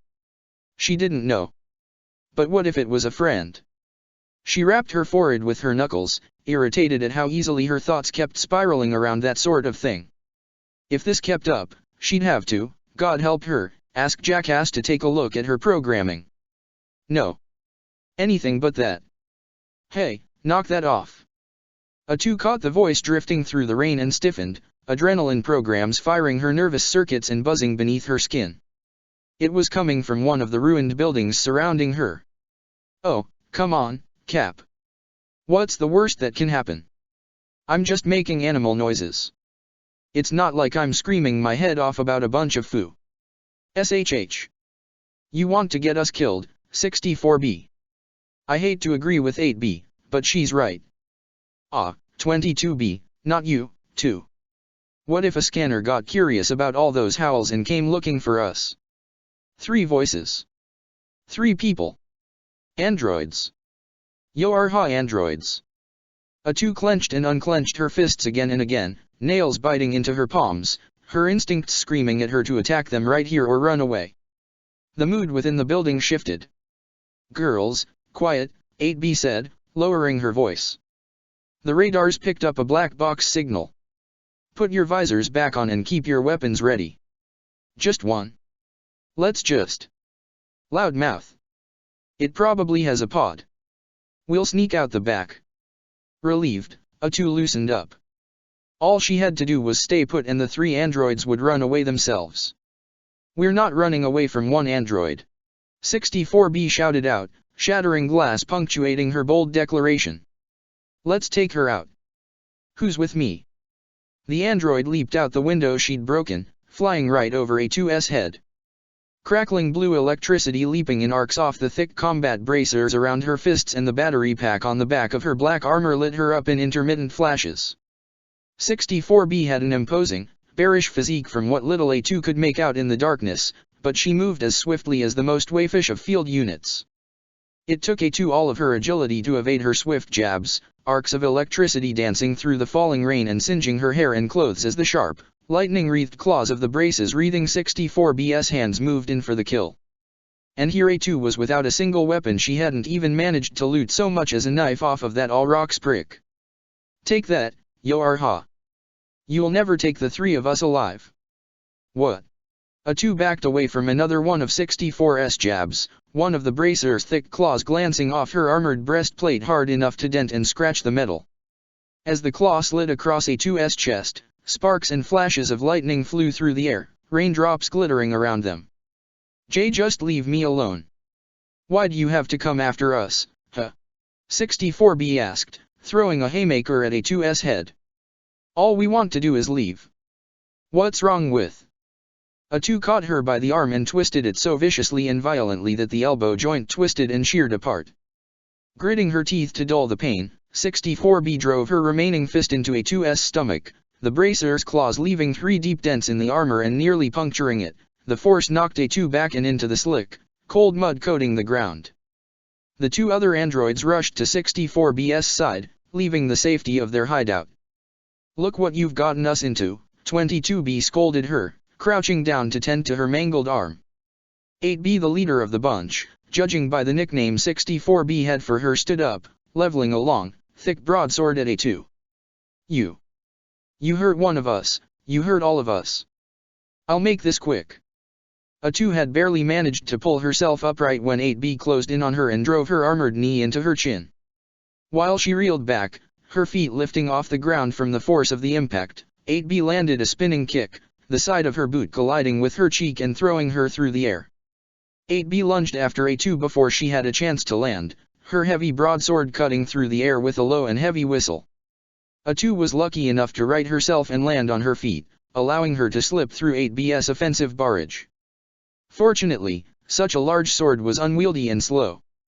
Just as A2 had begun to weave around the long, thick blade, it vanished in a flash of light and a flurry of amber sparks, replaced by the wickedly curved profile of a slender, light Type 4 blade. The blade rent a deep furrow in A2's armor, nearly cutting all the way through it. Freed of the heavy weight of the broadsword, 8B pressed forward, her movements far swifter. Still squarely on the defensive, A2 gritted her teeth and kept backing away until she found herself with her back to the wall. Cornered and still unarmed, she lashed out with her leg and drove it into 8B's side. The blunt force of the impact was softened by 8B's heavy combat armor, but still enough to give her pause, giving A2 time to leap up and drive her fingers deep into the crumbling concrete wall, clinging to it like a spider. She caught her breath and launched herself off the wall, sailing over 8B's head and out of reach of her sword. A spearhead crackling with electricity nicked her shoulder, its superheated edge charring and sizzling her skin. How many weapons did this woman have? A two hit the ground, gingerly clasping a hand around the shallow yet smarting wound on her shoulder. She glanced behind herself over her shoulder and saw the third of the android's 22B with two long, curved katanas drawn and splayed out at her sides. Weaving between spears and swords, A2 did her best to fight back against 8B and 22B with her bare hands, but even with her strength, she could do little to break through their armor. If she could just take one of their weapons. 8B had plenty to spare. A2 braced her arm against 8B's, pinning her down, and wrenched the sword away from her, gripping it so tightly that she felt the plastic composite of the hilt crack. Lightning crackled along the length of the sword's silvery blade, its aura casting a blue glow on her face. With an enraged roar, 64B rejoined the fight, drawing back her fist. "Don't you hurt, Cap?" "No, wait." 8B shouted out, setting aside her spear and throwing out her hand. "That's enough. This one's not our enemy." The sword vanished from A2's grip, no matter how tightly she clung to it, and reappeared hovering at 8B's back. "I know that face," 8B said. "She's A2 the forest demon." Commander White struck an even more imposing figure in person than she had on the other side of a television screen. Pixels alone could not capture the cold, hard, merciless light in her green eyes, nor the steadfast and stern scowl etched onto her eternally youthful face. Wearing a pristine ivory-white dress resplendent with gold detailing much like Alucard's own coat and with elegant golden ornaments framing her head and holding in place her pale blonde hair, she looked nothing less than angelic. 2B-9s, you two are dismissed. Return to your quarters and await further instructions, White said, motioning the two soldiers away to the elevator on the far side of the hangar bay. She turned to the veil-clad women.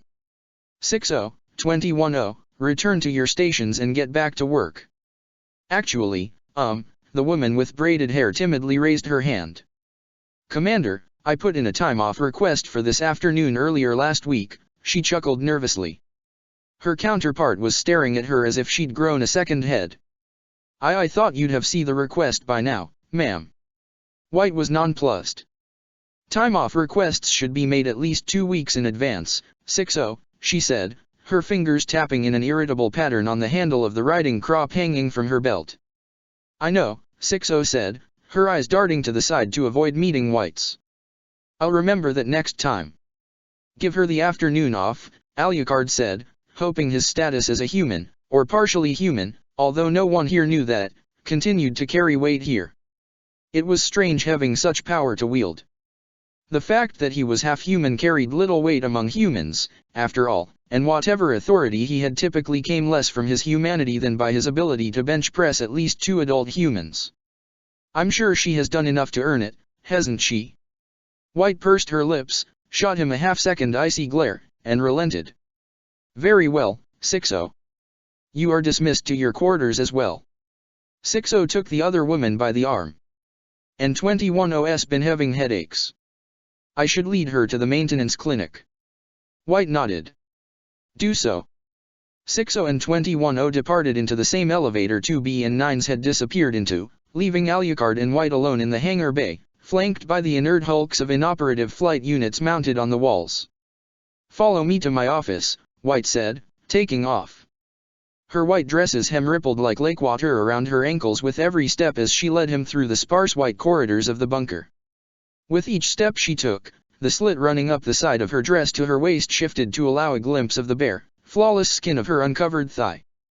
Recalling jackass statements regarding her relationship with White, Alucard wondered what on earth White had seen in that gremlin.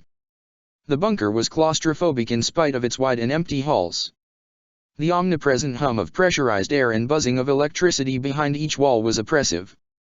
Muted, indistinct sounds of distant conversations rang through the station, bleeding through walls and doors, making it clear that one could hope for only the faintest shred of privacy here. The Spartan decor called to mind a hospital, or perhaps an immaculate prison. It reminded Alucard of a movie he'd been coerced into seeing back in the 21st century. He struggled to recall its name. White stopped in front of one of the many doors set into the inner wall of the station opposite the portholes that revealed glimpses of the moon's pockmarked face, keyed in a code to the number pad on the wall beside it, and slid the door open, dismissing two black-armored stormtroopers who stood inside with a muttered order.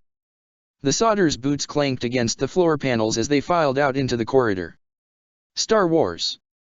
That was it. In here, sir, she told Alucard, motioning him inside. Alucard stepped into White's office.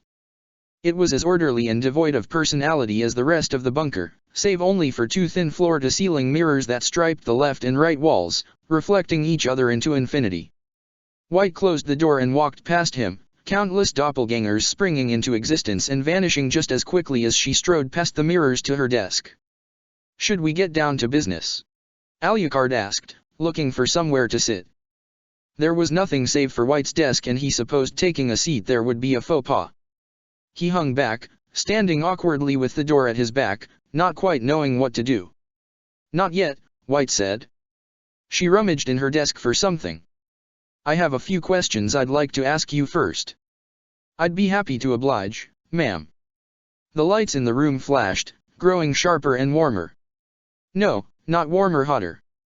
Alucard could feel the heat seeping into his skin, pressing against his coat, heat like that of the midsummer sun at midday. He gasped, stumbled, and squeezed his eyes shut, throwing up his arm to block the light.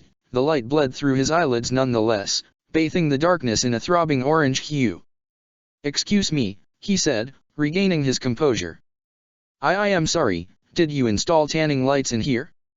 I have very pale skin that burns quite easily." He cracked open his eyes and found himself staring down the barrel of a gun. Although she seemed shaken, White held the pistol in an iron grip with not even the slightest tremor in her arm. "Did you think I couldn't tell what you were?" she asked, squeezing the trigger and punctuating her question with a sharp and deafening gunshot. The slug buried itself in Alucard's right shoulder just beneath his collarbone and burned like hellfire. His legs crumpled and dragged him to the floor as searing tendrils trickled and wormed along his muscles and around his bones. He clutched at the wound, his clawed fingers digging into his skin as though they could rip the poisonous bullet free of his body and cleanse him, as White returned from behind the desk and stood over him, the barrel of her gun leveled at his head. Alucard's eyes widened in spite of the searing light pouring down on him as he realized that White hadn't brought him here to discuss what should be done about A2. She had brought him here to kill him. "When we spoke to one another, I saw your fangs," White said, keeping the gun trained on him as he writhed weakly on the floor and clutched at the gunshot wound in his shoulder. Blood seeped through his fingers, his veins were on fire, his muscles stinging, his skin tingling and burning. "I was confident in my theory, but wasn't certain until 9SS Pod reported your vital signs to me, your cold skin, your slow pulse as though you were a walking corpse. Then, I was glad I had acted on my intuition." Alucard curled into a ball, tucking his knees against his chest, as the venom continued to eat at his body from the inside out. "I'm well aware," she went on, "of the hypnotic powers you vampires possess. It's clear to me that you used your powers to enthrall Anemone, Jackass, and A2 and bend them to your will. I had no choice but to work as quickly as possible to remove you from the camp and bring you to the one place where you could be contained and destroyed here, in the bunker." Gritting and grinding his teeth, Alucard struggled against the pain. "You're making a mistake," he spat out, a sharp ache running deep through his jawbone as he teeth clenched. "This isn't what you think it is. I've done my research on your kind. The lights in my office can be tuned to produce the same range of radiation as the sun and can be increased in intensity. The bullets in this gun are hollow-pointed and cast from silver for maximum stopping power. There is no way for a vampire to leave this room. Like the rest of your kind, you were too assured of your own overinflated sense of intelligence to avoid falling into such an obvious trap. Silver. That explained why a single bullet was making him feel this way." Alucard sat up, his back slumping against the wall, struggling to breathe. A single silver bullet wouldn't kill him, but he was on the verge of passing out. "I can continue to dial in the level of ultraviolet light in this room," White said, "until it roasts the flesh off your bones. I have more than enough silver bullets to kill you outright. Answer my questions. Where did you come from? How is your genome a match for a human? What have you been doing in Anemone's camp? You'll kill me, if I don't answer your questions, correct?" Alucard asked, panting for breath, his aching chest heaving. Yes. What if I do? I'll spare you, White said. Remove this bullet from my shoulder, Alucard gasped as another sharp, electric twinge ran from the wound down to what was left of his arm and past that, down to the tips of the fingers he no longer had. As his vision blurred, the lights beating down on him split into orbiting pairs swirling like dancers in the air. 2 Whites trained their guns on him. Give me medical treatment. And then I'll talk. Talk first. You must be aware that a captured enemy cannot be guaranteed to answer truthfully under torture. Or threat of torture, Alucard said.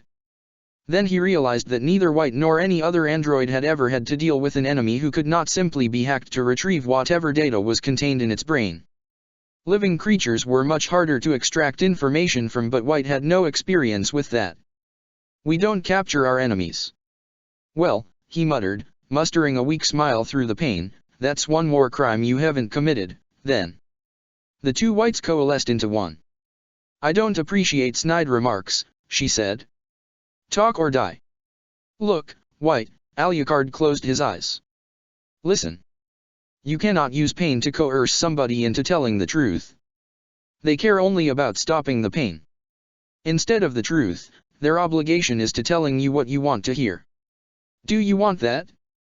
Or do you want to know who I really am? He reopened his eyes to see White back away and lower her gun, though her finger still hung close to the trigger. You'll get your medical care, she said, relenting. Without turning her back on him, she leaned over her desk and activated a holographic display. Unit 2H, report to my office immediately. Nines had been so bored escorting Alucard's shuttle to the bunker that he'd spent most of the 4 hours the journey had taken with his flight unit set on autopilot. If there was one saving grace to having such an uneventful trip, though, it was that he'd finally had time to look through the contents of those data chips 2B had handed him a few days ago. She had told him the chips had come from 6O. 6O hadn't known anything about them. When Nines found out what was on them, he only found himself more confused. The chips were filled with video recordings copied over from Pod 042's internal memory. Videos of him. Videos of 6 weeks worth of lame jokes, snappy comments, and all the interesting factoids he'd told 2B in his attempts to engage her interest. Usually, she only reacted to admonish him or remind him to stay on task. Those responses weren't included in the compilations. All the times he'd reached out to her on full display, and a few times he didn't even remember comments he was sure he'd said but couldn't recall when, and remarks he'd completely forgotten he'd made. It was heartwarming. Without her laconic and standoffish replies, each of his offerings to her were still filled with the hope that they'd coax a smile or a laugh out of her. If Nines ignored his own memories, he could believe the lie the videos left implied, that every time he'd told her a joke, she'd laughed. As he trailed behind 2B on the way back to the habitation deck, Nines found himself staring into the back of her head and wondering. She couldn't have put those videos together, could she? That just wasn't her. But who else had access to the internal memory of her pod? Hey, 2B. 2B slowed down a bit and allowed Nines to catch up to her. What is it, 9S? About the videos on those chips you gave me. Oh. Right. 6O thought they would make you feel better. Did they? 6O didn't give you those chips. 2B bowed her head and began to study the floor. Did you make those videos for me, 2B? No. Why would I? Because you always act like you care about me when you want something from me. It was just like the time she'd taken off her visor and called him Nines. She hadn't done it because she liked him. She'd done it to keep him from having a panic attack and freezing up, nothing more. What was the video for? What did she want to coerce him into doing for her now? 2B stopped dead in her tracks, frozen mid-stride. What do you want from me this time? Nines asked. I don't want anything from you outside of your responsibilities to Yorha, she answered. You've been doing a good job. I'm PR. You can just tell me if you don't like me, he blurted out before he could second-guess his words. 2B's lips parted, a fleeting deer in headlights look flashing across her face for nearly an instant. Just say it. Nines felt his mouth go dry as his chest tightened around his black box. Tell me you don't like me, you don't want me, tell me I'm nothing to you but your assigned partner and I'll stop trying so hard to be your friend. 2B was silent for a moment. Then she said exactly what Nines was expecting her to say. Emotions are prohibited. Scarcely before the words had even left her mouth she took off and headed for her quarters, her quick and graceful stride quickly carrying her beyond the curvature of the ringed hallway that circled the bunker's axis. Can't you be honest around me, just once? Nines asked before she vanished completely. No use. There she went. Nines let out a heavy, forlorn sigh and leaned against the wall, laying his hand over his chest as if to collect the pieces of his broken heart. He wondered if he was starting to get used to that feeling. Statement: Unit 60 has invited Unit 9s to a social function, Pod 153 reminded him. Proposal: Unit 9s should go to Unit 60's quarters. Yeah, he looked out at the cold void of space that lay outside the windows. At least there's one person on this station who likes me. Operators' quarters weren't on the habitation deck, they were one level above, on the same deck as Ops. It took one short elevator ride for 9 seconds to reach 60's quarters. Nines knocked on the door and immediately regretted it, realizing that behind it was another woman he wasn't in the mood to meet. He shouldn't have told 60 he'd come. The door slid open and Nines found himself buried under a veritable avalanche of hugs. He was nearly thrown off his feet by the force of 60's crushing embrace. Nines. You made it. 60 released him just before he felt his spine crack and pulled him into her room. Come in. Everyone's here. Nines rubbed his back gingerly. 60 was shockingly strong for an operator. If she'd been the same model as 2B instead, he'd be in pieces right now. The tiny room was packed. 13-0 and 27-0, the two other androids who'd been rescued from the vampire attack, sat on the side of the bed shoulder to shoulder, while 21-0 stood in the corner and leaned against 60's computer terminal. She seemed bored. Hey, 27-0, can you scoot over and make room for 21-0? 60 asked. She's been on her feet all day and now she has a headache. I'm fine standing, 21-0 replied. Also, I should be going. Just stay and hang out for a little bit, 60 begged her. We're all your old friends, aren't we? Nines cringed. This party didn't seem to be going well. Oh, 27-0? Did you bring those drinks Eleven's brought from the surface? 60 asked. Yeah, 27-0 rummaged in a bag she'd kept at her side, withdrawing a few canteens and passing them around. 11's brought these over from Hyacinth's camp. I forget what it's called, but it's 50% alcohol by volume. 60 handed the last of the 5 canteens to Nines. He uncapped the canteen and held it up to his nose, sniffing it. It had a faint fruity scent to it, almost like perfume. Analysis: this beverage is alcohol distilled from sugarcane byproducts. It has been infused with various fruits to improve taste, Pod 153 told him. Proposal: due to alcohol's detrimental effect on neural circuitry and motor systems, Unit 9s should refrain from drinking this beverage. Cheers to 21-0. 13-0 shouted out, raising her canteen. The other operators followed suit, and Nines had no choice but to do the same, clinking the side of his canteen against the others in the center of the rough circle the 5 of them formed. Everybody downed the contents of their canteen in a single draft. Nines nearly gagged on the unexpected bitter, burning sensation the alcohol left as it cascaded down his throat. 21-0's cheeks and eyes bulged as she struggled to swallow the mouthful she'd imbibed, just as taken aback by the alcohol's sharp taste as Nines was. Nines and 21-0 stood across from each other while the other 3 androids began to chat about the somehow enthralling ins and outs of the operator life. Tedious as it was to listen in, Nines was riveted by all the talk about who was dating or breaking up with whom, the delicate black market of trading shifts and days off for extra time, remote controlling flight units, which favors were best to exchange for favors of a far more private nature, backstabbing, nail-biting, nail-stabbing, backbiting. Being an operator wasn't quite so boring, apparently, as 21-0 had made it seem. 21-0 shifted uncomfortably, her gaze aimlessly wandering around the room. Nines wondered if she was uncomfortable relearning that all of her old friends were scoundrels. So, 60 said, maneuvering carefully through the crowded room. How about we all go in a circle and talk about fun things we've done with the old 21-0? You know, catch her up on the good times. Like the time 801s helped us sneak into the commander's quarters and we all tried on her spare uniforms. 13-0 asked.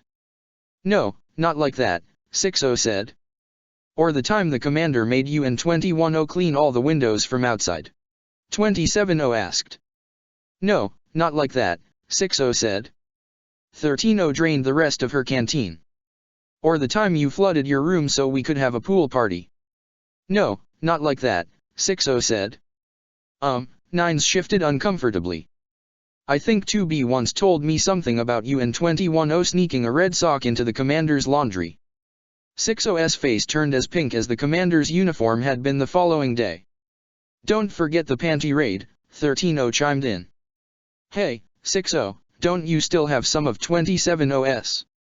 What about, 6-0 all but shouted, trying to drown out 13-0's voice. 9s, tell 21-0 about, the time you brought a Khalifa-ish back from Earth and put it in an aquarium tank for her as a pet. 9s scratched at the back of his head. I don't remember that. Oh, fuck, 6-0 muttered.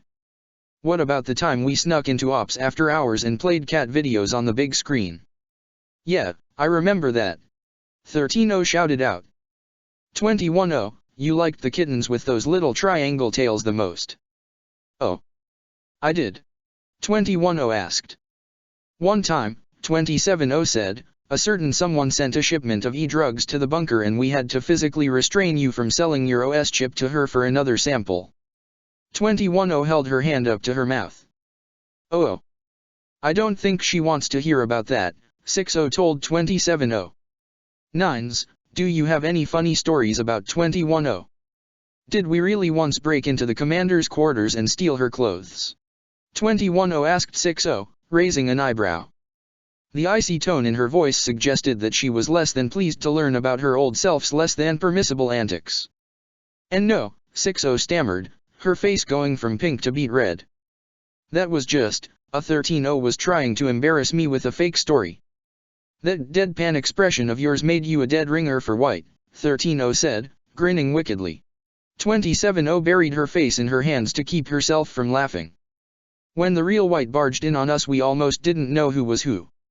No, 6-0 insisted, it didn't happen. It just didn't.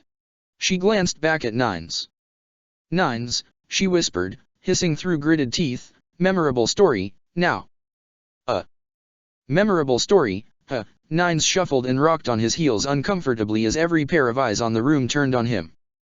He felt hot. Was he the only person in the room that felt hot? The choker wrapped around his neck was choking him. Choker? Choking? Was that why it was called a choker? He glanced at 21-0 and looked away just as quickly so that he couldn't see her helpless emerald gaze.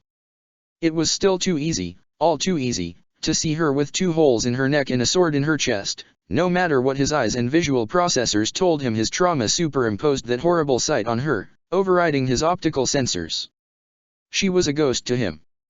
And it was all his fault. Well, there was the time you died, he told 21-0, and I just stood there and watched like a useless piece of garbage while a vampire sucked out all your blood. His breath grew short. He knew from the tightness in his chest, the stinging heat in his eyes, the lump in his throat as though his black box were trying to pull itself out through his mouth, and the way 6-0's eyes went wide that he was doing the wrong thing but he couldn't help himself. The words spilled out against his better judgment, his tongue unraveling against his will, the twisted knot of painful memories filling his head. The funny thing is, he added, biting his lip just a little bit, was that you didn't die right away, and after we killed all the vampires you were still alive, just barely, enough that we could have saved you, but the commander ordered 2B to kill you just to be sure, and I couldn't stop that either, so if you think about it, it's kinda like, he bit his tongue as laughter began to bubble unbidden up through his throat. His shoulders quaked. It's almost like I stood by and let you die twice, he cackled, hot tears leaking out from under his visor as they spilled from his eyes. You died 2 times in the same day because of me. Isn't that a funny story? Isn't that memorable? I know I'm never gonna forget it. Everybody in the room stared at him, jaws slack, mouths agape.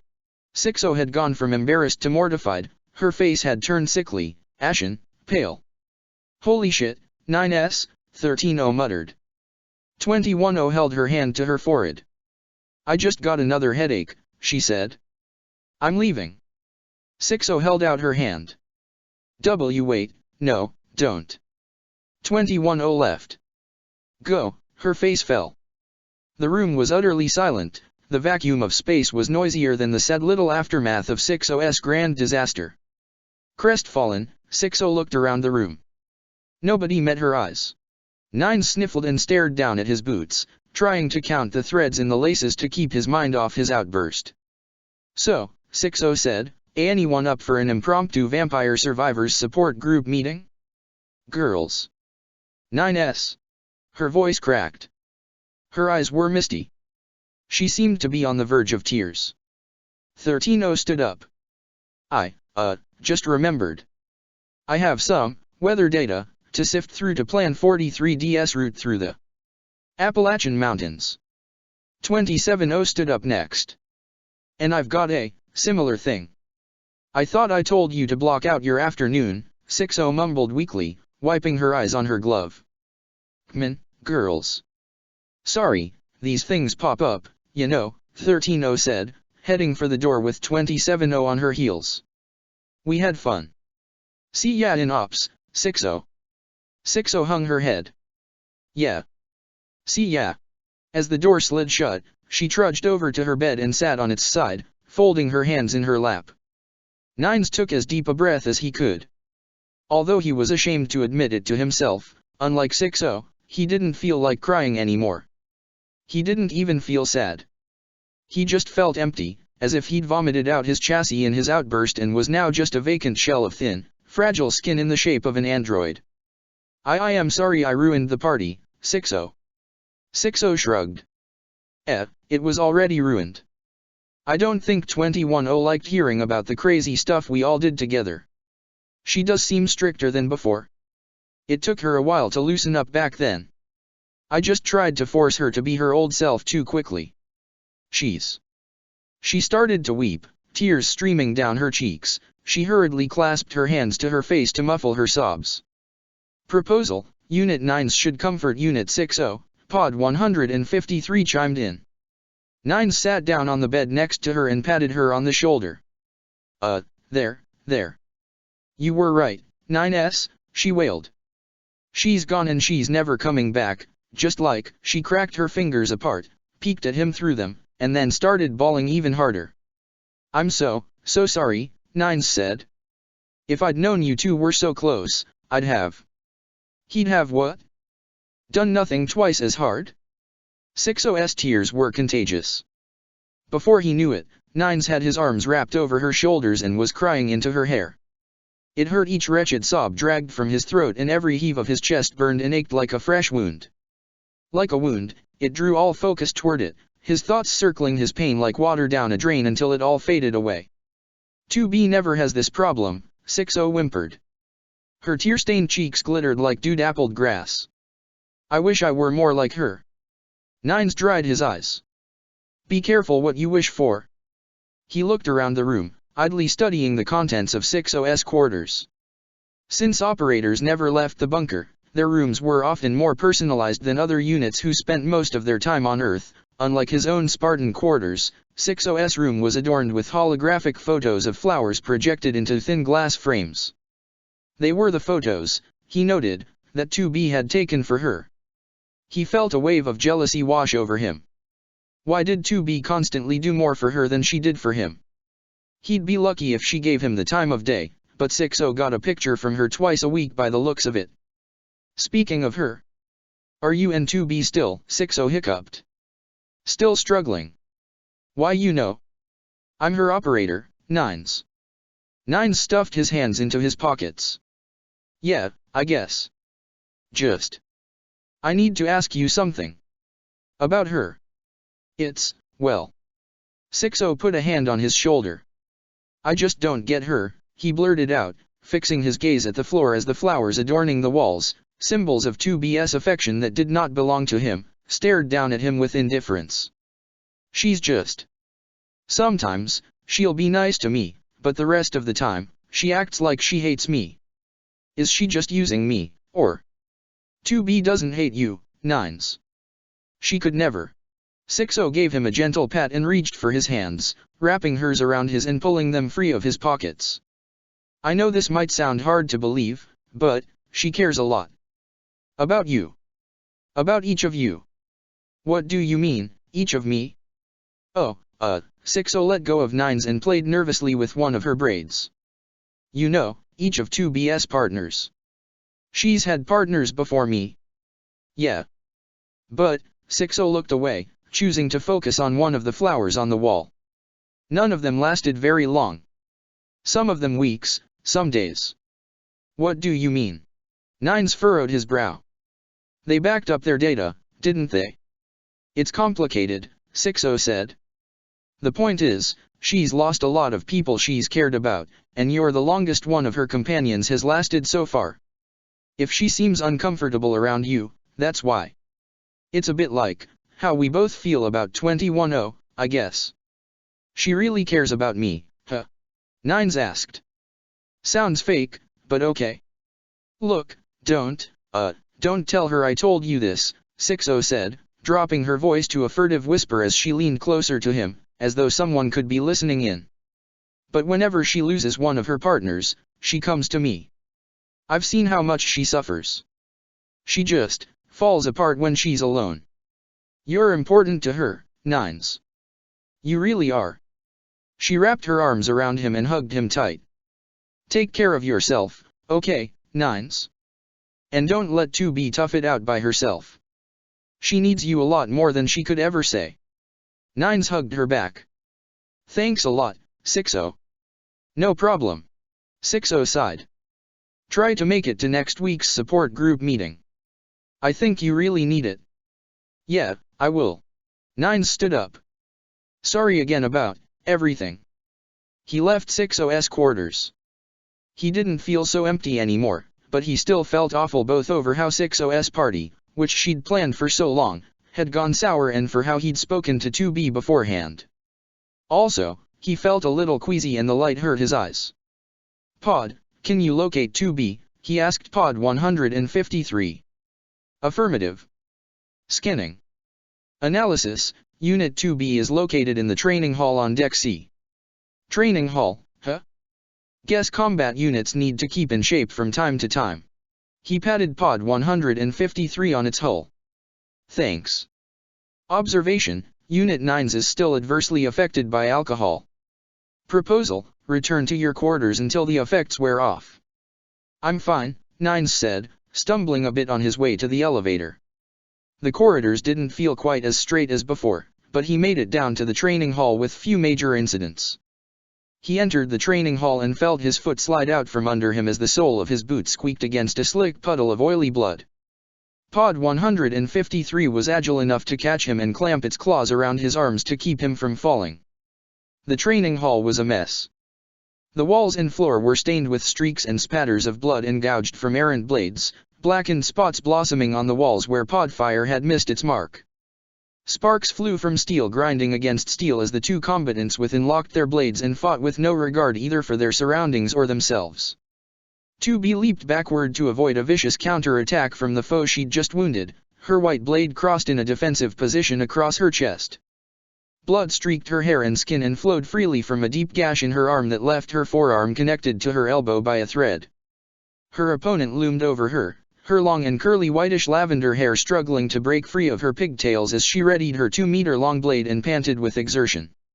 With each breath the other combat unit took, a thin spurt of blood lanced out from her side and speckled the floor. Go, 2B. Nines shouted out, shaking his fist as 2B lunged forward, danced around the massive blade that ground against hers, and slid her sword up to the hilt into her opponent's chest. 2B turned her head and looked straight at him. 9S. Her opponent slid herself off 2B's blade. Nice job. She dismissed her giant sword in a flurry of amber sparks and clapped politely. We should really do this again sometime, darling. 2B, are you okay? Nines asked, rushing over to assess her wounds. He could already see a few perforations in her chassis in addition to her nearly severed arm. I'm fine. What are you doing down here, 9S? She asked. She asked him as though he wasn't allowed to be here. As far as Nines knew, he was, but maybe this place was for combat units only. Well, I'm headed back down to the surface. 2B's opponent chirped, remarkably cheery for someone who'd just been skewered several times over. Plenty of vampires left to kill, right to 2B? Have fun, 2B told her, her tone utterly and completely mirthless, as her vanquished opponent loped over to the access terminal in the corner of the room and climbed inside. You two, friends or something? Nines asked. I don't have friends. Right. Right, no, of course. 2B, I wanna.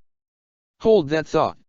2B headed for the access terminal, climbed inside, and re-emerged a few seconds later in a fresh and undamaged chassis, not so much as a single hair out of place. What is it, 9S? Nines anxiously clasped his hands behind his back. Just wanted to apologize for what I said to you. I didn't mean to accuse you of being manipulative or anything. I was just frustrated. I understand. Thank for apologizing, 9S. I won't ever do anything to hurt you, I promise. I know. You aren't a combat model. Nothing you could do can hurt me. Before Nines knew what he was doing, he lifted his arms and threw them around 2B, holding her close enough that their cheeks pressed together. 2B was completely still and stiff as a board. You're my best friend, 2B, Nines murmured, patting her on the back. 9S. And I'm glad you're my best friend, too, he added. 9S.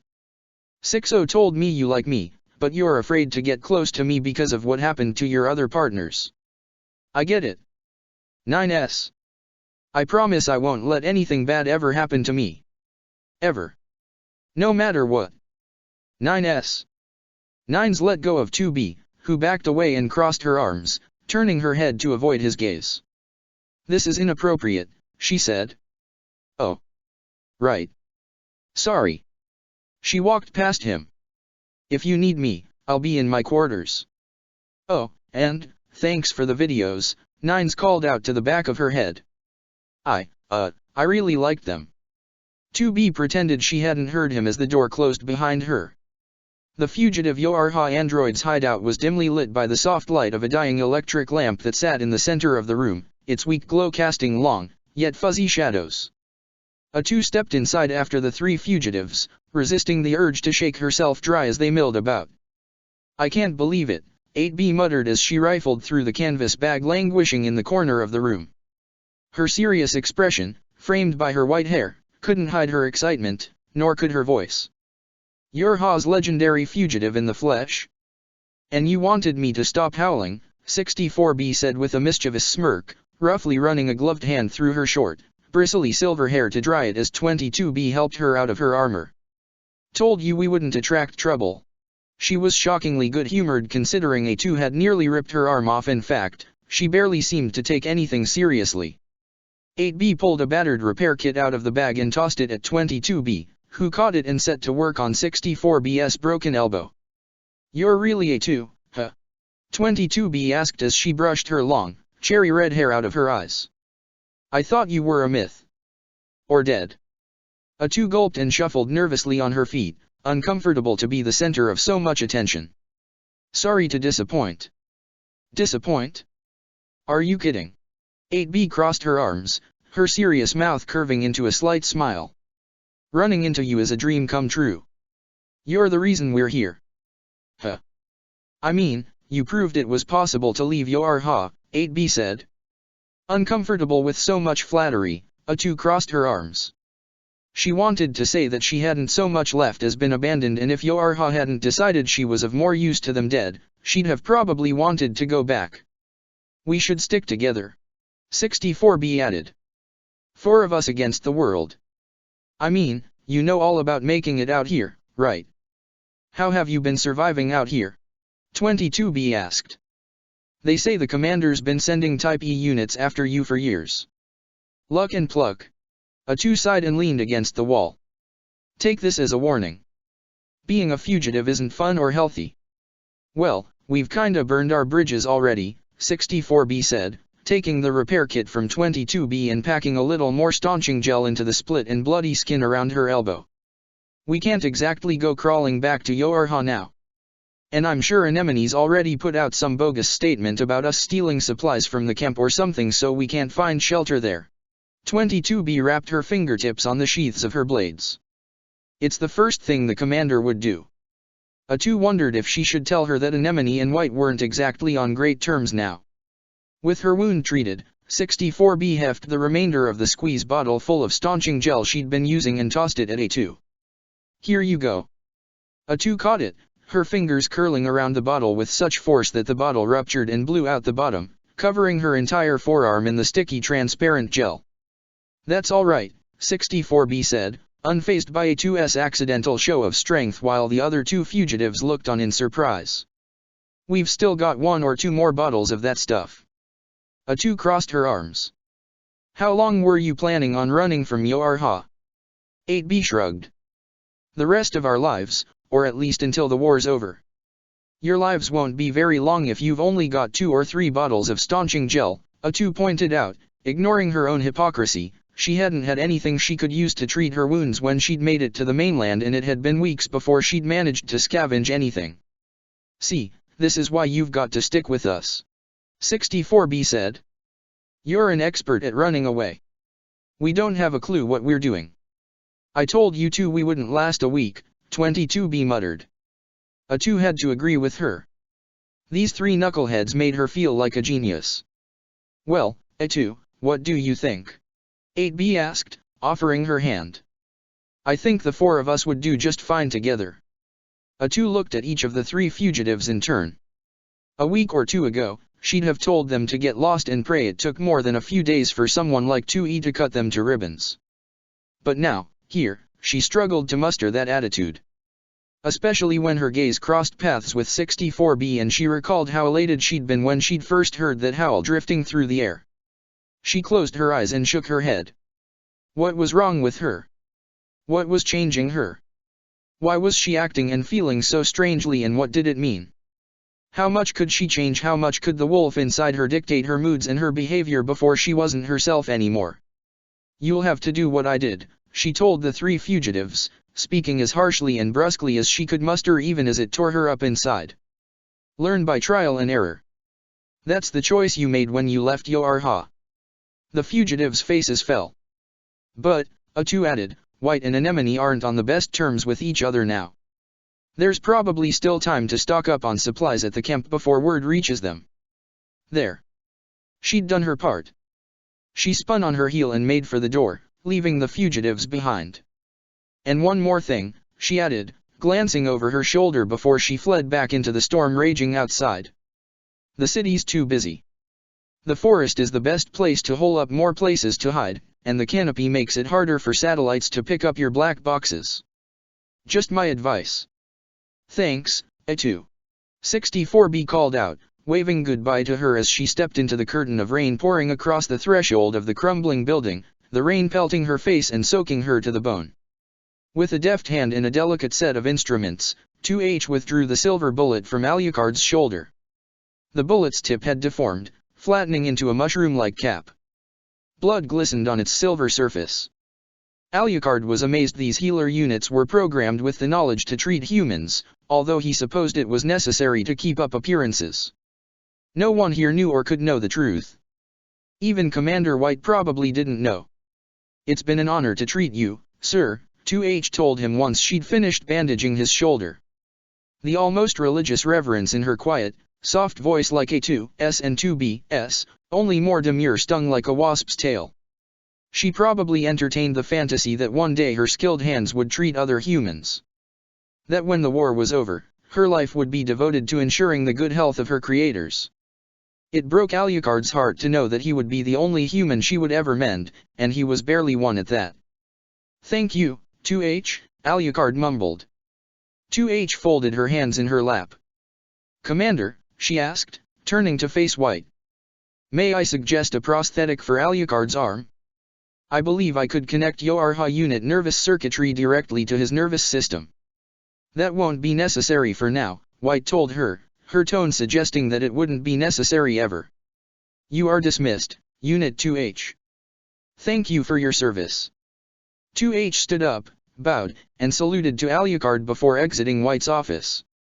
"Now," White said, glaring at Alucard as she loomed over him, "tell me everything." Alucard sat up, gingerly prodding at the bandages wrapped tightly across his numbed shoulder, and put his coat back on. "For starters, White, you're right about me, but only by half. I am Alucard Fahrenheit Teeps, vampire by my father and human by my mother, a rare hybrid, a Dhampir. I was born in the 15th century in Wallachia, Transylvania, and I have been asleep for roughly 9,900 years." White's expression was utterly deadpan. She crossed her arms. "That is the most ridiculous thing I've ever heard. If you can believe in vampires, you can believe me. I believe what I've seen with my own eyes. Do you believe in humans?" White stared at him. "Have you ever seen one?" he asked. "What do you know?" she asked, her voice laden with suspicion and indignance as her eyes narrowed, "about humans?" "I know," Alucard said, "about Project Gestalt." With those two words, White's resolve collapsed. Alucard could see it in her face. Her stony attitude crumbled as though her slackening jaw was the foundation of a mighty wall. A lost and vulnerable look dulled her hard eyes as a river's swift current would blunt the edges of jagged rocks and reduce them to smooth pebbles. She knew the truth. She knew that the lunar colony was a sham, that the motivation of every android under her leadership was motivated solely by a false and fragile hope. And she was the one who defended the lie. "How do you know about that?" she hissed, clenching her fists. There was a slight tremor in her voice and an even slighter tremor in her shoulders. "I was there. I saw plague wipe the marvels of human civilization off the map." Alucard bowed his head. "I watched the strength of men fail, my own as well." He held out his hand, palm up, his eyes tracing the lines in his palm that some said could be used to divine the future. "Through my veins flows the accursed blood of my father, but also that of the last human in all of creation." "That's impossible. How much documentation do you have on Project Gestalt?" "Extensive. Are you the only one in Yoarha who knows about it?" "Of course," White said. "Nobody would fight if they knew the truth." "Bring up the documents on the project," Alucard told her, "and look me up." Still shaken and unable to piece her stoic mask back together, White conjured a holographic panel, tapped on it, and scrolled through it. "They might even have a picture. I wore my hair differently back then, but—" White dismissed the panel without a word. Dazed, she slowly walked over to her desk and sat down, laying her hands on the blank white surface and staring down at them, entranced. Alucard stood up. "White." She didn't even lift her head. "Commander White." He took a cautious step closer to her, wondering if he'd somehow crashed her programming. He'd never had great luck with computers. "I understand that I've given you a great deal to mull over, but we still have business to discuss." "Get out," she said, her voice scarcely louder than a whisper. "White. Get out." Taken aback by the sudden resurgence of White's hostility, Alucard backed away. "But what about A2? White stretched her arm across the desk and reached for her gun again, prompting Alucard's hasty retreat from her office. It was plain to see she was not in a productive mood. He had little choice but to leave her alone for now to process what he'd told her. The corridor that ringed the main deck of the bunker was empty and lifeless. As unnerving as it was to be in such a sterile place, he'd never felt comfortable in hospitals, either. It was easy for him to get lost in his thoughts. The window Alucard stood in front of showed a clearer and more splendid night sky than he had ever seen before. With no air, no pollution, no obstructions, the stars were brighter than ever and their light constant and unflagging. He'd never been to space before. As it turned out, there was something new under the sun. Pity he had such little opportunity to take in the experience. If White wasn't willing to talk to him, how was he to arrange a flight back to Earth? He couldn't teleport through those access terminals the androids used, and their flight units had no life support systems. How long could he spend here? Was there any food here on the bunker? Did they have water? What would he do if he had to? Alucard. Startled out of his musings, Alucard glancing over his shoulder to find a woman standing a few meters behind him and wearing the tight, form-fitting uniform and face-covering veil of one of White's assistants. In fact, This was one of the two women who'd been waiting for him down in the hangar bay when he'd arrived. As he recalled, her name was 210. "Pardon," he said, turning to face her as she closed the distance between the two of them. "I don't believe I know you." "You don't know me," 210 said, carting a gloved hand through her short blonde hair. "But," she added, a lower, deeper voice threading itself underneath her own, "I know you, Alucard." Alucard's blood, cold as it was, ran colder. The other voice bleeding through the woman's was one he knew all too well. "How are you doing this, father?" he asked. Beneath the veil, the mouth of Dracula's hostage curled into a smile, and he walked with an unsteady gait toward Alucard, struggling with the high-heeled boots 210 wore. "I gained the power to borrow this body," he said, "when this woman was bitten by one of my thralls, but killed before she could become a vampire. The stain I left on her soul remains even though her body and memories have been made anew. And it is through that stain, small though it may be, that I can fill this vessel, see through her eyes, and act by her hand." He removed one of 210's gloves and casually examined her fingernails. Androids are curious creatures indeed. Soma's power of dominance. Alucard's hand fell to his sword. "You're using it to puppeteer her." Dracula laughed. "What is that?" he asked, his eyes lighting up with mirth at the sight of the sword at Alucard's belt. "As if you could cut me down here, son. You would only end this poor woman's life, and despite your pedigree as half-human, I doubt the androids here would let you get away with cold-blooded murder. Then again, isn't that all you're good for? Ending innocence lives in your Sisyphean quest to rid the world of me." He spread out 210's arms, making her chest an easy target. "You monster!" Alucard's eyes flashed. With an impulsive, angered snarl he drew his sword and swung it. "Innocent as your host is, I am certain she would gladly choose death over being your spy." Dracula easily stepped out of the path of the saber's shimmering blade. "Tisk, tisk, tisk. I didn't raise you to have a temper."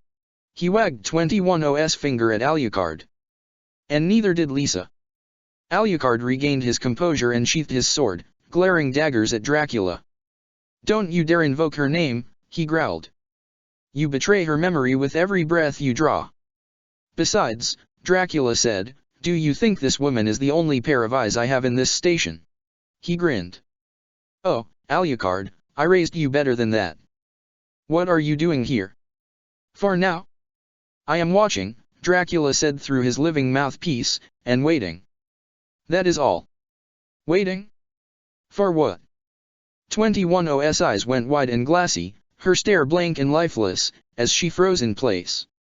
A second later, her limbs went limp and she crumpled to her knees, blinking and reaching up to rub her forehead as she regained control over her body.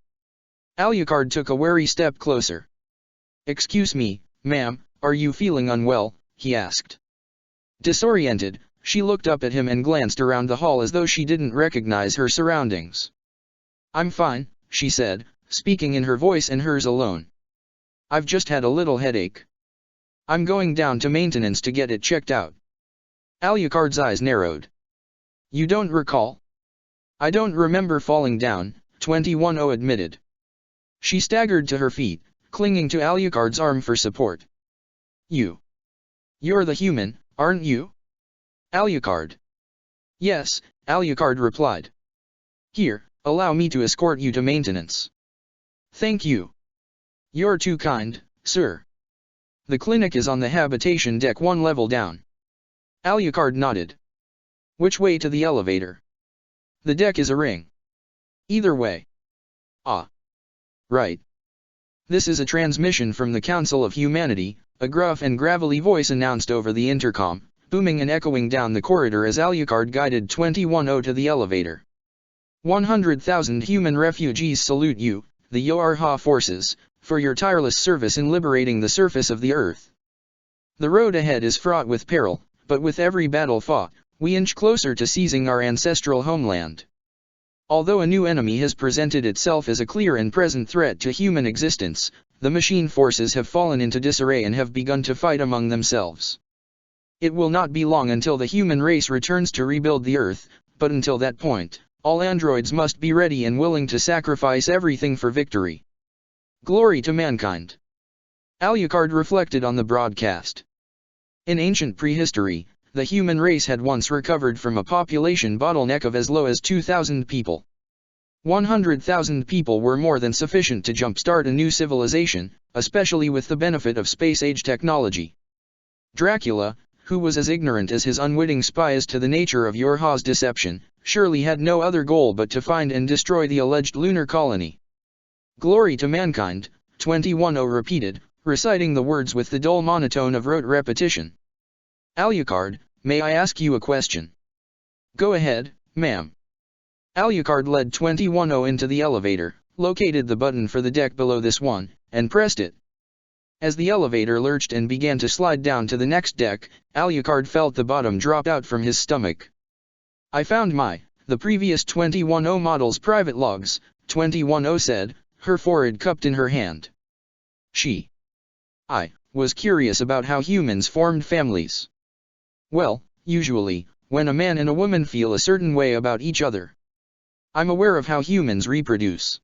210 sighed. Sir, if I may ask, what was your mother like? Alucard's mouth went dry. She was, well. I lost her a long time ago. My father and I had a falling out. You have no family?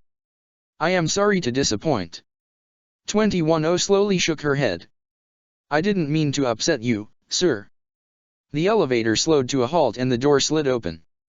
Miss 210, Alucard said as he guided her to the maintenance clinic, would you mind telling me what you do here?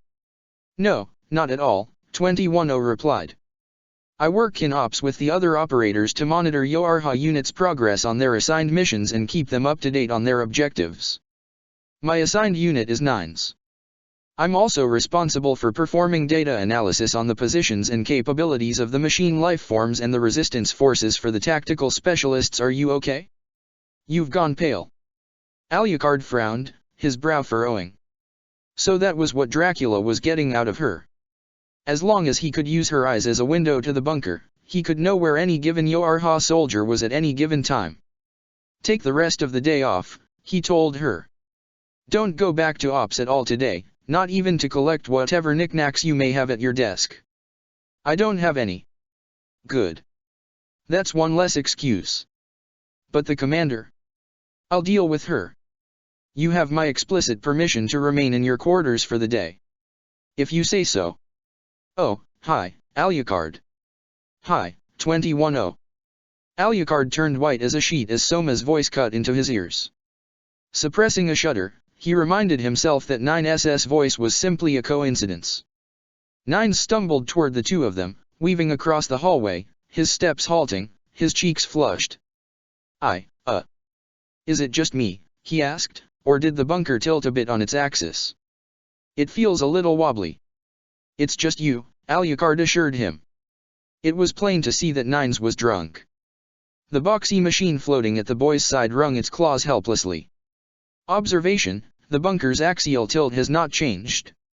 Hypothesis, inebriation has adversely affected Unit 9's motor systems. 9s, 210 rubbed her forehead wearily. Please go to your quarters. I'm going, 9 said, his petulant tone calling to mind a child being disciplined by his mother. What about you? I thought you were gonna get maintenance. I'm escorting her there, Alucard told him. Oh, yeah, by the way, 9 said as he sidled up to the two of them and started walking in lockstep with them on their way. 210, I'm really sorry for freaking out at 6OS. It's okay. 210 reached across Alucard's front to pat 9's on the shoulder. I understand it's been difficult. Did you enjoy the party before I started yelling about watching you die? To be honest, no. I felt uncomfortable. I'm gonna tell 60 you had fun anyway so she doesn't feel bad. Please don't, 210 said, breaking away from Alucard and 9's as they reached the doorway to the maintenance clinic. Bye, 210. Hope they fix your headache. 9's called out as 210 vanished behind the door. You know, he said to Alucard, we used that clinic to kill a vampire once. Did you? Yeah. We trapped him in the decontamination chamber and pelted him with UV light until all his skin melted off. What a sight. Nines took off for his own quarters, tripped over his own feet, almost fell flat on his face were it not for his pod, and leaned against the wall, grinning sheepishly as he tried to regain his footing. It seemed he was quite the lightweight when it came to alcohol. How much, Alucard wondered, had he drunk at the party he'd been talking to 210 about? Proposal, Unit 9s should request assistance from Alucard, the pod told him. I got it, Nines insisted, taking a few halting steps. Alucard caught him by the collar before he could slip and fall again. Thanks, he said. So, Nines yawned. You said I look like a friend of yours who's dead, right? Right. So when you look at me, is it like, his ghost just sorta floats on top of me? Alucard forced himself to study Nines. Soma's cheeks and jawline weren't quite as soft as 9SS, but the resemblance was still uncanny. Twins, but not identical twins. But Alucard's imagination could easily fill the blank space created by 9SS blindfold with Soma's dark, intense brown eyes with only the slightest bit of coercion. It was just as Nines said. Ghosts superimposed over the living. That's how I see her, Nines said. 210. I wasn't good enough to, She died in front of me. Twice. Kinda. Sorta. Well, he needed his hands, the leather of his gloves squeaking. And to be, you know, you're a lot like her. She sees ghosts when she looks at me, too. Or so I've heard. Soma Cruz was never so talkative. Nines was an exceptionally chatty drunk. Don't worry, though, Nines said, stumbling to a halt in front of the door with his name on it and knocking on it. It slid open before his fist could collide with it, and only Alucard's swift intervention prevented him from falling again. Don't worry, Nines repeated, a loopy grin stretched across his face. Promised her nothing bad would ever happen to me. So she wouldn't have to worry. And you don't, either. He made gun shapes with his fingers and pointed them at Alucard as he walked backward into his quarters. So don't. The door slid shut before Nines could finish his drunken rambling, leaving Alucard once again with no company save for the omnipresent background noise of the bunker's hidden machinery. A2 hadn't gotten far from the fugitives' hideout before running into more Yoarha units ones she doubted would be as friendly to her. The sweeping flashlight beams from the two androids' pods lit them up, one with a cherubic face and long, pale lavender-white hair darkened and weighed down by the weight of the rain, the other with a thin, severe face framed by lank locks of gleaming black hair. They wore black armor, their assortment of swords hovered at their backs. A2 plastered herself to the nearest wall. These units weren't runaways. They might have even been Type E units sent out to find and kill her or the other fugitives. It wouldn't be hard to run away. The two were oblivious to her presence and she still had time to slip out of range of their scans. But if those two were going after 8B and her laughably underprepared friends? She clenched her empty fists, angry at her own impotence. She was still unarmed. She kicked herself for not taking at least one weapon from the arsenal that floated at 8B's back. Could she kill two combat units, two possible executioners, with her bare hands alone? If only she still had fangs and claws, then she'd never be without a weapon. The lavender-haired android pulled up a holographic panel and jabbed at it as if she were trying to stab it to death. Hello? Operator 270. You didn't tell me it was storming down here. My hair is ruined. Calm down, 6E, her partner spoke up, her tired-sounding monotone making it clear she was very much fed up with 6E's particular brand of bullshit. It's only cosmetic. 6E ran a hand through one of the sodden pigtails drooping over her shoulder. If you had hair like this, you'd understand, 7E. Thank heavens I don't. Irked by 7E's dismissive response, 6E ripped her curled and talon-like fingers free of her hair and growled in frustration, swiping the holographic panel away. Let's just find some vampires to melt already. Hold on, 7E interjected, consulting with her pod. I'm picking up some black box signals nearby. So? My operator says there aren't any other units officially assigned to this sector. Oh, a sly grin replaced the scowl on 6E's face. Someone's not where they ought to be. Just as the flashlight beam from 7E's pod began to sweep near her, A2 bolted. No sense sticking around to fight. Survival meant knowing when to be cowardly, pride be damned. A black blur slid past her, skidding to a halt just in front of her before she could react, yellowish lamplight glinting off a silvery blade. "Hi there," Sevigny said, sweeping A2 off her feet and kicking her into the air. A2 struggled to right herself in midair, if nothing else than to soften her landing, but her new foe had no intention of letting her reach the ground peacefully, leaping up to meet her in midfall and kicking her into a crumbling wall. Her body tore through the concrete facade as though the wall were tissue paper. She hit the floor and rolled onto her back, gingerly picking herself up and taking stock of the aches running anew through her body. She was on the second or third floor of the building, standing in between two columns out of the grid of pillars that kept the ceiling up. The floor had collapsed in places, creating gaping pitfalls nearly entirely hidden by the shadows. Sevigny jumped through the opening in the wall created by A2's body, the light from her pod illuminating the motes of dust hanging in the cavernous and empty room. A2, huh. A2 spat an oily, frothy wad of blood and spit onto the floor. "What am I, famous?" "I hear," Sevigny said, "you've evaded us for 3 years. Going on 4. "I don't believe you." Sevigny readied a pair of long daggers, holding them both crossed over her chest. "But if you're for real, you're an insult to our profession." The executioner was lightning fast. In the blink of an eye, her knives both came a hair's breadth from A2's throat. A2 slipped back, lifting her leg to block one of Sevigny's strikes on the armor lining her shin and narrowly twisting out of the path of Sevigny's next attack. A2 weaved through the varied arsenal of Sevigny's pod, struggling to avoid the hail of bullets and laser blasts as she inched closer to Sevigny. She didn't want to fight in close quarters, especially not unarmed and against someone well suited to it, but she had little choice.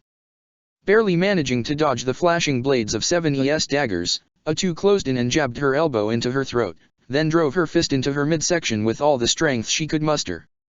Knocked off her feet from the force of the mighty blow, Sevigny crashed through several support pillars before flying out the window, her pod struggling to keep up with her. With one executioner out of the way, A2 leaped into one of the pits in the floor and made her way to the ground floor. There was a chance the other one might have been waiting for her outside, but if she could slip out the back. A long katana nearly 2 meters from tip to pummel flew right under her nose, the razor-sharp blade close enough to her lip to cut her a second mouth. It embedded itself in the support pillar behind her, vibrating slightly until it came to a stop. The second executioner was already here. The sword vanished and reappeared in 6E's hand. "I hear you gave a dear friend of mine some horrible trouble the other day," she said, speaking with an unnervingly casual tone. "Strange, though I heard you were, well, mangier." "Excuse me, madame." The light of 6E's pod's flashlight swept through the air to focus on the intruder walking into the building, dazzling A2's eyes as the beam flashed past her. A woman in a lacy red dress so sheer it was nearly transparent, although it didn't cover much to begin with, stepped over the threshold, emerged from the darkness before them, protected from the rain by an ornate, lace-trimmed black parasol resting against her shoulder.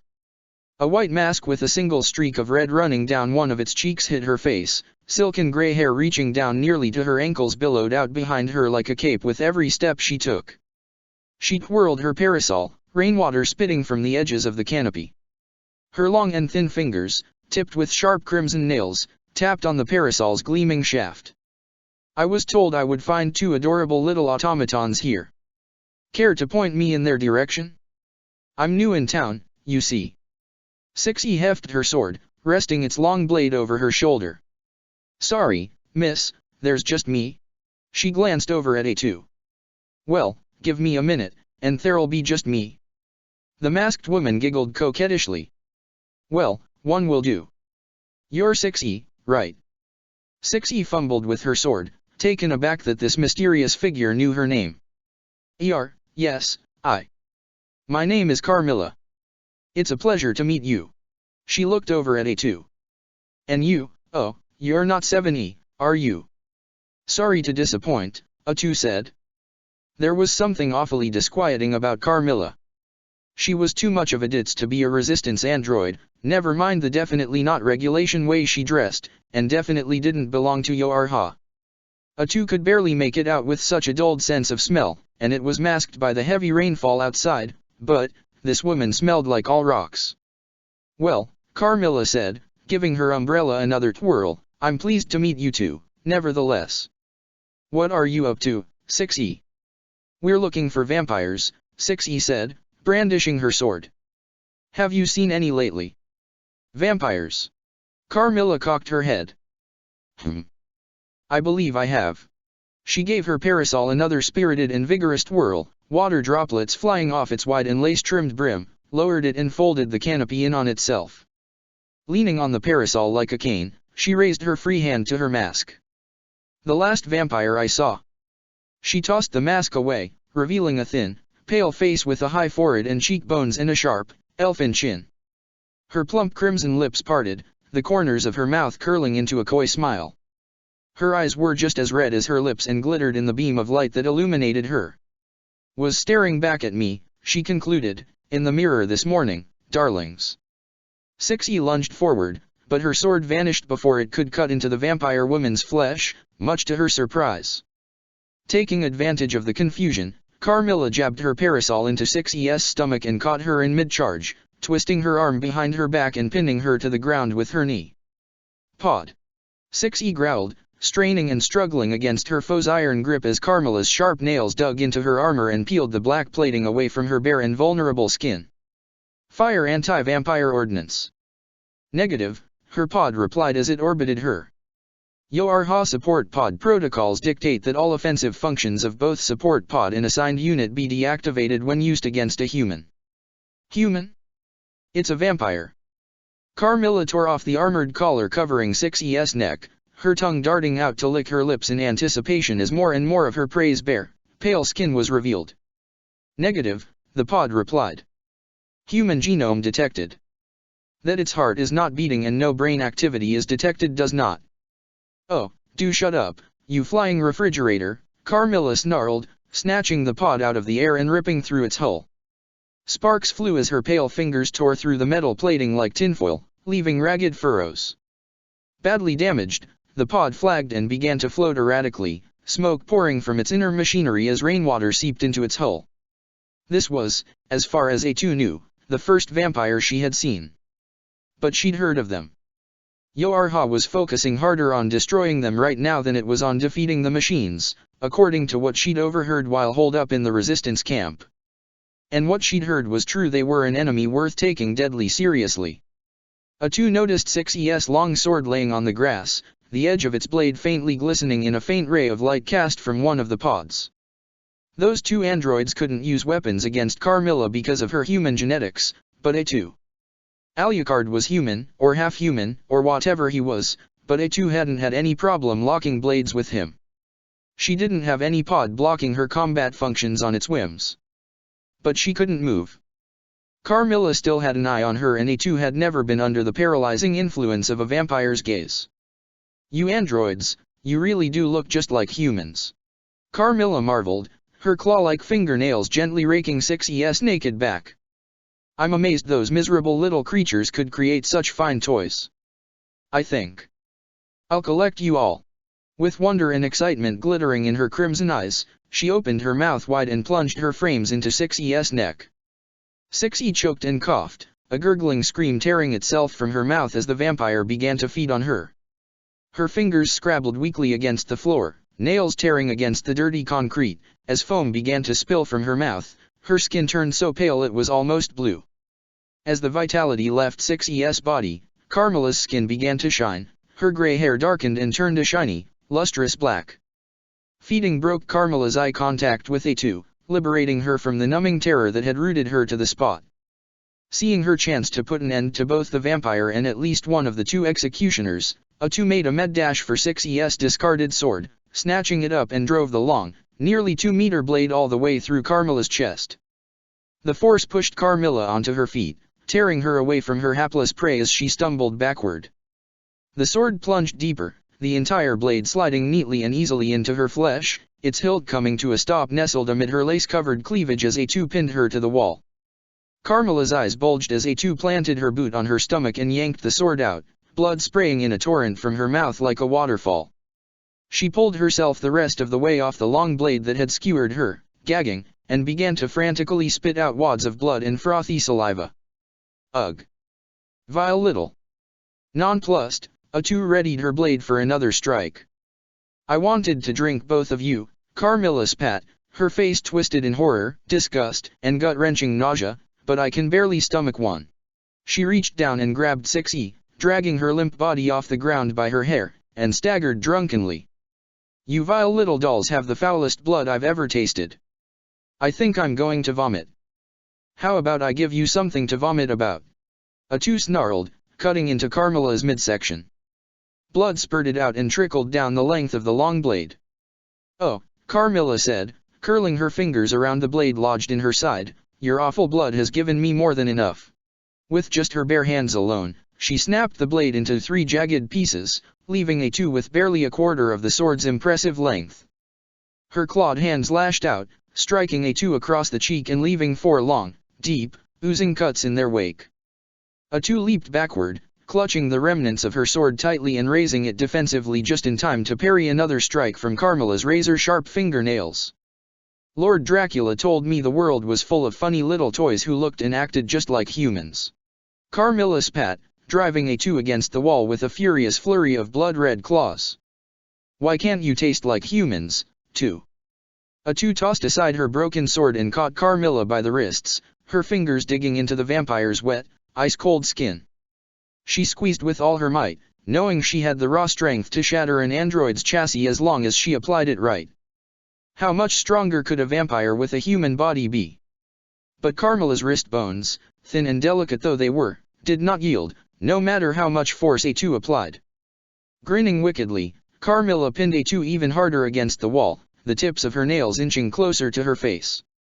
One fingernail hovered so close to Atu's eye that her eyes began to water. Atu drove her knee into the oozing wound in Carmilla's side, but even though she could feel ribs crack and shatter under the force of the blow, her attack had no effect but to destabilize her stance, allowing Carmilla to gain another fraction of an inch on her. I wonder, Carmilla mused, if I ate an entire raw onion beforehand, would it mask the taste of your disgusting blood? Her mad eyes widened, her blood-red irises sparkling. Atu felt her strength falter, her fingers twitching and loosening. It was as though this vampire's gaze alone was sapping the strength from her body. How much longer could she hold on? Carmilla sniffed the air, her nostrils flaring. But maybe, she mused, a wry smile twisting up the corner of her bloody mouth, yours tastes more like a dog's, which, I'll admit, isn't much better, but... A spearhead burst through her chest in a spray of blood, its stained edge protruding from between Carmilla's breasts. She gasped, blood gushing from her mouth and running down her chin and reddening her throat. Then, the thick blade of a broadsword, crackling with arcs of blue lightning, buried itself in her shoulder. As Carmilla's arms went limp, Atu pulled them aside, wrenching her shoulders from their sockets, and kicked her in the chin with enough force that her head snapped backward, a sickly wet crunch indicating her neck had been broken from the blow. Carmilla reeled back, stumbling as her eyes gazed blankly up at the ceiling and her limp arms swayed at her sides, the sword and spear still rooted in her body.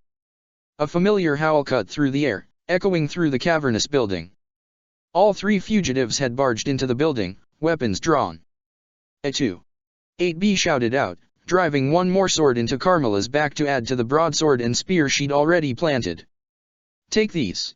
She took the pair of sheathed katanas from her hip and tossed them over to Atu. Atu didn't waste any time snatching them off the floor, sliding them free of their sheaths, and plunging them up to their hilts in Carmilla's neck. Atu and 8B pulled their swords free of the vampire pincushion, allowing Carmilla's mangled body to crumple into a limp pile on the floor, a pool of blood growing underneath her. Thanks, Atu said, falling none too gently to her knees. Meant to ask you for a sword or 2 before I left.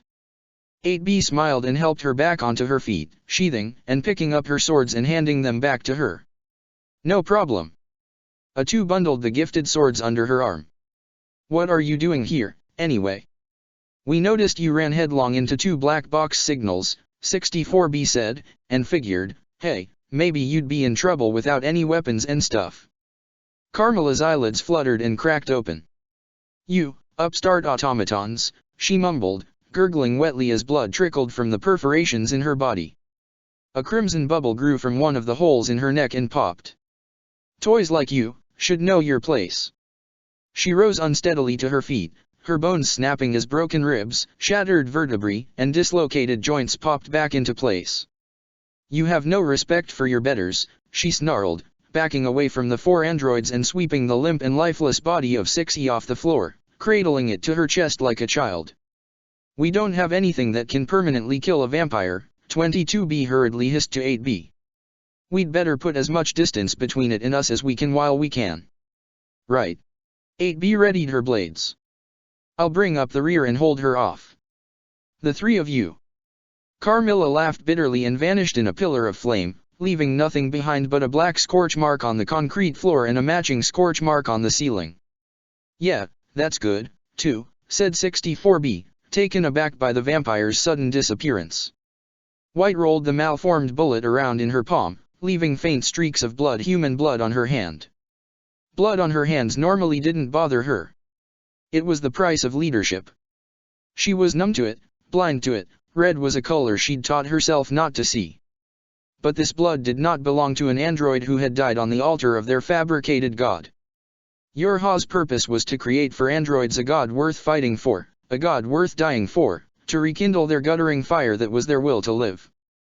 The Council of Humanity, the lunar colony, 100,000 human refugees huddled in hermetically sealed shelters on the dark side of the moon, all lies dredged up from the dark ages of history to cover up the long-forgotten truth that humanity's last-ditch effort to survive a devastating plague had failed. Those who had previously lived without hope or meaning were all too happy to embrace the noble lie. Everything White had done, good and ill alike, lives saved and lives ended, was to preserve that falsehood, to preserve the happiness and hope of her people. Except now it wasn't a lie. There was a human left alive in this world. A remnant from the old world, the world before the alien invasion and machine scourge. And White had tried to murder him. The traces of blood on her skin left a more indelible stain than anything else. She could scrub and scrub and scrub, she could trade this chassis for a new one 100 times over, but nothing would change it. She had met the dead god she had pretended to revive and she had shot him. The bullet slipped out of her hand and hit her desk, rolling off the edge and onto the floor. It rang like a bell. White recalled the Gestalt report. In the years since she'd first taken command of Yorha and had gained the appropriate clearance to view all of the remaining data on the project, she'd never had the time to read anything more than the occasional snippet. In the thousands of pages detailing the program, Alucard's name had appeared only once, but once had been enough. Alucard, born Adrian Fahrenheit Teeps to Dracula and Lisa Teeps, on December 3, 1453 CE. Aliases include Arakadojan Ya. Responsible for slaying Dracula in 1476 and 1797 as well as leading a military task force in the Demon Castle Wars of 1999. Previous employers include the Catholic Church and Japanese Secret Intelligence. Employed by the World Purification Organization to assist with Project Gestalt on August 17, 2041.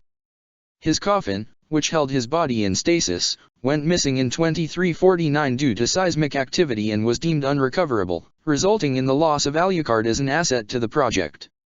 White cradled her head in her hands, so overwhelmed by the weight of her actions that she could hardly breathe.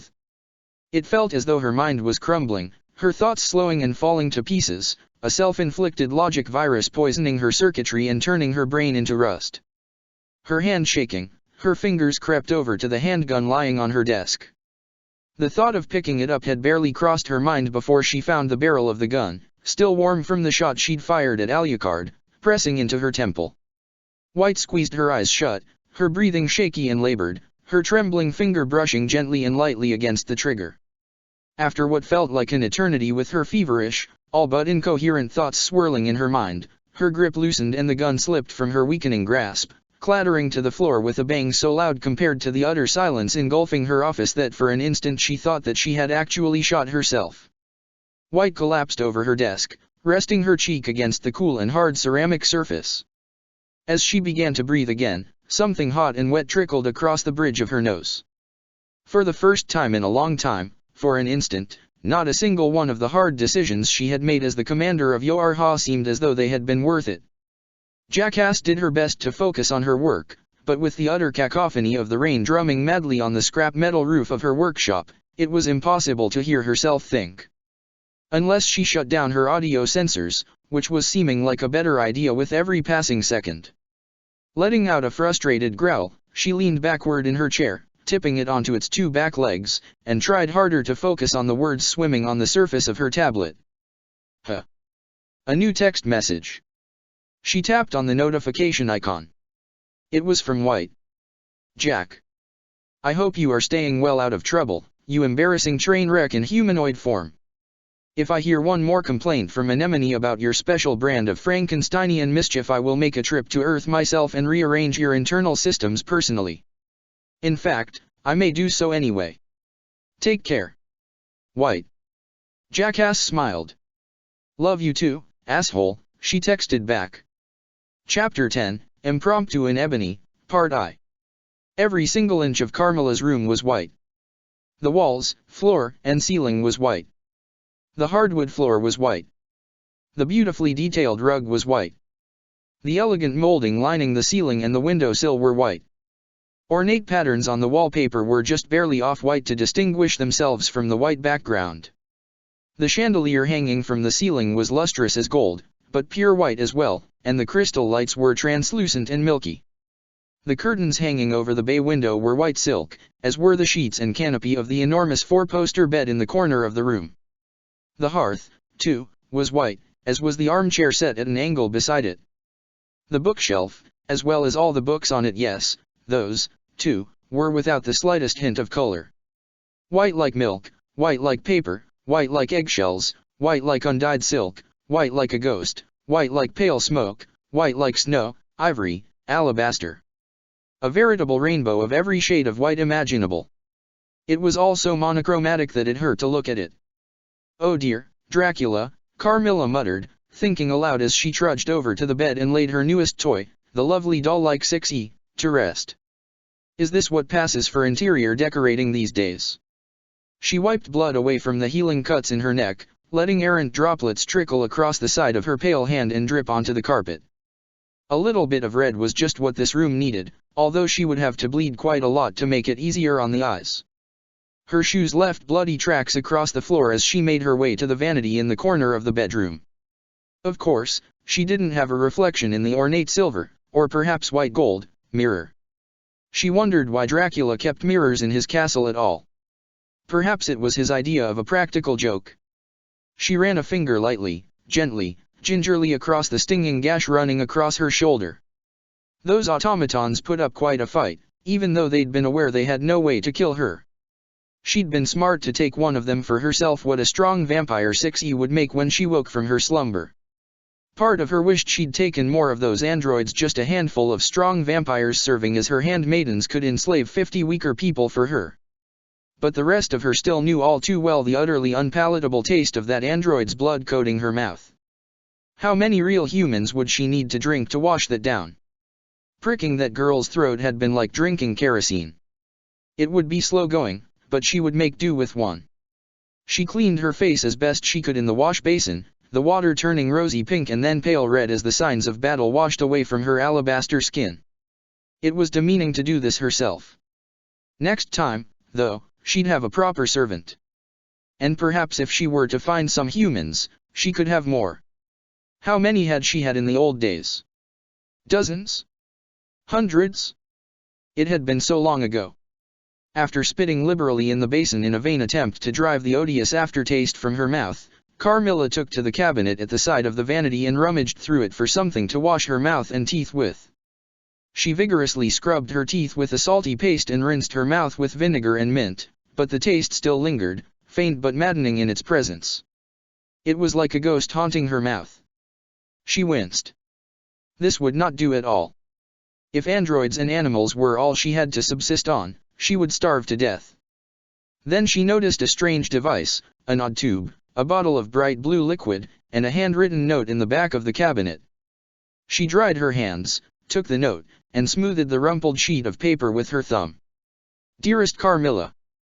This is an electric toothbrush, toothpaste, and mouthwash. It is a far superior way to clean your teeth and mouth than the primitive means we grew up on. Keep your fangs sharp, fresh, and white. You will have plenty of cause to use them soon enough. Fond regards. Dracula. Carmilla set the letter aside and picked up the strange device. She pressed a button on its side with her thumb and nearly dropped it in shock as it began to whir and vibrate, its bristly tip spinning like a drill bit. "Excuse me," she asked, as though Dracula's cheeky handwritten letter could answer. "Which orifice is this supposed to go into? She was supposed to rub this against her teeth? Madness! It would surely grind her fangs to dust, and then where would she be? Sucking futilely with her soft and useless gums against her would-be prey's neck? Perish the thought! She would never suffer such indignity." But then she ran her tongue across her gums once more and picked up more of the faint traces of vile blood and decided she would take the risk. She squeezed a dollop of pale blue-green paste from the tube onto the brush head, shoved it into her mouth, and began to scrub. The paste, so minty it burned, frothed up, spilling from her mouth and dripping down her chin into the wash basin. She spat it all out when she'd had enough, and after a minute or so she had had quite enough, and for good measure, drank nearly half of the bottle of mouthwash. The taste of mint was overpowering, so cool it nearly burned, and left her mouth tingling and mercifully freed of that horrible oily aftertaste at last. She had been right to trust Dracula. Finished freshening up, Lady Carmilla. So shocked that she spat out the dregs of mouthwash still lingering in her mouth, Carmilla did an about-face and found Death hovering at her door. "Oh, hello, Death. Don't you know it's rude to enter a woman's room uninvited?" Carmilla asked, clutching the back of her chair as she regained her composure. "I enter everywhere uninvited, Lady Carmilla," Death replied, bowing curtly. "Right. Of course. Dracula wishes to see you, along with the others." "Others?" Death nearly smiled. "You don't think you were the only one Lord Dracula asked me to retrieve from oblivion, do you?" Carmilla took a satin robe, white, of course, hanging from the rack at her side and wrapped it around herself, hiding her torn and bloodied dress. "Fine. Take me to him. But first." She made her way over to the window, eager to see what view Dracula had given her in his new castle. What vista awaited her when she threw open the window to gaze upon the wonderful vistas of this world of endless night? She threw back the curtains and found herself staring at a craggy wall of brown, untamed stone and dirt. Death let out a wheezing cackle, mocking her surprise. "It's a work in progress, I'm afraid, milady," he said, chuckling. "We're underground. For now." Letting the curtains fall closed, Carmilla came to Death's side and followed him through the castle. Here and there, throughout the ivory corridors, were signs that Dracula's precious Castlevania was in fact a work in progress, just as Death had said. At times the elegant masonry broke down into uneven and irregular blobs of cubes, here and there were shimmering, chaotic masses of bismuth, iridescent rainbow-streaked layers forming mesmerizing concentric squares. Parts of the castle were vast and untamed chambers of crystal and white stone so large that the floors and ceilings vanished in the shadows and mist. Naked and half-finished corridors snaked through the chasms, bridges winding through the empty spaces. "How long has it been, Death?" she asked the grim apparition as he led her deeper into the castle. A few monstrous minions of Dracula, birthed from the same dark forces that produced this castle, lazily milled past her, along with strange, stubby steel golems she had never seen before. 10,000 years. A century's worth of centuries, Carmilla mused. "And still you follow Dracula?" "To the ends of the earth, milady," Death replied, quite matter-of-factly. "Why?" "He has always interested me." Death bowed his head as the ragged hem of his fluttering cloak swirled just above the floor. "All lives come to me in the end but his. Since I cannot bring him to me, I must remain at his side. So it's greed that keeps you loyal, I suppose." "What is it that keeps you loyal?" Carmilla suppressed a laugh. Loyal? She respected Dracula, yes, and she followed him, yes, but only because he hated humanity as much as she did. They shared a common goal, and she recognized that the best way to meet that goal was to put her strength at his disposal. But she only served him as long as she needed to. When the man who turned me was slain, I inherited his estate. I had more slaves than I could count, every single one of them loyal to their last breath. They knew no other life, as any human should, but servitude. They had no cause but my satisfaction and pleasure in all things. She picked specks of dried blood out from under her fingernails. It was the perfect model of the natural order. With us on top and them on the bottom. Humans have no purpose but to serve their superiors without question or complaint. I see, Death said. And then, one of those wretched Belmonts came. Carmilla clenched her fist, seething at the memory of that man with his horrid whip tearing through her manner with such ease, such grace, such ferocity. Flames licking at all the artwork she'd commissioned from the great painters of the age, statues crafted by the masters lying in pieces in the courtyard. I barely escaped with my life. My own servants tore my home down to its foundations and stripped it of anything of value. I lost everything. My jewelry and precious gems drifted down the river. I had to throw them away myself so that the mob would not sully them with their grubby paws. She clenched her fist harder, claw-like nails digging so deeply into her skin that blood seeped between her fingers and trickled down her knuckles. Even now, after so long, the pain and humiliation remained fresh in her mind. The anguish, inside and out, of being powerless as the rightful social order turned itself on its head and crushed her under its upturned weight. It was after that, she said, that I found Dracula. When I had nothing and he had everything. What few humans we do not kill will serve me with unyielding devotion and love me with all of their hearts, and the world will be as it should be. That is what he has promised me. Ah, Death said. So it's greed that keeps you loyal. I suppose. Death made no more small talk, drifting along in silence until he and Carmilla reached Dracula's inner sanctum at the heart of the castle. The great double doors to the chamber slid open of their own accord, revealing a room unlike any other part of the castle.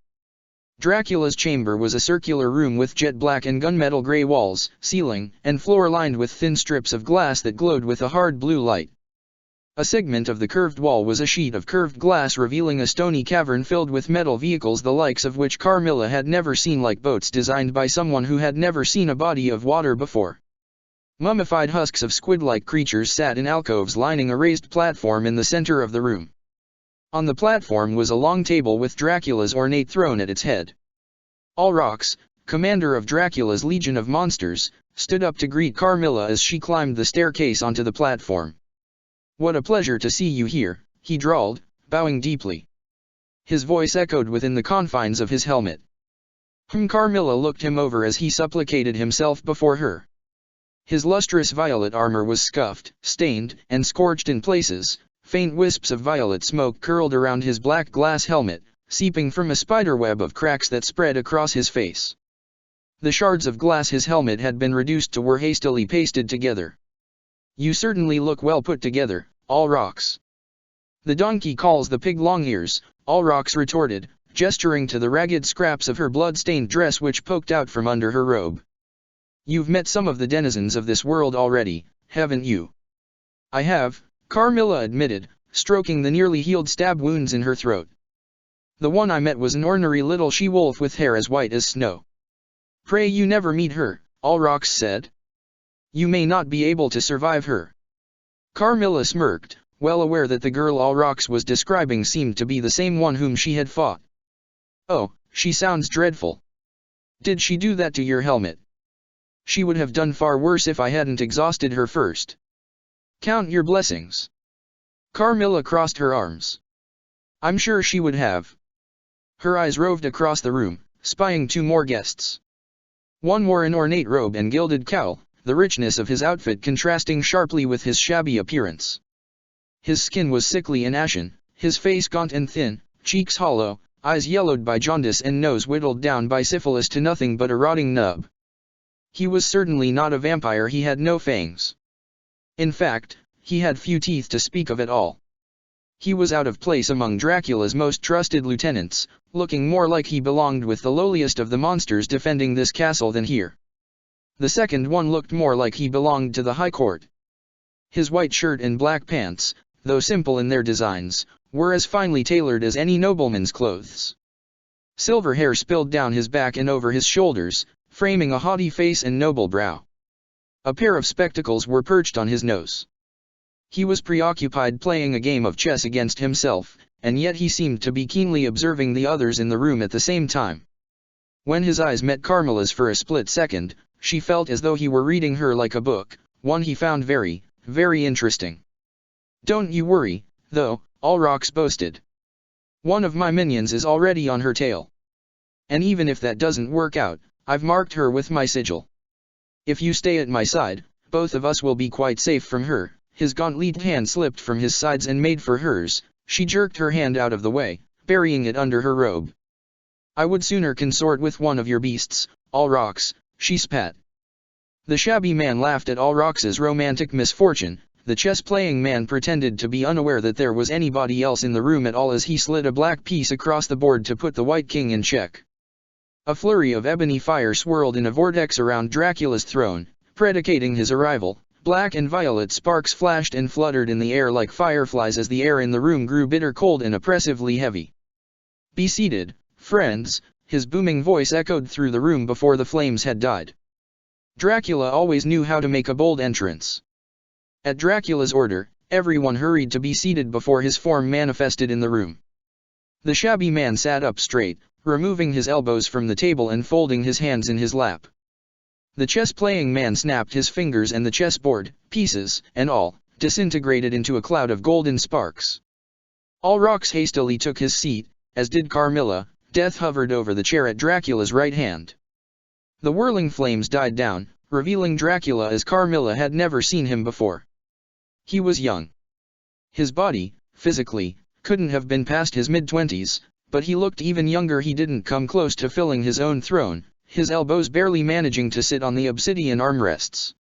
Yet he radiated the same intimidating aura he always had, and his presence still filled the room, regardless of his diminutive size.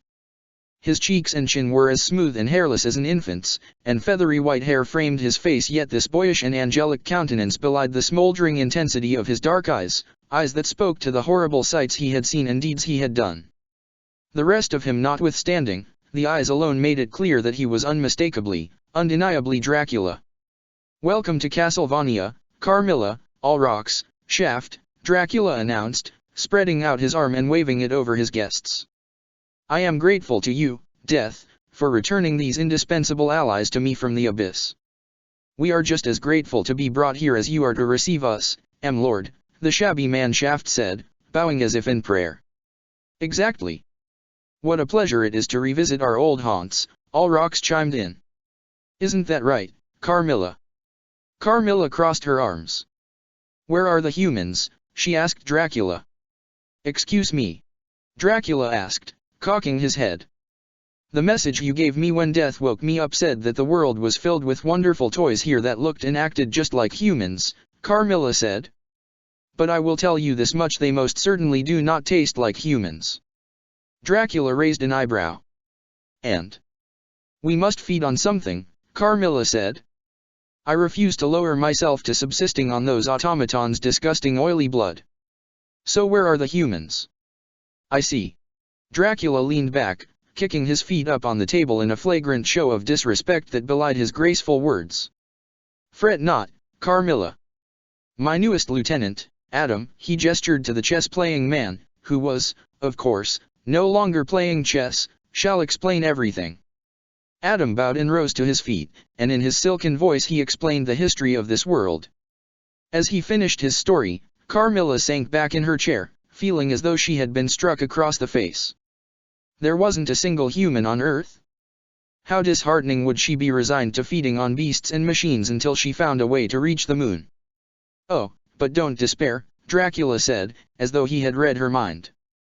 He grinned, baring his fangs. "That is why you three have been brought here. Together, we'll drag the cowering remnants of humanity from their heavenly respite. And we," he said, looking Carmilla straight in the eyes, "will make them ours again." A two led the pack of fugitives just up to the edge of Anemone's camp, at the borderline where the warm and inviting lights faded away into the shadows. She shivered, her sodden clothes and hair clinging to her cold, wet skin. The downpour had calmed to a light, misty drizzle that nonetheless was just as unpleasant to be in as the torrential rain had been. "Wait here," she told the other three androids. "Anemone and I are on good terms, so I'll collect the supplies for you. Then we'll head out." She doubted Anemone would have the means to take in 3 more fugitives. She was firmly enough on Yorha's shit list for harboring A2 as it was. 8B nodded. "Right. That's the safest way to do it." She handed the bag slung over her shoulder to A2. "Anyone want anything?" she asked 22B and 64B. You could pick up some overclock and evasion plug-in chips for the three of us, 22B said. Some spare clothes would be nice. 64B wrapped her knuckles on her breastplate. I can't wait to get rid of this. You're keeping your armor, A2 said. You need all the help you can get to survive. Okay. But what if it gets dirty and I need to wash it out? I can't just lounge around naked, 64B protested. Those are luxuries you can't afford anymore. 22B crossed her arms. You can get 3 spare uniforms. They won't take up much space. Every bit of space you waste in here on clothes is space better spent on things that will keep you alive, A2 said, hefting the bag 8B had given her. What did you do? Run around naked? 64B asked, putting her hands on her hips. Yes. Well, we aren't going to do that, 8B said. Besides, we might need clothes like that to disguise ourselves. Thank goodness, 22B muttered. Fine. I'll get your stuff. Stay here, A2 said, slinging the bag over her shoulder. 8B held out her hand. Wait, A2. A2 paused. Yeah? What is it? Want me to see if I can get you some booze, too? A smile crossed 8B's face. That'd be nice, I guess, but no. Can I talk to you in private? Sure. All right. 8B gestured at 22B and 64B. Give us some space, girls. Yes, ma'am. 64B said, saluting. She and her counterpart slunk away into the shadows, and as they retreated, 8B leaned in closer to A2. I'm not sure how to say this, she said, her voice a low and nervous whisper, but, well, I've been looking after those two for a year now, and I'm proud of the way they look up to me, but... yeah. What I mean is, 8B bit her lip and shook her head, the slight curls of her damp white hair bobbing. Sorry. I'm just a little starstruck, that's all. A2 had the feeling she was being talked to in circles. I'm no star. Out with it. With a sigh filled with trepidation, 8B went on. I'm their leader. Their big sister, I guess. Sometimes I feel like those two won't even breathe unless I tell them. Of course, the rest of the time, she added, smiling, getting them to do anything is like herding cats. What's a cat? Dunno. 8B shrugged. Anyway, I know they think I can do anything, but... I never really thought about how unprepared we were for living outside of Yoarha until now. We planned our escape, worked out how we were gonna ditch our pods and black out our operators, for months. We didn't plan for what would happen next. Suddenly, it's really scary. A2 had to admit, 8B was right. It was terrifying being alone and having the whole world against you. Soon, and especially after Yoarha had started trying to kill her, that part of her that ached from loneliness and fear had started to grow numb, like scar tissue in her mind growing over a wound inside her head. As much as she hated to admit it, only recently had she begun to remember what it felt like to be set adrift and isolated, to have an uncertain and unimaginable future looming ahead in the darkness ready to swallow her up. If you decide to stick with us, 8B said, you'll be in charge. We'll all look to you for guidance. She attempted to lay a hand on A2's shoulder. A2 reflexively flinched and stepped back, leaving 8B's hand suspended awkwardly in the air. I'd be honored to cede to your leadership. A2 shuddered. The last time anyone had placed A2 in a position of leadership, it had been on that first and last fateful mission, the Pearl Harbor descent operation. 12 Yoarha units were deployed to Oahu. Only 4 Attacker 2, Attacker 4, Gunner 16, and Scanner 21 made it to solid ground. With the squadron leader, A1, reduced to cinders on the wind by the machines, command of the remainder had transferred to A2. She hadn't wanted it. She'd been afraid of it. But she had taken on that mantle because it was expected of her. Because she was a good soldier who trusted and obeyed her superiors without question. I'm not interested in leading anyone, A2 coolly replied, brushing 8B's hand aside. If you're so good at it, keep doing it. At least stay with us for a while, 8B pleaded. Teach us what you know. I'll think about it, A2 said as she picked up the bag and headed into the camp. Mud churned under her boots, sucking at her feet with every step she took. A fistful of enhancement plug-in chips, a couple shirts and pairs of pants, and as many medical supplies as she could afford with the money the fugitives had brought with them only filled the bag halfway. It turned out that money, not room, was the limiting factor. It would have to do. On her way back out, she strayed just a bit too close to Anemone's tent. Anemone, of course, noticed her and all but dragged her inside. The heavy canvas walls, which were usually rolled up and tied to the tent frame but had been let down to keep out the rain, fluttered as a gust of wind blew through the camp. Anemone was as chipper as could be considering how gloomy and miserable it was outside, her eyes lit up nearly as bright as the lamp that illuminated her humble tent. "I wasn't sure you were coming back," she told A2, wrapping her up in a warm embrace. "Good to see you again." As Anemone held her, A2 found herself struck by the sudden urge to lick her face. She did her best to push down those weird instincts and pulled herself free of Anemone's grip. Thanks." A2 glanced at the map of the surrounding area projected onto Anemone's desk.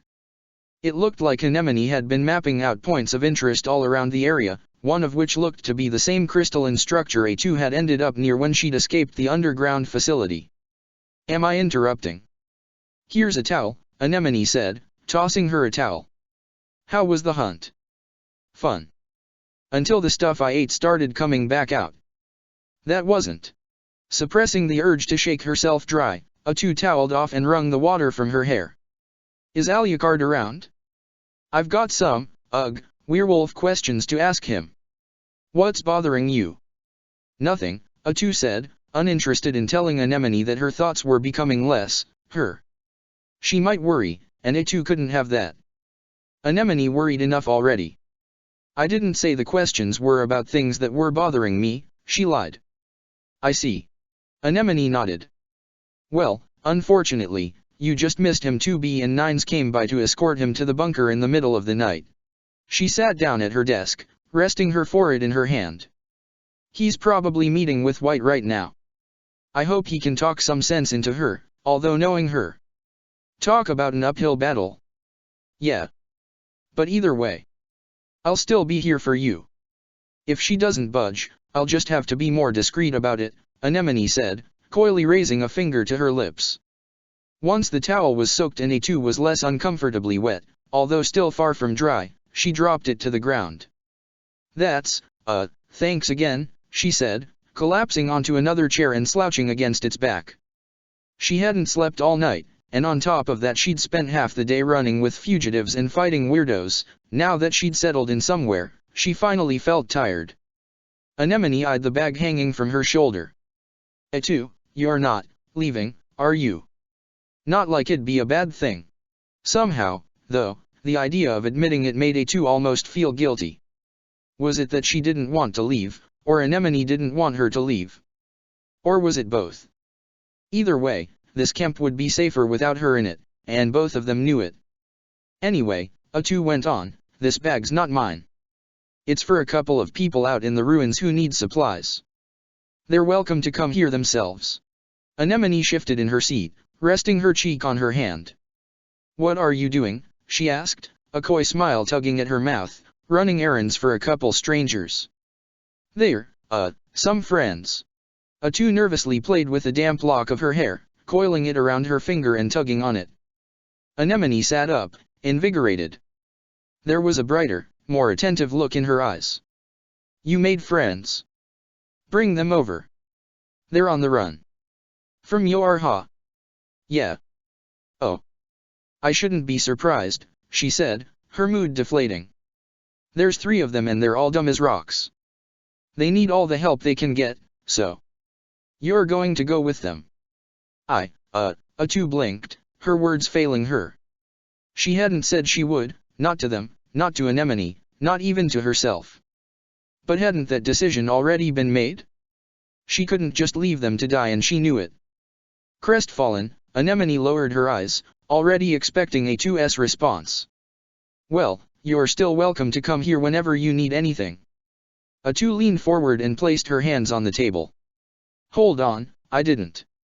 "No, I understand," Anemone said. "I was alone too, at first. If I'd stayed alone any longer, I wouldn't have made it. This place, she gestured to the haphazard arrangements of tents and fences and barricades that formed the camp. This camp, the people here, they've kept me alive. I'd stay here if I could, Atu insisted. Anemone smiled so bittersweetly that it made Atu's stomach churn. If you've found your own people, it's for the best. A wolf needs its pack, after all. She stood up and circled around the table, crouching at Atu's side. Can I see what's in your bag? Sure. Atu set it on the ground and unzipped it. Anemone peered into it, frowning. It's only half full. I know. She rifled through the bundles of clothing. There are only supplies for 3 people. There's 3 of them. Not 4. I know how to count, Anemone. Was this all the 4 of you could afford? Yeah, but... Before Atu could finish, Anemone hurried across the tent and collected up an armful of repair kits and clothes, then stuffed them into the bag. I hope you won't throw these out this time. Atu zipped the bag closed and hoisted it onto her shoulder. I'll try not to. Are you going to take your old body with you, too? Nah. Too much dead weight. Anemone chuckled. True. Is there anything you plan on doing with it? Dunno. We could bury it. Do what you want. Actually, Jackass was looking around for you, Anemone added. Sounds like she wants to study your old body for some reason. If you let her touch it, I'll kill her and then you. Anemone smiled. Figured you'd feel that way. So I told Jackass not to go near it. The twins are looking after it now. She stood up and reached out, cupping Atu's cheek in her hand. Atu reflexively flinched, but when Anemone pulled her hand away, she took it and guided it back to her cheek. I'll hold on to it for you, Anemone added. When you're ready, we'll give it a proper send-off. Atu smiled back. Now that she'd allowed it to rest on her cheek, Anemone's palm was warm against her skin, its pressure gentle, its solidity oddly reassuring. I'd like that, Anemone. It's good to see you smile again, number 2. Flustered, Atu backed away, heat rising to her cheeks. Once again, she could feel the tail she didn't have wagging. I guess I'll get going. Anemone lowered her head and let her hand fall to her side. Yeah, I guess you'd better. I'll find you if White decides in your favor. One of the camp's soldiers, the pastel-haired woman who sold upgrade chips, poked her head through the tent's entrance. Excuse me, ma'am. Cell Commander Laurel is here to see you. Laurel. Anemone looked up. Now that's a name I haven't heard in a long time. He's in charge of the camp on the other side of the desert, right? I think so. Got it. I'll be right out. Anemone adjusted her cloak and pulled out a ragged umbrella. I'll meet with him outside. 2. Stay in here until the coast is clear. Atu sank back into her chair and crossed her arms. She had a bad feeling about this, although she couldn't say why. Animal instinct, maybe. Holler if you need help. Don't be ridiculous. This is just a meeting between 2 cell commanders. I'm sure he just needs something. Atu watched Anemone head out, unfurling her umbrella and raising it over her head. Troubled by the anxious feeling in her gut, she crept over to the tent's entrance and peered out from behind the canvas wall. Commander Laurel, where all Resistance Cell leaders' commanders, stood flanked by a cluster of roughly a dozen of his men, all clad in flowing, mud and oil-stained beige and white robes and loose-fitting fatigues. The presence of so many soldiers had Atu suspicious, although it made sense that Laurel would need so many to cross the desert safely. Atu slowly lowered her bag to the ground so as not to make any noise. All of a sudden, she felt a rush of electricity through her mind, tingles beneath her skin from the tip of her nose to the tip of her tail. It was the same rush she felt that night when she'd caught the scent of her prey. But there was more to it. An alarm in the back of her head, tightening her chest, pressing down on her black box. Danger! Laurel himself was a short and stocky model, coarse stubble blurring stony and squarish facial features. A large patch of skin around one of his eyes didn't match the rest of his face, neither in color nor in texture. Clumsy invisible sutures that wrinkled with every word he spoke bound the patch to his face. Despite his ragged and harsh appearance, though, he had a warm and friendly smile. Cell Commander Anemone. He reached out and offered Anemone his hand. It's been too long. 2 years. About as long. Anemone took his hand in a firm grip. Nice to see you again, Commander Laurel. I could say the same. You look well. You look, Anemone paused. Did you cross the desert safely? Your eye.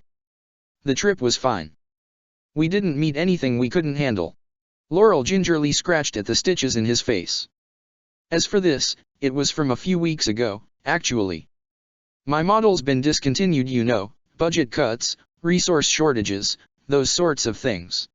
He shrugged. Spare parts are hard to come by nowadays. We have Popola and Devola models on staff who do good work as medics here, Anemone said. I'm sure they'll do a better job with those stitches than, whoever did those for you. Popola. A flash of recognition crossed Laurel's face for an instant. Thank you for the offer, but I'm fine, he replied, his tone making it clear that he didn't feel thankful at all for Anemone's offer. So, what brings you here? It must be urgent for you to come all the way here without prior notice. Without prior, Laurel stroked his bristly chin. I thought I sent you an email. Well, to be fair, I've been very busy. I must have not noticed it. Laurel nodded. Yes. You must have. His hand slipped under his coat. Atu tensed up, her eyes narrowing. If she still had hackles, they'd have risen. She could almost feel herself growling. A sudden vile hatred for this man welled up within her. He wasn't here for pleasant conversation. Atu could see in the telltale gleam in his eyes that he was going to. A grim frown darkening his face, Laurel produced a pistol from beneath his coat. Reflected beams of the lights illuminating the camp flashed across its polished barrel as he leveled it at Anemone's chest.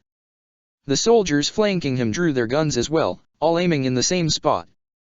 I've received orders from Army High Command, he told her. Anemone, you're being stripped of your rank and privileges. I'll be assuming command of this area's resistance cell. Oh, and also, you're under arrest for harboring fugitives. A bitter half-smile tugged at his lips. Honestly, though, I must admit I'm disappointed. I expected better from you. I'm what? Under arrest, he said, gritting his teeth as he sounded out each syllable. Now, will you come quietly? I still have enough respect for you that I'd rather not be forced to shoot you. Cursing the circumstances that kept putting her in these situations, Atu once again threw herself between Anemone and the consequences of her poor decisions, tearing through the tent and throwing her arm out over Anemone's chest, her sword drawn. Quick on his feet, Laurel swiftly retreated, his men closing rank around him. One of the soldiers aimed his gun at Anemone, Atu drove her sword through his elbow and destroyed the joint, throwing off his aim and forcing the shot to go wide. Before he could recover, she wrenched the gun from his hand, jabbed the barrel against the bottom of his jaw, and squeezed the trigger. The bullet ripped through his face and exited through the top of his head in a spray of synthetic flesh, bloody coolant, and shards of metal. The 11 remaining soldiers began to roil around Laurel like an angered hornet's nest. Sorry for this, Atu mumbled through gritted teeth as she kicked back and hit Anemone square in the stomach, knocking her off her feet and sending her flying into her tent. Stay there, she barked. As the first soldier went limp, Atu threw the gun and his lifeless body aside, ducked, swept the legs out from under one of the other soldiers, and pinned him in a Nelson hold. She stepped in front of Anemone to shield her and used the pinned soldier's body to block a spray of bullets from the remaining soldiers. Another soldier rushed past her. Atu pulled one hand free of the grip she had on her living shield, took one of her swords, and buried it up to its hilt in the living shield's back. The blade burst out of his stomach and ran into the charging soldier, skewering the both of them. Atu tossed the living shields aside and scrambled for the gun she'd discarded, her fingers fumbling around its cold grip, and brought it up just in time to knock aside the next soldier's arm and throw off her aim just as she fired. The bullet grazed her ear, the muzzle flare blackening her cheek and the roar of the gunshot overwhelming her audio sensors. Powering through the disorientation and the ringing in her ears that muted all other sounds, Atu swept the blade of her sword upward, severing the soldier's arm at the elbow, and drove the blade into her chest. With his remaining arm, the soldier grabbed her, his fingers clamping down on her bicep, and kicked Atu in the side. For an instant while she brought her gun to bear, A2 was just as pinned as the soldier she was grappling with and barely managed to pull herself out of the way as another enemy trained his gun on her. His shots buried themselves in her thigh, burning into her flesh, the pain sending a jolt through her. She fired off a shot reflexively into her captive's chest, blood blossoming on his white cloak. His grip faltered, she threw him to the ground and drove her sword into his neck, planting it upright in the ground. Another bullet hit her in the shoulder, another grazing her wrist. One of the two soldiers A2 had skewered pulled himself upright and shot at her again. This bullet buried itself in her armor, leaving a deep dent that dug painfully into her clavicle. A2 fired back, her bullet leaving a neat and smoking hole between his eyes. The other one, her former living shield, rushed at her with reckless abandon. A2 knocked him flat onto his stomach and emptied 3 bullets in rapid succession into the back of his neck, severing the connection from his brain to his body. With the third shot, she squeezed the trigger so hard that it broke. 2 more of the dozen soldiers who'd accompanied Laurel lunged at A2, attempting to flank her and seize Anemone. A2 tossed the useless gun aside, drew both her swords in a reversed ice-pick grip, and drove both blades into the soldiers' legs, hobbling them both. As they cried out in stereo, A2 reached out and thrust her hands into their robes, snatched their sidearms from the holsters on their hips, and shot them both. Bleeding from matching holes in the hollows of their throats, the 2 soldiers slumped lifelessly to the muddy ground. A2 fired a few more warning shots at the remaining soldiers until the guns produced nothing but empty clicks, then threw away the guns. Darting back into the tent, she swept Anemone up, wrapping her arm around her waist and hoisting her under her armpit, and slung her bag over her other shoulder. With her friend secured in her grip, she cut her way out of the tent as Laurel's men poured into it. One of Laurel's men who'd remained outside the tent caught up with A2 and skidded to a halt in front of her, pulling a rifle from under his robes and bringing it to bear. Her hands full, A2 threw the bag at him and bowled him over. She kept running, planting her boot heavily on his chest and stomping him into the mud, and picked the bag back up. Bullets whizzed past her as she made a mad dash for the sanctuary of the eternal night surrounding the camp, the cold and misty rain tapping against her face. The light surrounding her faded as she crossed the border into the ruins. The 3 fugitives were waiting for her, all assuming combat stances, all drawing their weapons. "What's going on?" 8B asked, her voice sharp and tense as she drew her broadsword. A2 all but threw the filled supply bag at her and kept running. "Shut up. Explain later. Follow me." The 4 of them, 5 of them, counting A2's passenger, hurried through the shadowy labyrinth of the city ruins. Each impact between A2's foot and the uneven ground made the wounds in her leg scream out. She struggled to keep her footing and her balance. "A2, let go of me," Anemone cried out, struggling to escape A2's crushing grasp. "Let me down." Gritting her teeth, A2 ducked into one of the hundreds of crumbling buildings filling the ruins, skidding to a halt as a dozen red lights belonging to hostile machines blazed to life in the darkness. She dropped Anemone none too gracefully to the floor, her bad, and cut into the machines, hacking them to pieces with her swords. 64B and 8B brought up the rear and finished off the last of the machines while 22B hung back and watched over the entrance to the shelter they'd found.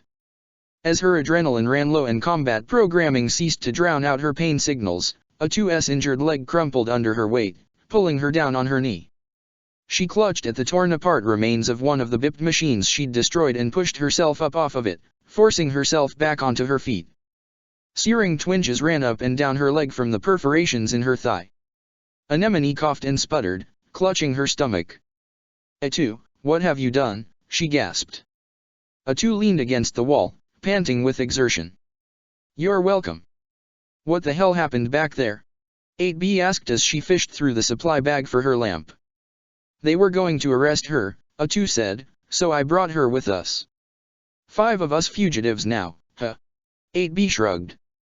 "Well, the more the merrier, right?" "Fugitive?"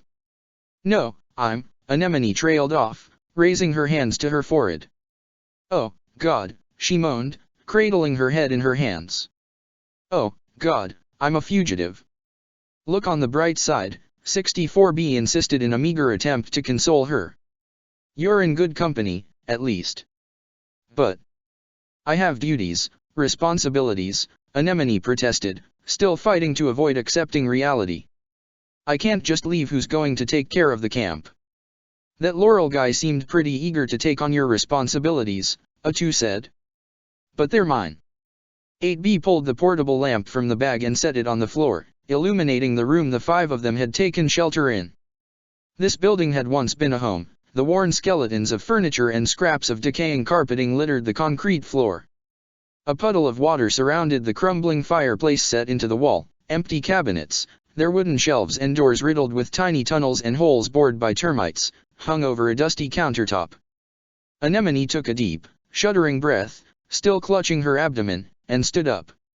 I have to go back, she croaked, coughing. Trust me, Anemone, A2 said, wincing as she clutched at her thigh, pressing the stained midnight blue fabric of her dress against the oozing gunshot wounds in her leg. Going back is the last thing you want to do. No, Anemone shuddered. Oh, God, those soldiers. Laurel's men. Those people. A2, you killed them. They were going to kill you. Kill me? They were going to arrest me. 64B furrowed her brow. Did you, want to be arrested, ma'am? I'd rather that than be executed. Which is what they'll do to me now if they find us. Join the club. A2 crossed her arms. She'd expected some gratitude for helping Anemone out of yet another deadly situation. Especially considering this was the third time in less than 2 weeks that she had saved her life. And all 3 times, Anemone had only ended up in such peril because she'd insisted on sticking up for her. How could you do that, A2? Anemone asked, incredulous. There was a subtle, but loud-ending note of indignation in her voice, her brows furrowed and face twisted in anger. My camp, my rank, my career, my life, A2, what have you done? What have I done? A2 shouted back. What have you done? Me. Anemone jabbed her finger into her chest, then pointed it at A2. You're the one who. A2 clenched her fists, nails digging into her palms. You idiot, she snarled, seething. Anemone shrank back, as if she were cowering before A2's anger. From the beginning, I told you not to stick your neck out for me. I told you not to help me, that you'd just end up hurting yourself, and look at you. A2, Anemone's voice dropped to a trembling, timid half-whisper, the anger draining from her face as she clutched her cloak tighter around her shoulders. A flower of blood blossomed on her shoulder, leaving a subtle and nearly invisible stain on her rain-soaked cloak. She glanced at the floor. This is where it got you. This is where I took you. A2 choked out the words. She had ruined Anemone's career. She had taken away her cell, her camp, her family, everything. But it wasn't like she'd held a gun to her head and forced her. No. Anemone's decisions had been hers and hers alone. This was her mess. A2 pulled her anger outward, focusing her rage like a laser at Anemone. You shouldn't have lifted a goddamn finger to help me, she told Anemone. You should have let Yorha execute me or put me out of my misery yourself. Anemone lifted her hand as though to reach out to her. I couldn't just. You should have. Anemone's hand sank and fell to her side, her mouth agape and eyes wide. This is all your fault. Everything. You threw away everything you had for me. I didn't want your help. I never did. 64B cautiously approached her. A2, I don't think now is a good time to chew her out. A2 smacked her hand away, nearly knocking her off her feet. Shut up. I didn't throw away everything, Anemone retorted, barely even murmuring her words as her downcast, crestfallen eyes fixed their gaze on the floor. I still have why.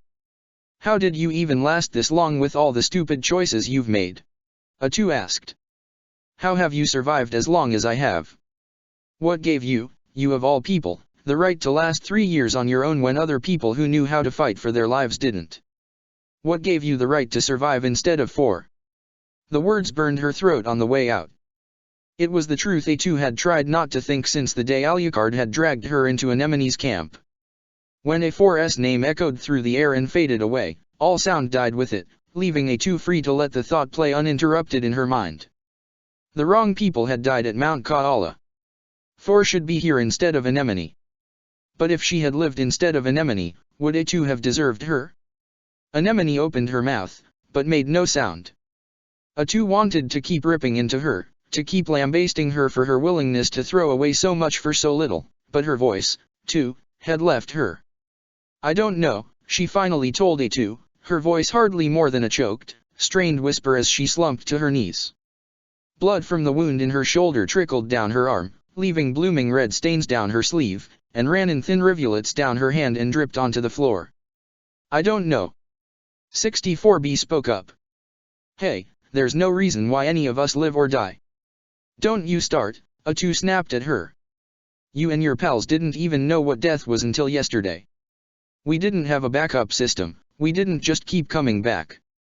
Let's all calm down for a moment and table this discussion," 8B said, banging the butt of her spear on the floor in a call to order. "The soldiers you two ran from are probably closing in on us. We need to find somewhere else to hole up until the heat dies down. 22B, get over here and take a look at these two. 64B, keep an eye on the entrance." "Will do," 64B said, hurrying to exchange spots with her red-haired counterpart. 22B rushed to Anemone's side and forced her back down to the ground, pulling off her cloak and tunic to examine the extent of the damage. There was a purplish bruise, roughly foot-shaped, stamped just above her navel and a bullet buried in her shoulder, blood smeared around the seared and singed hole. "Just bring me back to camp," Anemone muttered. "They'll make repairs there. It doesn't matter if I'm under arrest, they'll still extend that courtesy." "With all due respect," 22B said, taking up her surgical tools, "fat chance." She peeled back the skin of Anemone's shoulder and yanked out the deformed bullet buried in her chassis, then unpeeled her skin and sealed the wound with staunching gel and a light adhesive patch. She plastered the same patches over Anemone's bruised skin. "A2, come over here. You're next." "I'm fine," she growled. "You're limping. Let me take a look at your leg." "Let her, A2, 8B said. "The sooner we fix you up, the sooner we can take off and the faster we can travel." A2 relented, sat down, and lifted her dress to expose her blood-stained thigh. 22B did what she'd done for Anemone, cutting away the skin around the bullet holes, pulling out the bullets, and patching the wounds back up. Each incision burned like fire. "Okay. We'll head for the forest," A2 said. "Best place to hide." "There's a hidden village there," Anemone said.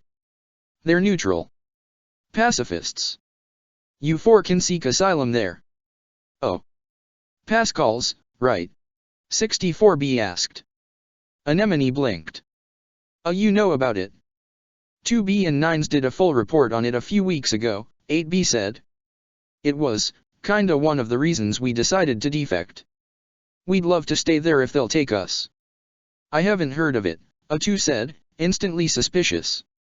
An entire village in her backyard that she'd never even accidentally run into before? It stunk. "Well, you keep to yourself, they keep to themselves," said 64B. "We've been trading partners for about a year or so," Anemone explained. "They make a lot of materials for us we can't get through official channels. Obviously, I've kept it on the down low." A2 sighed. "All right. Anemone, you'll have to lead the way." Anemone nodded and rose to her feet. "I'm ready. Let's go." The rain was beginning to die down. The path through the ruins to the forest was uneventful so far, but every fluttering shadow within the shadows presented another possible threat. The beam of Anemone's flashlight cut through the darkness, lengthening the shadows in its path. She was the only one who needed it. The trio of Yoarha fugitives had much better nocturnal vision than traditional android models, and while A2 couldn't see as well in the dark as she could when she was a wolf, her eyesight was still the best out of the five of them. A web of rubble and warped, twisted girders, turned a shaggy orange-red from decades of rust, blocked the path leading out of the city to the crumbling amusement park on its outskirts. Beyond the fragments of unfinished buildings, the distant multicolored lights of the park twinkled, fuzzy behind layers of mist, short-lived blossoms of color blooming in the sky and fading away. The five androids pressed onward, climbing into the wreckage and worming their way through. Anemone's flashlight jerked and bobbed along with her halting movements. She led the way. A2 headed in behind her, and the three fugitives brought up the rear. The girders groaned like the foundations of an old house, flakes of rust drifting from them like falling leaves or snowflakes as the androids disturbed their rest. "I've never been to the park before," 64B piped up. I hear none of the machines there attack you, no matter what you do to them. I hear their guns shoot bubbles and balloons instead of bullets, 8B said. Bullshit, A2 said. The idea of a machine that didn't fight back repulsed her. Machines were meant to be destroyed, but ones that didn't attack or defend, there couldn't be any satisfaction in cutting them down. It was a perversion against the natural order. Or, rather, the unnatural order. They're odd, but I wouldn't get too close if I were you, Anemone said. Her voice was quiet, her tone subdued, as though her shouting match with A2, brief as it had been, had drained the life from her. A couple dozen androids have gone missing here over here these past few months. 2B and 9's killed the machine that was responsible, or, at least, they killed one of them. Who knows if there are more like it? You can't scare us with ghost stories, 64B said. I heard from 17O the machine ate the androids' skins off and decorated its body with their skulls, 22B said. Yeah, right. 60 told her. And 60 is 2B's operator, so. A2 stopped in her tracks, hanging between two roughly parallel I-beams 2 meters off the ground, her hands gripped one beam, her feet hooked around the other. She couldn't explain how she knew, but, something was in here with them. SHH, 8B hissed, coming to a stop. Do you hear that? A2 squinted and strained her eyes as if she could force herself to see better. Somehow, it worked. There was something shifting in the darkness below, something writhing, something glistening. Anemone, she whispered. Point your flashlight at the ground. The flashlight's beam arced across the floor, fluttering between the rusty girders, and its light bounced off of dozens of shiny, orb-like black eyes and a glistening carapace covered in bristly hairs. On the hairy black shell was a familiar Mark III oblong fingerprint seared into the chitin, the same mark Alrox had made on A2's shoulder that morning, only chalky white instead of black. What in the goddamn, 8B whispered. The thing on the ground shifted and scuttled, the sound of countless sharp legs scraping against the ground and metal beams ringing through the tight maze. Thick, ropey strands of an enormous spiderweb clung to the bottom layers of the forest of girders. A long, segmented insectoid leg, capped with a wickedly sharpened talon, lashed through the air. A2 shouted out and pulled herself along, struggling to make haste and haul herself through the claustrophobic maze. Anemone, keep going, she shouted out as she came to a halt behind her. Another leg cut through the air, A2 rolled out of its path and nearly fell onto the spidery creature, dangling from the I-beam, rust flakes shifting underneath her fingers. She kicked away another one of the creature's legs as it stirred and writhed. 22B let out a scream. Anemone! A2 shouted out, kicking at the air as she tried to pull herself up. The creature's legs brushed against hers, its bristly hairs tickling her bare skin. Galvanized, Anemone pushed forward, then cried out and lost her footing. Something was snaking its way around her, a hard, segmented carapace like a millipede's. Long, wicked, antler-like mandibles capped its pill-shaped head. A2 pulled one hand away from the I-beam, her fingers slipping as her grip faltered. She took her sword and slashed across the millipede's shell. Sparks flew where steel met chitin, but her strike didn't leave so much as a scratch.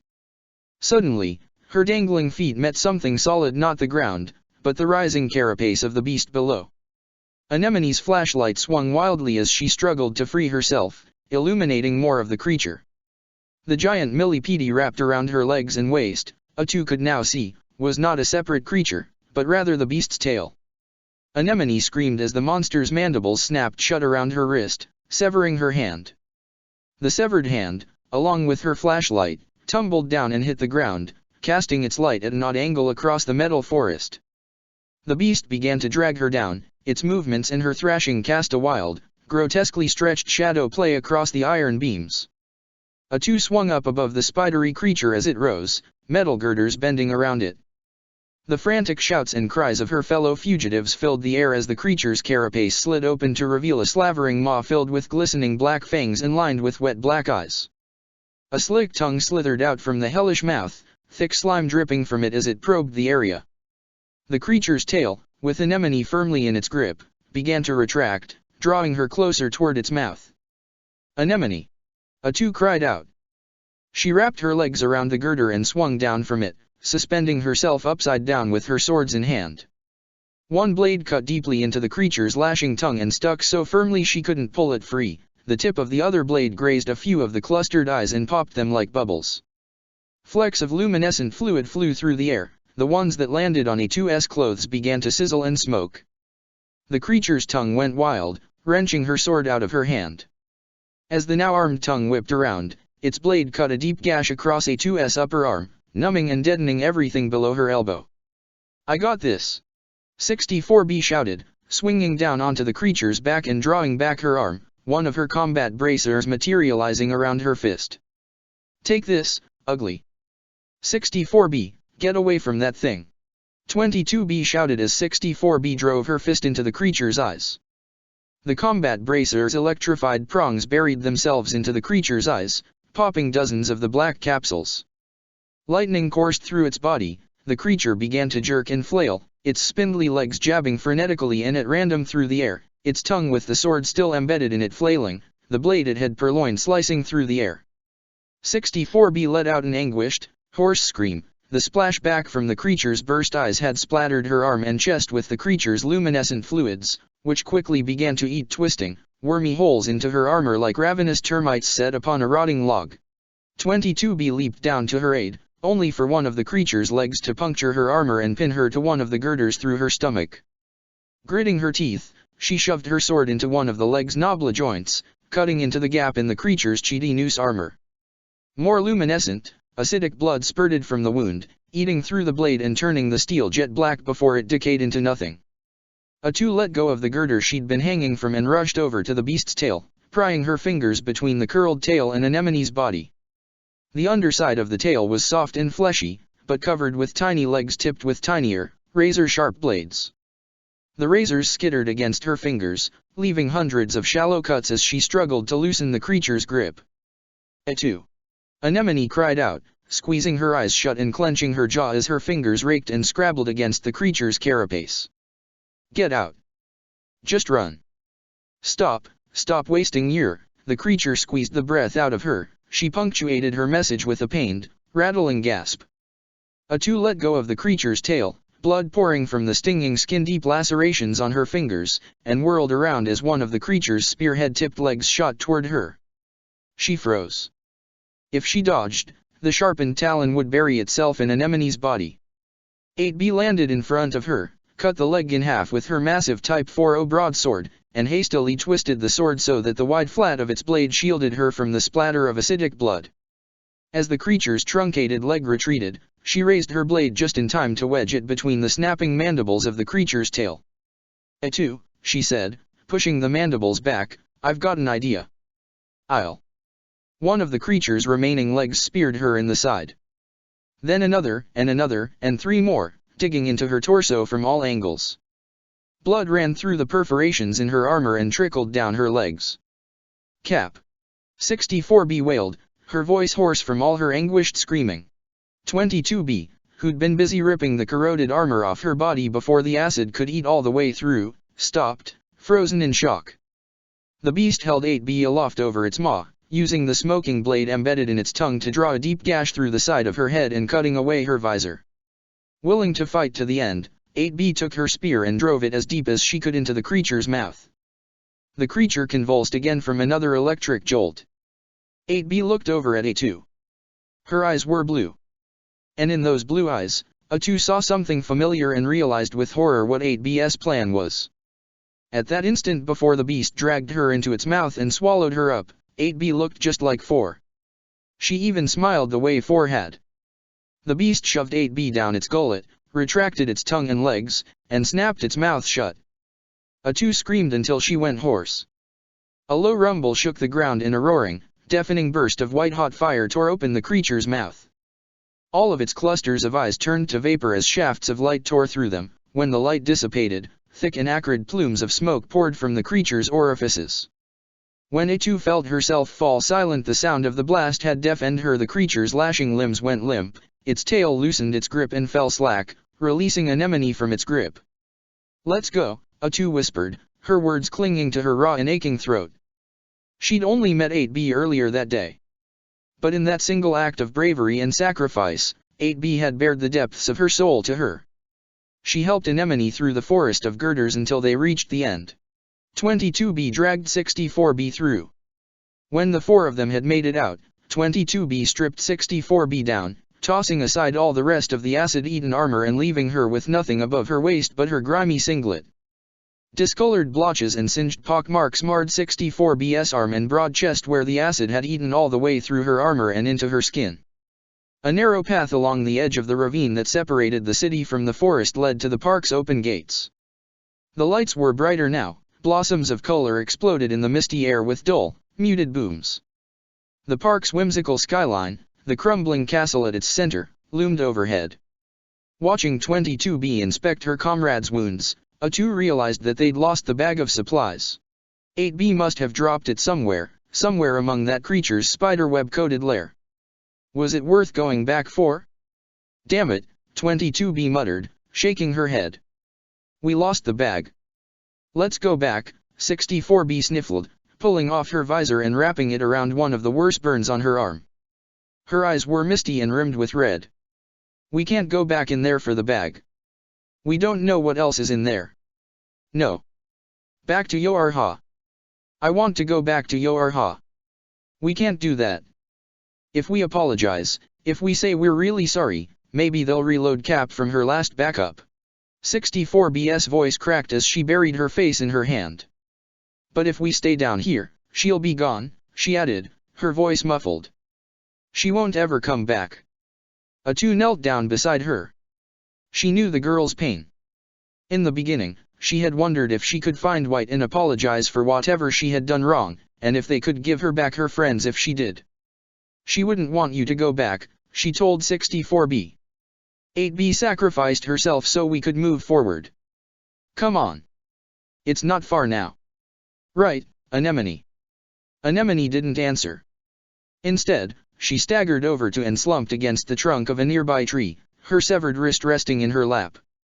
Even in the darkness, A2 could see a black stain blooming across the front of her once white tunic. Alarmed, A2 rushed to her side and pulled up the hem of her shirt. A wide swath of blood coiled across her stomach, her back, her chest, her arms, and down her legs like a spiral. Beneath the slick and oily red coolant, Anemone's skin was roughened and flayed, chewed by thousands of tiny blades that had made thousands of tiny cuts. Anemone wheezed and grimaced, curling up and shrinking away from A2's touch, the slightest pressure setting off raw and screaming nervous circuitry. It's better than it looks, she gasped. It's only skin deep. A2 laid her hand on Anemone's cheek, the cuts on her own fingers left a bloody smear on her olive skin. With a weak grin, Anemone reached up and rested her hand over A2's, fumbling in the darkness until she managed to curl her fingers around A2's palm. I should thank you for saving me, but, she pulled A2's hand away. I'm afraid. I've done it so much that the words are starting to ring hollow. Whatever. Kmin, let's go to that village. Pastel or whatever his name is. Pascal. Right. Anemone lifted her arm and pointed at the amusement park. The rooftops on the left side. There's a simple bridge across the ravine and a path through the forest. It'll take you right there. All right. Sounds easy enough. A2 pulled Anemone to her feet. Let's go. Go on without me. You're not dying, Anemone. A bolt of worry ran through A2's mind before the words had even fully left her mouth. What if she was? What if Anemone had sustained some horrible internal damage that neither of them could see? And even if you were, I'm sure your pal Pedro has plenty of medical supplies, she added. His name's Pascal. Right. No, I'm not dying. I don't want to hide in the village, Anemone explained. I want to go back to the camp, and hope that my sentence will be lenient. What? You can't go back. They're my people. My family. I'll do what I have to do to stay with them. I'll beg them to let me stay, even if it means being busted down to the lowest rank or letting them lock me in a cage. And what if they kill you? Anemone rested her head on A2's shoulder. A2 glanced over at 64B and 22B, who'd huddled together in a quiet act of mourning, their heads bowed, their shoulders quivering. You can't go back, she told Anemone. None of us can. No one ever really goes back. Besides, If you wanted to turn around, you should have done it before the giant bug. I'm not letting you go through that again. Anemone hissed and sputtered as A2's hand brushed too closely against her wounds. You must be so sick of bailing me out. A2 adjusted the way she held her to avoid distressing her injuries. Gimme a few more times and we'll see, she told her. Besides, this was kinda my fault. Anemone let out a soft, weak sigh as A2 gently supported the weight of her tired, broken body and rested her weary head on A2's chest. A2 found herself with a noseful of her hair. The scent of oil and blood and sweat permeating Anemone's body was repulsive, but underneath it was the faint aroma of home, as indescribable as it was unmistakable. You were right back there, Anemone concluded. I've known since I came to on that island that I wasn't meant to live. All these years I've been waiting for something to come up to me and take me away, to bring back someone more deserving in my stead. For a moment, I thought that monster back there was.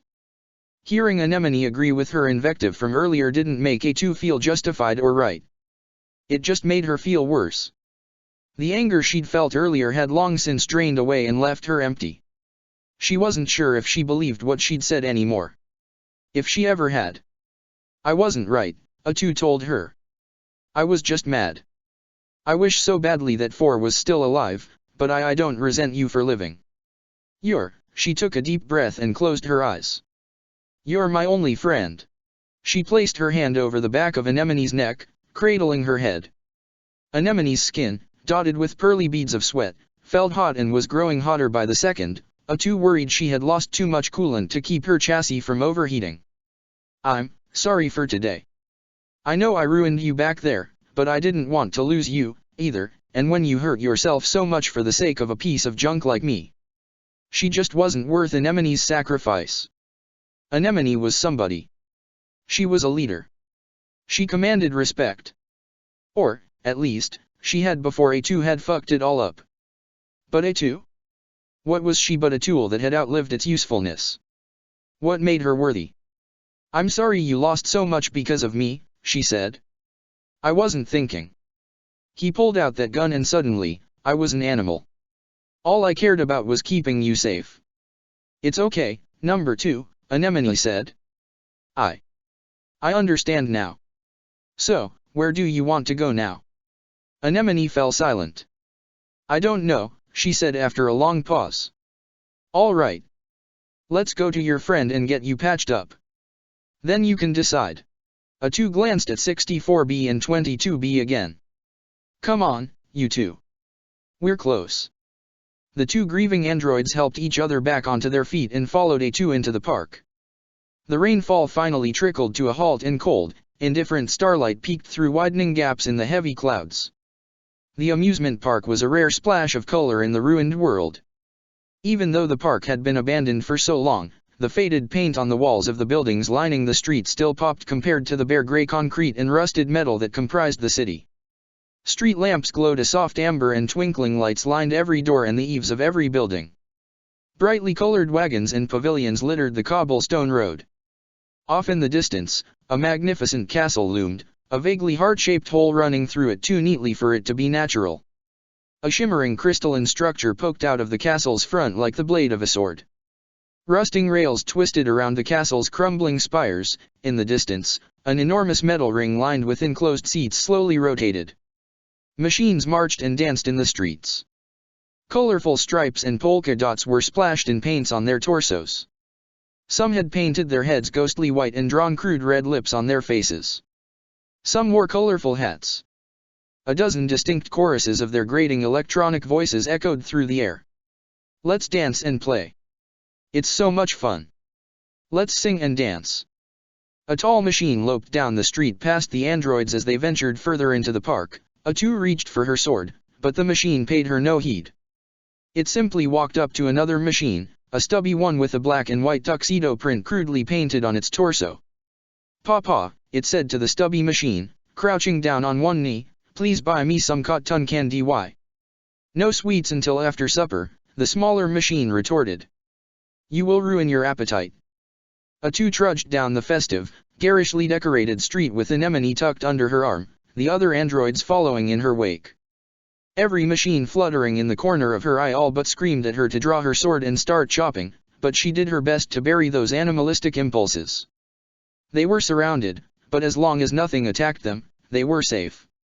They couldn't afford to start a fight they couldn't win. With the 4 of them injured, any fight, no matter how small, would be one they couldn't win.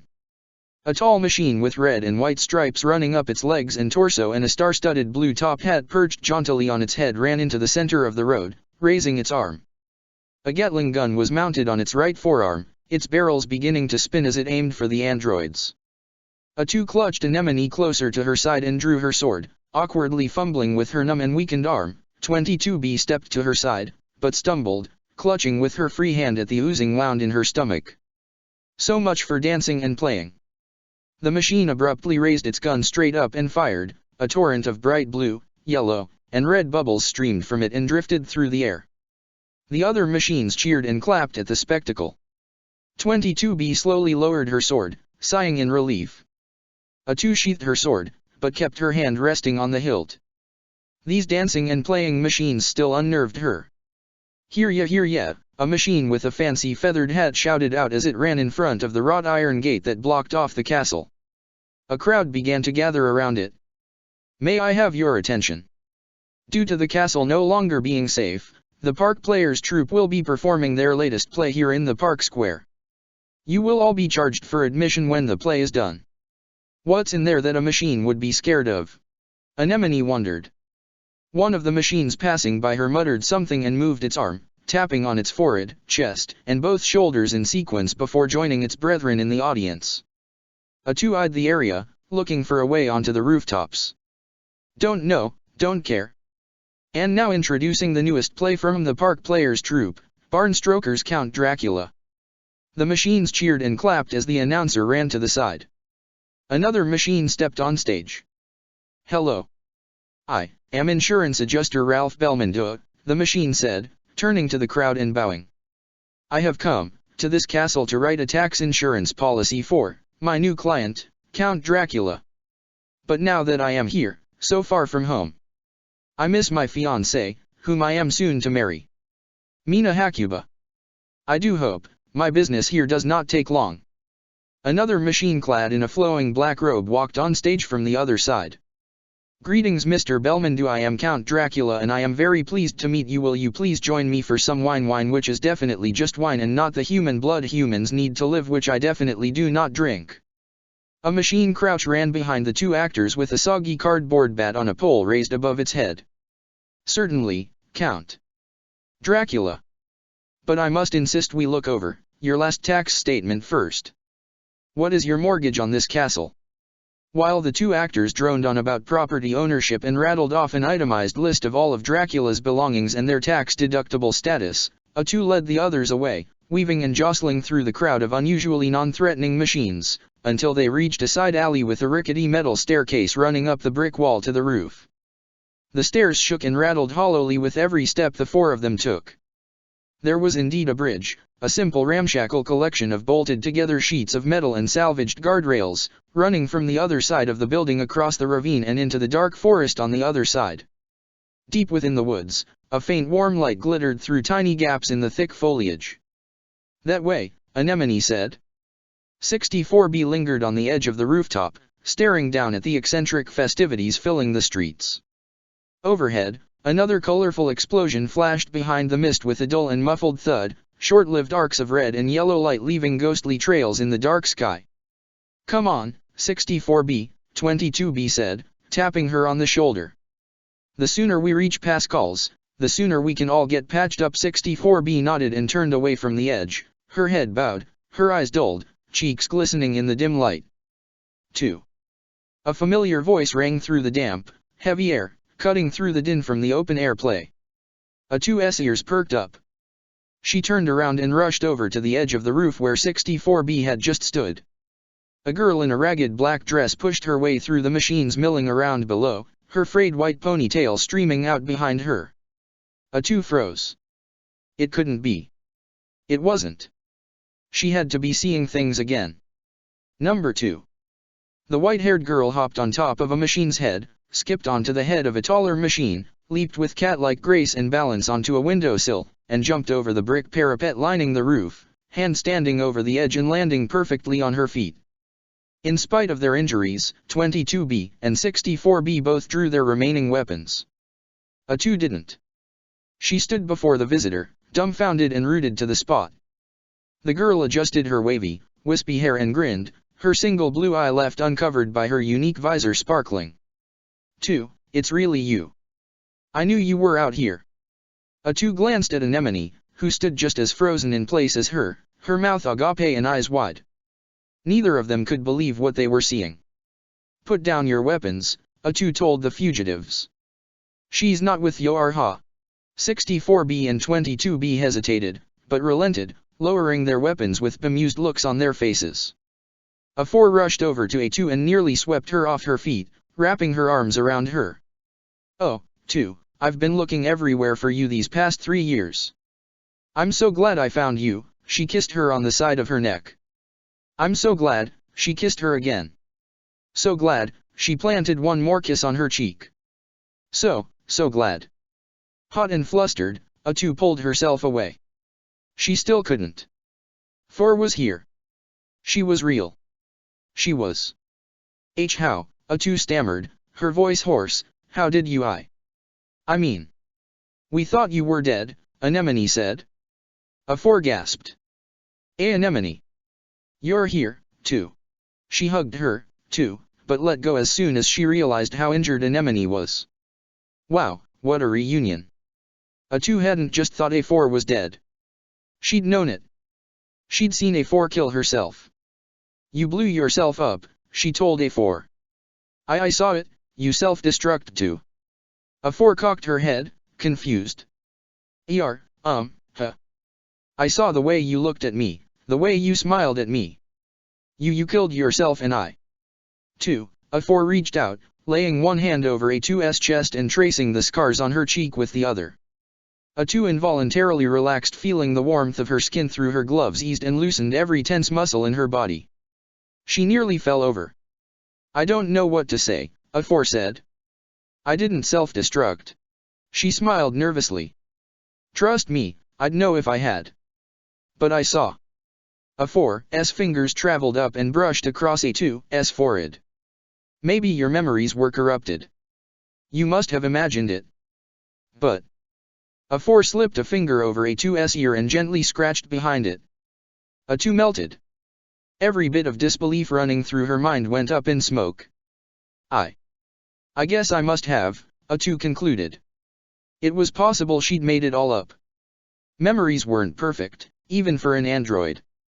Trauma, software corruption, hardware damage, and like Jackass had said, her upgrade might have scrambled things a bit. A4 laid her hands on A2's shoulders, grinning as tears welled up in her misty blue eye. Oh, 2. A2 felt her own eyes water, a lump forming in her throat even as she found herself returning A4's smile. 4. The two of them collapsed in each other's arms, tears wetting each other's cheeks, fingers raking through each other's hair. Every doubt, each harsh and painful thought still running through A2's head, the pain she'd felt, the pain she'd caused, all faded into a warm, soft haze filling her mind. 4 was back. Her heart was full. White retired early to her quarters that day. She couldn't focus on her work. Not in her office, not on the floor of ops where she stood and monitored Yorha's operations in person. Every thought in her head was sluggish, as though it had to crawl across her circuits through a fog thick enough to cut with a knife. The thoughts that did run through her head were uncharacteristically volatile. When she'd set foot outside her office at last and instantly found herself mobbed by a swarm of operators all begging for her to sign off on a resource requisition or approve a time-off request or accept a meeting with one of the other higher UPS in the military, she'd barely been able to avoid shouting at them. Flirting with Jackass had helped, but only barely. She had broken the greatest taboo known to androids. It would take more than rekindling a long-distance relationship with an old flame to soothe her restless and overwhelmed mind. When the doors of her room closed behind her, separating her from the rabble, White breathed for what felt like the first time in years, but did not feel at peace. Not at all. The rumors about her quarters were true. Her room was a pigsty. Her rumpled dirty clothes, trampled underfoot so many times they were starting to turn gray, blanketed the floor. Her bed, the only bed in the bunker with a proper mattress, was perpetually unmade, her sheets lying in a lump at the foot of her bed. Her pillow was naked, the pillowcase hung over the headboard. Clean clothes spilled out from her dresser, shoved inelegantly into the drawers. Her desk and computer terminal were covered in stains of various beverages and of various ages, some years old and faded to a soft and indistinct beige, others fresh and slightly more brownish. This was her respite from the orderly world she existed in every waking hour of the day. She needed it now more than ever. In this tiny world, she could live like a. Her computer terminal chirped, a message notification icon flashing across the screen. Jackass. White slouched in her seat, tapped the screen, and brought up the message. What the fuck, White? What happened? She typed back. Jackass response took several seconds that felt like several minutes. Some creep marched into camp with a fucking platoon and arrested Anemone. What the hell? Arrested? What for? You know what for, White. Harboring a fugitive. Don't fucking play dumb. You agreed you wouldn't do anything about A2 until you worked something out with Alucard, didn't you? Was this it? Was this what you two fucking agreed on? I didn't make any decisions about arresting Anemone, White responded. I informed the military council of her actions immediately after our initial meeting and suggested they be lenient while I negotiated with her representative. Holy shit, White. Fuck. What happened? White asked. Okay, so. This Laurel guy, who I guess is in charge now, pulled a gun on her with a dozen of his men. A2 went full Mama Wolf, killed the fuck out of like half his guys, grabbed her like a sack of potatoes, and ran out of there like a bat out of hell. Where are they now? Don't have a clue. Even if I did, I don't think I'd tell you. Seriously, White, what the fuck? Our superiors deserved to know. Did you know they'd try to throw her in jail for helping her friend? White leaned back in her chair, plastering her hand to her forehead. She didn't need this bullshit. A testament to her fraying mental state was that she spent nearly a minute responding to Jackass. Her fingers kept hitting the wrong parts of the touch screen. I suggested they be lenient, she responded. In fact, I insisted. I suppose they interpreted my words to mean, arrest her instead of exile her. The latter of which, I should add, they were well within their rights to do. Their interpretation, though, is not my responsibility. Yeah. Nothing's ever your fault, is it? Jeez. Remind me not to help you if you ever run afoul of the law. You'd probably snitch on yourself out of principle. Our laws are what separate ourselves from the enemy. Are they? You think machines don't have rules? Because I've been studying them a lot longer than you have, White. They're nothing but rules. Is there really any difference between you and the machines? You're out of line, Jackass. White's fingers shook as she tapped on the terminal's touchpad keyboard. She had to take special care to make sure she made no errors. Jackass couldn't dare speak to her, the commander of the Yoarha Special Armed Forces, like this.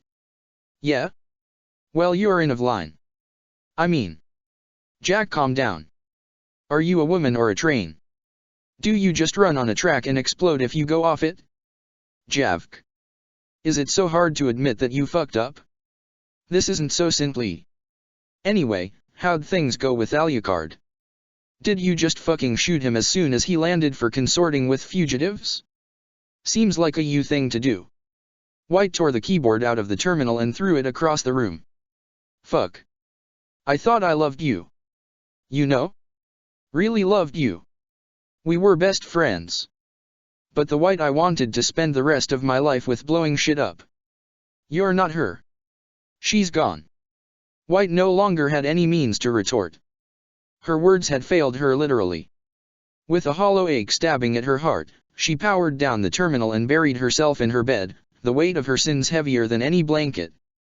First Alucard, now this. Her orderly world, her world where right was right and wrong was wrong and doubt was prohibited, was crumbling around her. Jackass was gone. Anemone was gone. Her heart was empty. Check the description for the links to the author.